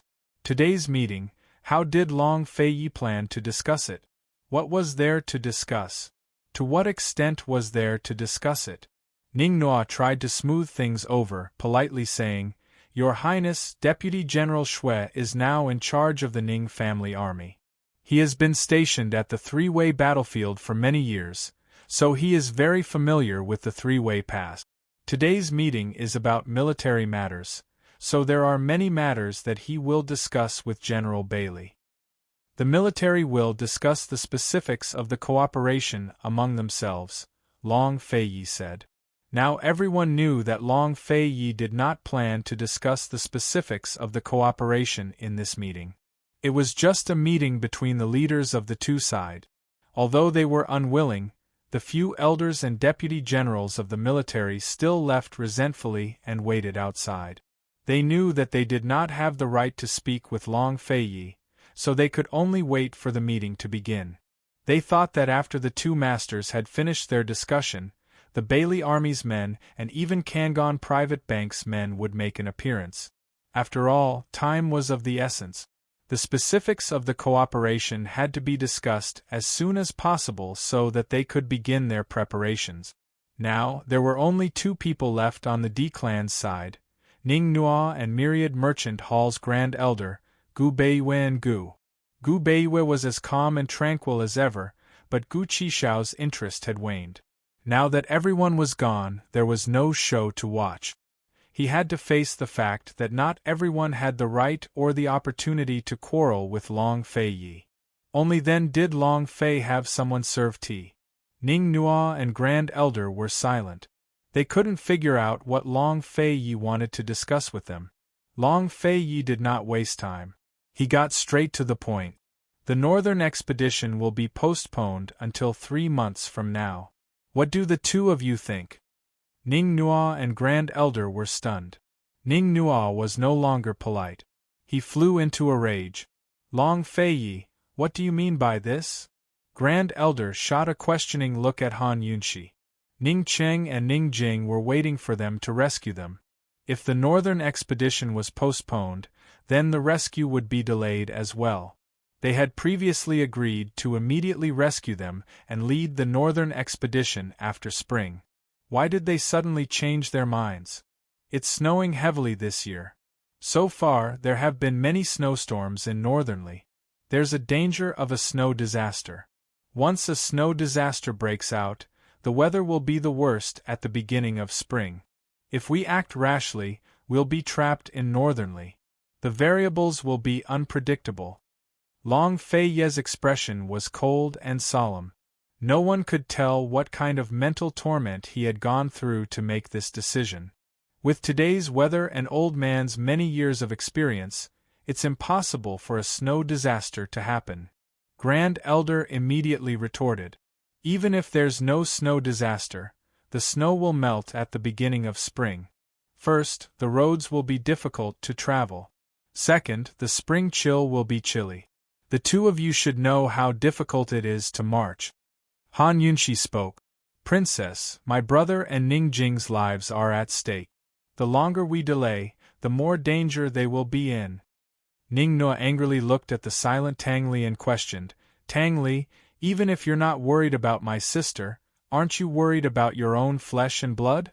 Are you still a man? In fact, his brother and sister-in-law didn't allow him to come today. It was he who insisted on coming. He was very calm and said seriously, the big picture is more important.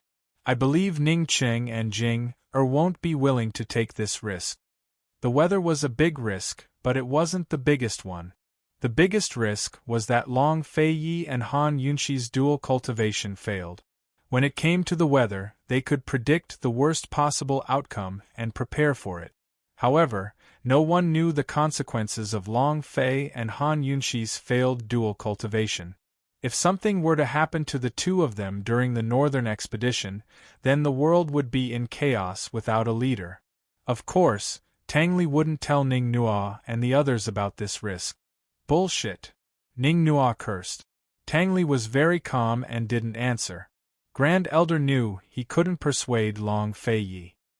He looked at Han Yunshi and said, Princess, Mu Ling is also in Jun Yixie's hands. Grand Elder tried to use Mu Ling to persuade Han Yunshi. Unfortunately, Han Yunshi persuaded him instead. She said. Chapter 1038. Han Yunshi said, Mu Ling is the little sister I dote on the most. I made this decision after careful consideration. Head Elder, this northern expedition is crucial to our success or failure. You should know that neither East Qin nor Western Qin can afford to take the risk. But, before he could finish, Han Yunshi cut him off. Besides the safety of the hostages, if the D clan has no other reasons to convince me, then it's decided. Ning Qing hadn't given any opinions on the timing of the northern expedition. It was Long Feiyi who suggested it in the beginning of spring, so the D clan was delighted to hear the news. But both Ning Nua and the head elder were clear that the best time to attack wasn't the beginning of spring, but the end of spring and the beginning of summer. First, Northern Li was located in the north of Cloud Realm continent, so its climate was cold. Generally speaking, it was still winter in Northern Li after the central and southern regions entered spring. Thus, the beginning of summer was Cloud Realm continent's best season. The ice and snow had all melted away, so there wasn't as much rain as in the south. The temperature was just right, too. For the soldiers who had never fought in Northern Li before, sending out troops at this time could avoid many of the effects caused by the unsuitable environment. Second, the end of spring and the beginning of summer was the time for grass to grow like crazy. June Isie's rear was in the south and east of Northern Li. Once war broke out, the supply of food for the war horses would be affected. Third, June Isie and the Northern Dynasty's emperors were about to face off today. Once they did that, it would be a battle of attrition. Letting June Isie waste another 2 to 3 months before launching a surprise attack would save them a lot of trouble. Besides saving the hostages, Ning Nua and the head elder couldn't come up with any other reasons, much less convince Han Yunshi. Long Feiyi drank his tea in silence while Han Yunshi waited patiently. Tang Li and Gu Beiwei were very quiet as well. Ning Nua and the head elder had made all sorts of preparations before coming here, but never expected Long Feiyi and Han Yunshi to give them such an answer. They couldn't answer Han Yunshi, but they couldn't accept this fact. Perhaps, at this time, Han Yunshi could truly experience Long Feiyi's cruelty. Seeing that Ning Nua and First Elder didn't say anything for a long time, Han Yunshi said cruelly, "It's decided then. Everyone, rest well for the next few months and make sufficient preparations." The great elder shook his head. Ning Nu muttered, "Princess, what if my brother and Ning Jing can't come back?" "It won't." Tang Li stood up. "It definitely won't." Ning Nua sneered. "How can you guarantee that? On what basis?" Tang Li said coldly, "Then I guarantee it with my life. As long as Ning Jing is here, I'm here. If Ning Jing dies, I die." Ning Nua was stunned. Before, he had suspected that Tang Li was sacrificing Ning Jing for East Qin's benefit, but now, he had nothing to say. "Tang Li, remember what you said today," Ning Nua said and left in a huff. "Young Master Nua! Young Master Nua!" The great elder hurriedly chased after him. "Young Master Nua, how do we explain this to everyone?" Ning Nua sneered. No wonder Long Feiyi wanted to drive everyone away. If the others were present, it would be strange if they didn't riot after hearing this news. Now that Long Fei had chased everyone away, it was just him and the head elder. It was easy to convince them otherwise, and they had to convince everyone in the D clan. Just say that it's the princess's order. Didn't my brother say that we'll listen to the princess? In the end, Ning Nua pushed all the blame onto Han Yunshi. Other than this, he didn't know what else he could do. If the D clan didn't have the ability to save people, seeing Ning Nua and the great elder come out, several elders and deputy generals hurried over. Just as they were about to ask, Ning Nua said, "Let's go back and talk. Let's go." Everyone was very confused, but seeing Ning Nua's bad expression, they didn't dare to ask any more. Young Master Nua always liked to smile. He must have encountered something big for his expression to change. Seeing the D clan leave, Long Feiyi said lightly, "You and Tang Li will have to bear this bad reputation. Let them say what they want. I also have a guilty conscience, so it's their turn to say it. Han Yunshi smiled freely. Guilty conscience? Long Feiyi was stunned at first, then he laughed loudly. What a good guilty conscience! Long Feiyi had heard a lot of self-comforting words like, let others say what they want, but this was the first time he heard of let others say what they want being so magnanimous and free. Who in this world could truly have a clear conscience? If one didn't have a guilty conscience, there would always be someone who had a guilty conscience. Even if one had a clear conscience to everyone, they would still have a guilty conscience to themselves. Instead of saying that one had a clear conscience, it was better to let others judge their honor and disgrace, and only know right and wrong. Gu Beiwei looked at Han Yunshi. Other than liking, there was more appreciation in his eyes.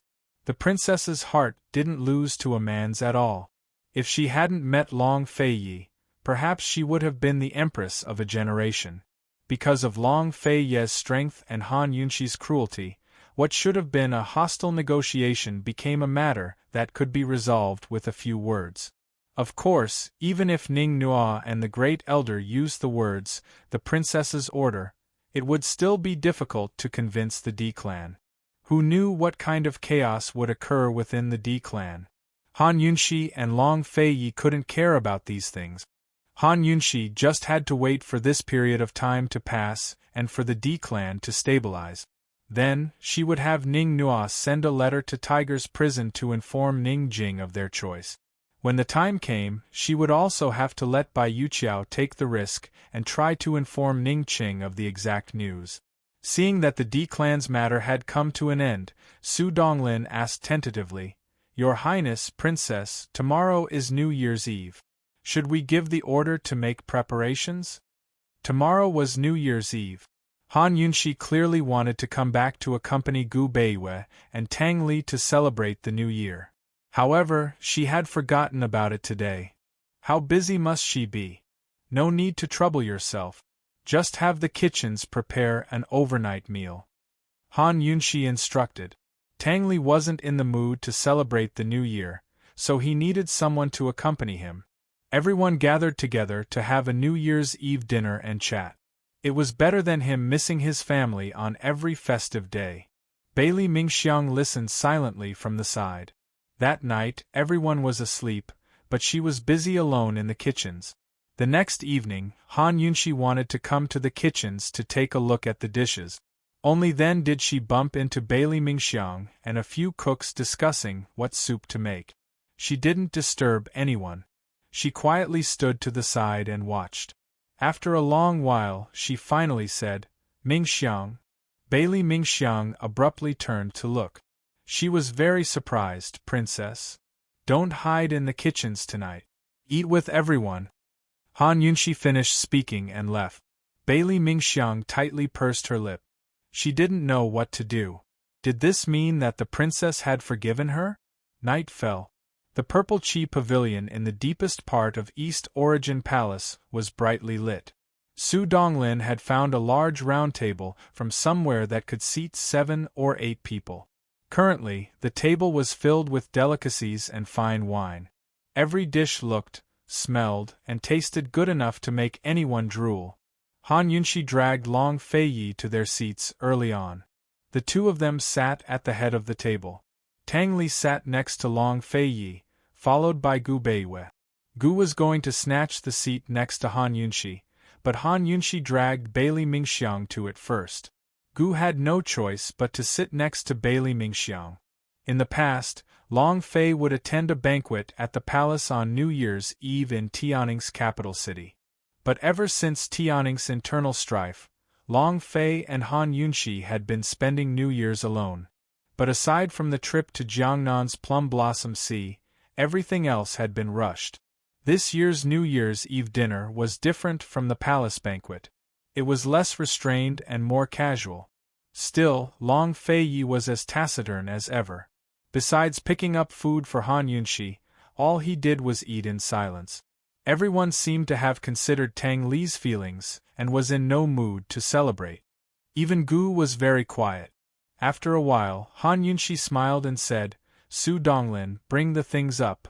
Everyone was wondering what Han Yunxi wanted to do when Su Donglin carried over a large copper tray filled with red packets. Han Yunxi and Su Donglin placed the items in the center of the tray and smiled. Our money bags are giving everyone red packet. Come, come, come, each person gets a packet. You're not allowed to snatch or take more. The banknotes inside are all different, so it depends on everyone's luck. As Han Yunxi spoke, she personally took a packet over. She held it in her hand and did not open it immediately. After Han Yunxi took it, she did not touch it. Everyone was waiting for Tang Li to take it. In terms of order, it was indeed Tang Li, the younger brother, who should take the red packet. Unfortunately, Tang Li just looked at it. He seemed to be in a daze and did not move. Mingxiang, quick, take the red packet first, Han Yunxi said. Bailey Mingxiang felt that it was inappropriate, but she knew that the princess would not let her go first for no reason. Thus, she stood up and carefully took a red packet. She bowed to Long Fei Yi and said, "Thank you, Your Highness, for your reward." After Bailey Mingxiang took the red packet, Gu Beiwei also took one and thanked Long Fei Yi. At this moment, everyone suddenly realized that there were still 4 red packets on the plate. Only Gu and Tang Li were left. Han Yunxi had already distributed the red packets for Su Donglin and the other servants on Long Fei Ye's behalf. Why were there 4 red packets? A complicated look flashed past Gu's eyes. In the end, he stood up and took one. He was quite gentlemanly. Although he did not bow to express his gratitude like Gu Beiwei and Bailey Mingxiang, he waved the red packet at Long Fei Yi and said, "Thank you." Now, there were only 3 red packets left on the plate. Everyone was puzzled. Han Yunxi reminded him, "Tang Li, your brother is giving out red packets." Tang Li smiled. Everyone could see that he was reluctant. He took one. Unexpectedly, Han Yunxi said, "You heartless thing. Don't you know how to get one for Ning Jing too? If I see her later, I'll complain." Tang Li was stunned for a moment. Then, he smiled. This time, he smiled a little helplessly, but he did not force it. He obediently took another red packet. However, Han Yunxi immediately scolded him again, "You're unteachable." Tang Li was stunned. He did not understand why his sister-in-law scolded him.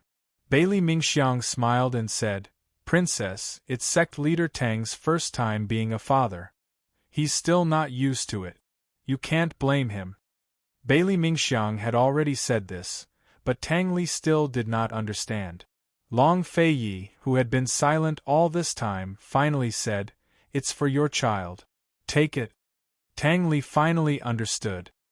His brother and sister-in-law had not only prepared a red packet for the new year for Ning Jing, but also for the child in her womb.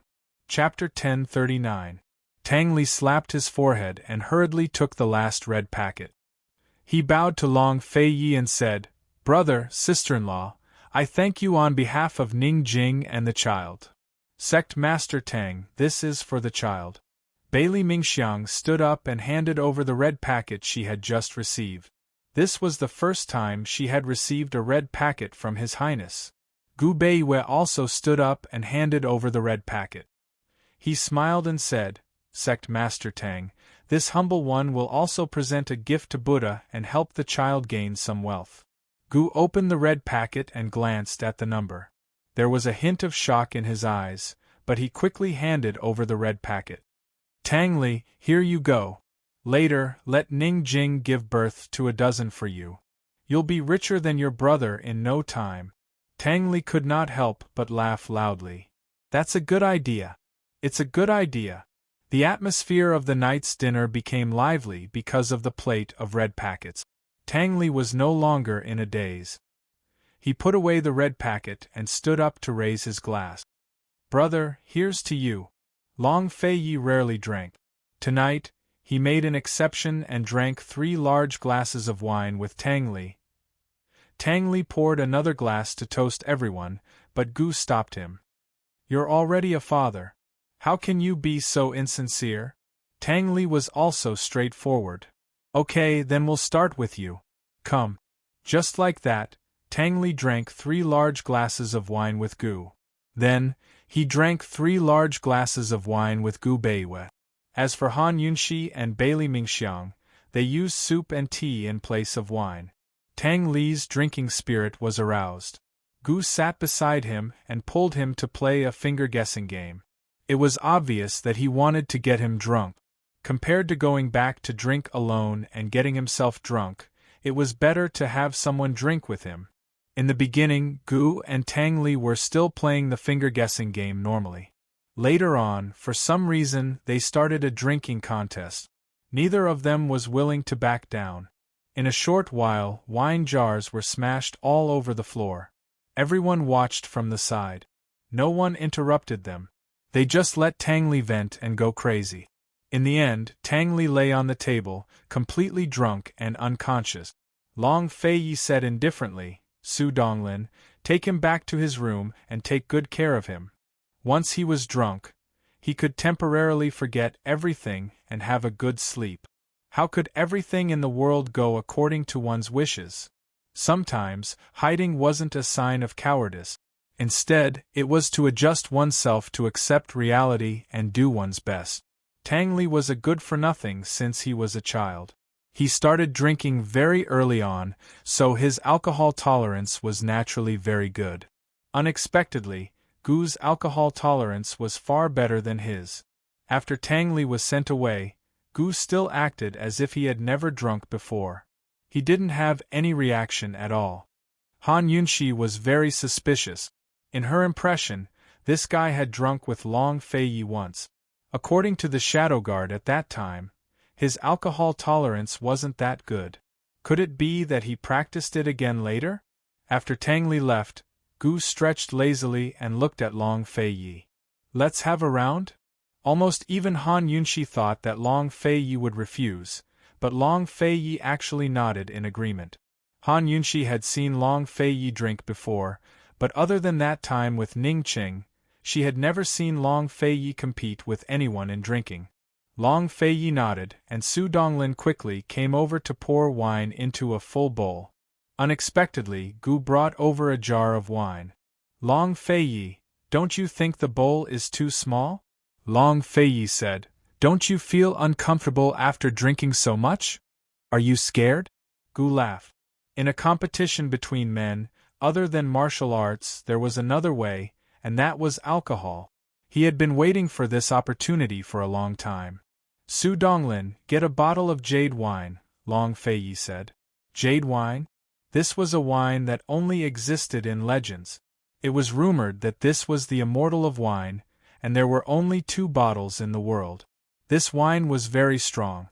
Even people with high alcohol tolerance would be drunk after 1 glass, drunk after 2 glasses, and passed out after 3 glasses.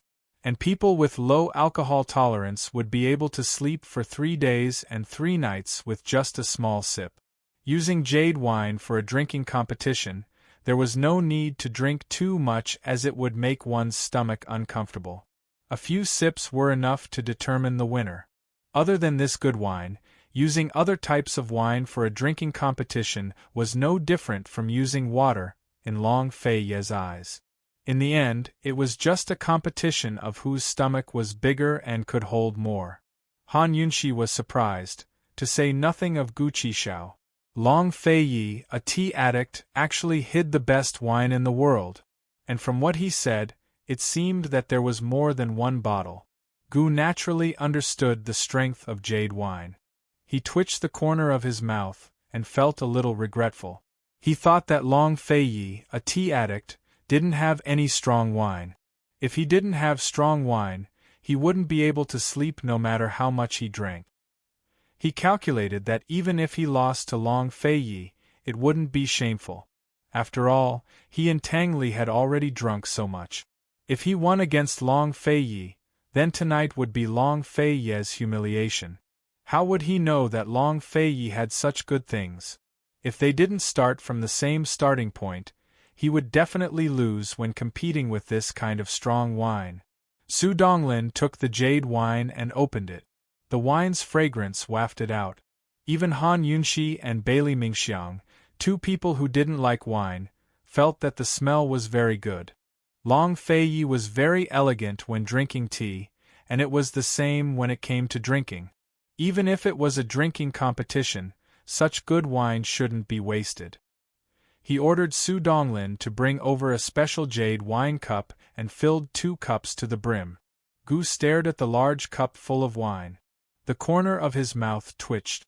He wanted to say something a few times, but he held back. Long Fei Yi stood up. Gu thought that he was going to pass him a cup, but he raised a cup instead. This cup will offset your previous cups. How about it? This guy Gu Beiwei and Han Yunxi couldn't help but laugh. Long Fei Ye's way of doing things showed that he was determined to win against Gu. Moreover, he wanted to win over him wholeheartedly without any excuses. What they drank today was 10-year-old Nuerhong. Although Gu drank more than 10 jars, it still couldn't compare to a cup of jade wine. Long Fei Yi didn't take advantage of him in any way. Long Fei Yi didn't care whether Gu agreed or not. He raised the wine cup, and without touching his lips, he poured the entire cup of wine into his mouth with a handsome and powerful movement. He drank it all cleanly. Everyone looked at him and waited for a moment, but he didn't react at all. If they hadn't seen him drink the large cup of jade wine with their own eyes, no one would have known that he drank. He put down the cup, and Su Donglin quickly filled the empty cup. Both cups were full, and there was no difference in the amount. Long Fei Yi was still very fair. He coldly said to Gu, "Choose a cup." Gu Qixiao's eyes darted back and forth before everyone's eyes. He raised his wine cup and said loudly, "Come, drink." Before he could drink, Long Fei raised his other cup and took a sip from the bottom of his shoulder. Even if Gu wanted to go back on his word, there was no room for regret. He threw caution to the wind and raised his cup to finish it. He drank so much just now, and he was really full. After drinking this cup of wine, he immediately burped. Everyone looked at him. He didn't seem to be affected, and he could still laugh. However, as he laughed, his eyes suddenly widened, and he fell head first onto the dining table. He fainted. Long Fei Yi was expressionless. He ordered coldly, "Su Donglin, drag him away." This New Year's Eve dinner was the most unforgettable meal in Tang Li's life, and it was also the most unforgettable meal in Gu's life. Gu slept for 3 days and 3 nights. When he woke up, he didn't mention a word about his loss. He told Gu Beiwei that he really wanted to get Ning Qing out right now and let Ning Qing fight with Long Fei Yi. Just like that, the new year passed. After all, no one was in the mood to celebrate, nor did they have the time. New Year's Eve at Tiger's Prison was very boring as well. On New Year's Eve and the first day of the year, Mu Ling stayed in her room to keep Ning Jing company. Bai Yuqiao secretly hid outside the courtyard and accompanied Su Xiaoyu for an entire night. Before he left a red envelope on the wall. Uncle Cheng was the same as before, hiding in his room all day. Deacon Jean snuck into the back courtyard a few times, but didn't run into Mu Ling at all. In the end, he returned in disappointment. After the 3rd day of the new year, there wasn't much of a New Year's mood. Yunxi and Long Fei Yi didn't relax because of the delay, but busied themselves with their own task. Long Fei Yi had to keep an eye on Northern Li's civil war and track down Bai Yanqing's whereabouts. He also had to keep an eye on that mysterious figure from the poison sect. Moreover, the Heaven and Earth Bank's year-end accounts had already been in his hands for a month, but he still hadn't had time to go through them all. Bai Yanqing still hadn't shown his face, much less made any movements. It'd be strange if there wasn't a ghost. The mysterious black-robed man from the poison sect hadn't shown up either. These were the 2 things that worried Long Fei Yi the most. As for Han Yunxi, she spent most of her time outside of cultivating the poison storage space with Gu Beiwei and Gu. She studied their ancient poison scriptures, pill manuals, and strange anecdotes in search of the earthly fire Kuan furnace. Tang Li was especially well-behaved and hung out with Gu Beiwei every day, reading the poison scriptures with him and occasionally asking for medical advice. Today, Han Yunxi and Long Fei Yi were chatting in their rooms when they heard a scream from outside. Tang Li! Long Fei Yi rose to his feet. That voice really was Tang Li's. What's wrong with him? Han Yunxi was also anxious. The two of them hurried over to the source of the sound and heard Tang Li shouting a few times along the way. Tang Li had been perfectly fine for the past few days. Just what had happened to him? Long Fei Yi and Han Yunxi's hearts were in their throats. But when they found Tang Li, they saw Tang Li hugging a thick poison scripture and jumping up and down while shouting. Gu and Gu Bei were rushed over at the same time and were stunned by the scene. Tang Li, what are you doing? Long Fei Yi asked coldly. Although he doted on his younger brother, he rarely showed it. Tang Li turned around and laughed. Big bro, the earthly fire Kuan furnace. The earthly fire Kuan furnace. I found it. As soon as he said that, everyone was shocked. Gu was the first to rush over and snatch the poisoned scripture from Tang Li's hands. He looked at it carefully and was overjoyed. It's actually there. Where is it? Han Yunxi asked anxiously. Guess. Tang Li said with a smile. Han Yunxi could not guess it. She said anxiously, tell me quickly. Why would I look for it if I could guess it? Big bro, guess. Tang Li said again. Long Fei Yi did not have Han Yunxi's patience. He reached out and grabbed the poisoned scripture from Gu's hands. After reading the records on the middle page, Long Fei Yi and Han Yunxi were surprised. This location was 2mo. Actually, I fixed the wrong words.